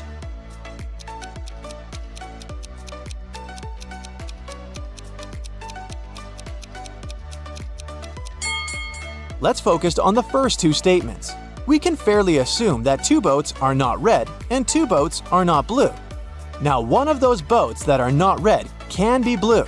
Similarly, one of the non-blue boats can be red. If we remember the third statement, that all except 2 boats are white, we can conclude there's only 1 red, 1 blue, and 1 white boat on the beach. Can you figure out what's wrong with this picture?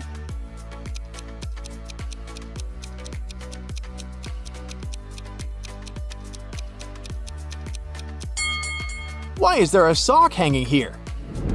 David goes to the local haunted house at night to film a vlog for his followers. Today is a new moon, so the night is very dark. He enters the house and suddenly, the door shuts behind him. He's trapped! David wanders around and finds 3 doors leading outside, but each path is hiding some dangers. There's a wicked maniac clown behind the first door. He ties up every person he manages to catch and forces them to listen to his jokes forever. There's a hungry werewolf hiding behind the second door. He's the strongest one in his pack. And there's a huge black hole waiting behind the third door. It's impossible to pass through it. Can you help David choose the safest option to escape?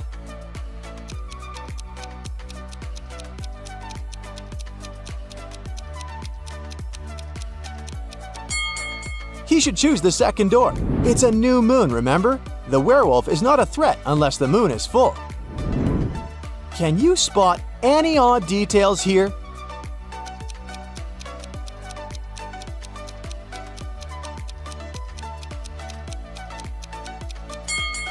Hello! What about this picture? Can you see anything weird?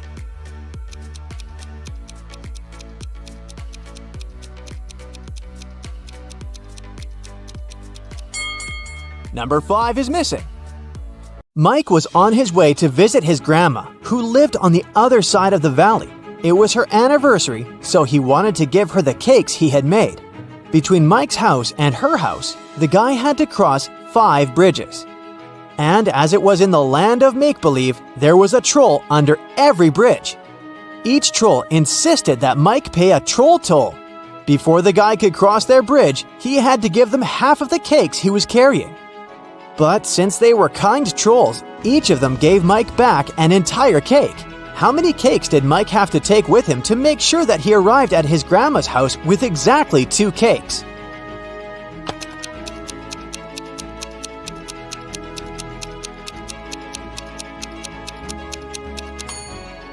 Mike needs to take 2 cakes.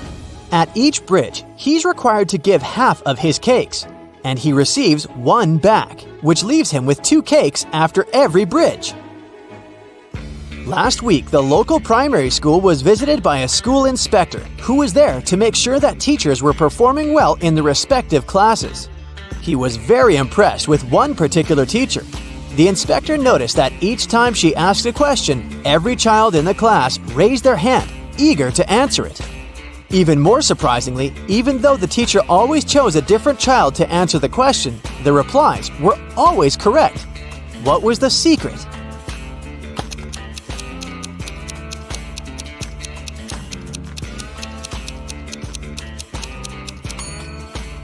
All the children were instructed to raise their hands whenever a question was asked. It didn't matter whether they knew the answer or not.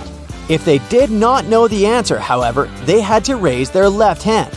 If they knew the answer, they would raise their right hand. The class teacher would choose a different child each time, but always only the ones who had their right hand raised. Mr. Brown opened a newspaper in the morning and saw a headline, "Workers want to make less money." He was confused until he read the article. What was going on?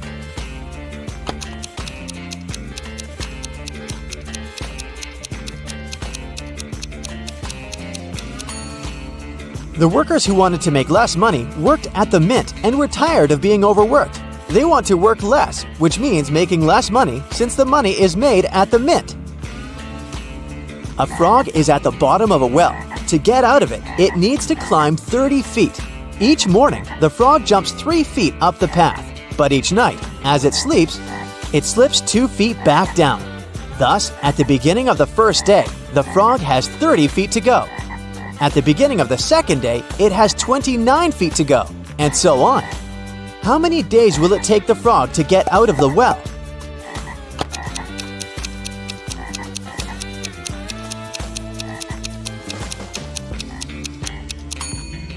It'll take 28 days for the frog to get out. In other words, it'll get out on the morning of the 28th day. This is because at the beginning of the 28th day, the frog has 3 feet left to travel. And since the frog jumps 3 feet forward each morning, it will jump out of the well on this day. A man worked for a high-security institution. One day, he went into work only to find that he could not log into his computer terminal. His password wouldn't work. Then he remembered that all the passwords were reset every month for security purposes. So he went to his boss and said, "Hey boss, my password is out of date." The boss answered, "Yeah, that's right. The password is different, but if you listen carefully, you'll be able to guess the new one. It has the same number of letters as your old password, but only 4 of the letters are the same." The man answered, "Thanks, boss," went back to his computer and correctly logged into his station. What was his new password? You'll get an extra smart bonus if you guess what his old password was. I'll give you a hint. The man's password is 9 letters long, and it can be more than 1 word.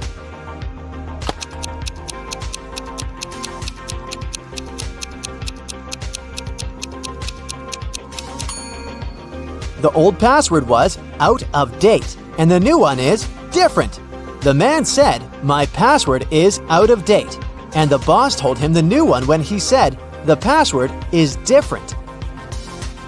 Many years ago, one guy was captured by an evil witch who kept him in her house. There was a cellar door in the house, and the witch warned the guy to never open it because he was not ready to see what was behind it. Can you guess what was on the other side of the door that the witch didn't want the guy to see?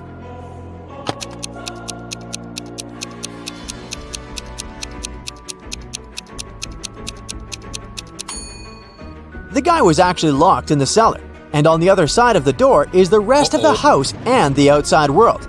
The witch just didn't want the guy to escape. Marty and Jill want to copy 3 60-minute tapes. They have 2 tape recorders that will dub the tapes for them, so they can do 2 at a time. It takes 30 minutes for each side to complete. Therefore, in 1 hour, 2 tapes will be completed, and in another hour, the third will be done. Jill says all 3 tapes can be finished in 90 minutes. How is it possible?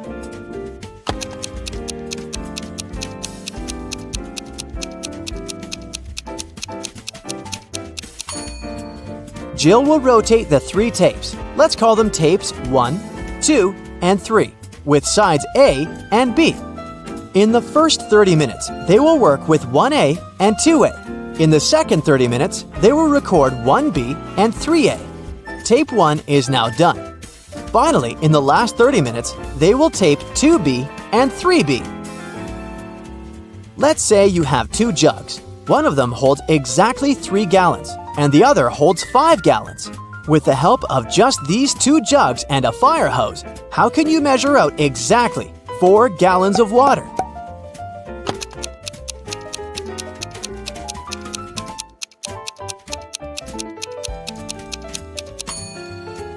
Fill the 5-gallon jug to the top, then pour it into the 3-gallon jug until it's full. You now have 2 gallons of water remaining in the 5-gallon jug. Pour out the water from the 3-gallon jug, and then pour the 2 gallons from the 5-gallon jug into the 3-gallon one. Finally, fill the 5-gallon jug to the top and pour it into the 3-gallon jug until it's full. There was only space left for 1 more gallon in the 3-gallon jug. So you now have exactly 4 gallons in the 5-gallon jug. One day, a boss told his employees, "I can fight and beat any man who works here." A new employee, a 7-foot-tall ex-prizefighter, decided to challenge the boss. Interestingly, the boss won the bet, even though he didn't defeat the man. What did the boss do?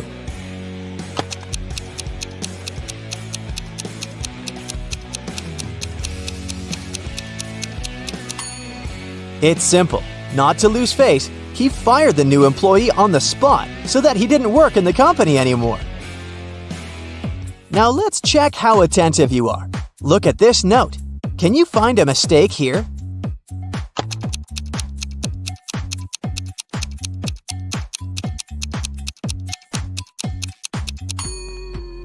The mistake is actually in the task itself, at the end. See? The word find is misspelled. The next task is even trickier. Can you spot a heart-shaped berry among all these berries?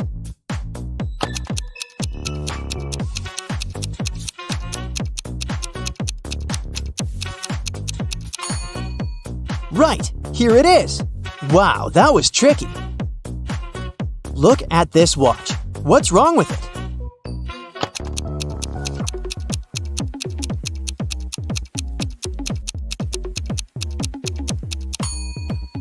The time is messed up. After 8, we've got 11, then 10, and then 9. How about this image? What's wrong here?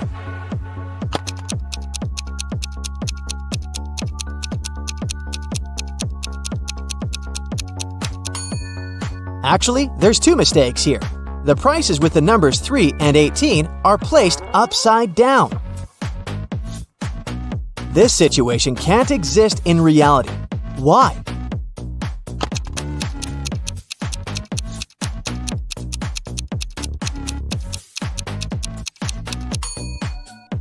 If we compare the size of the cargo ship and the width of the passage, we'll understand that it's impossible for such a huge vessel to squeeze through such a narrow passage.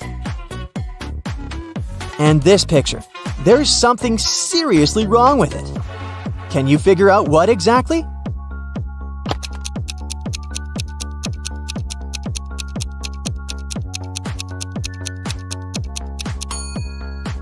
Look at the calendar, September 31, but this date doesn't exist.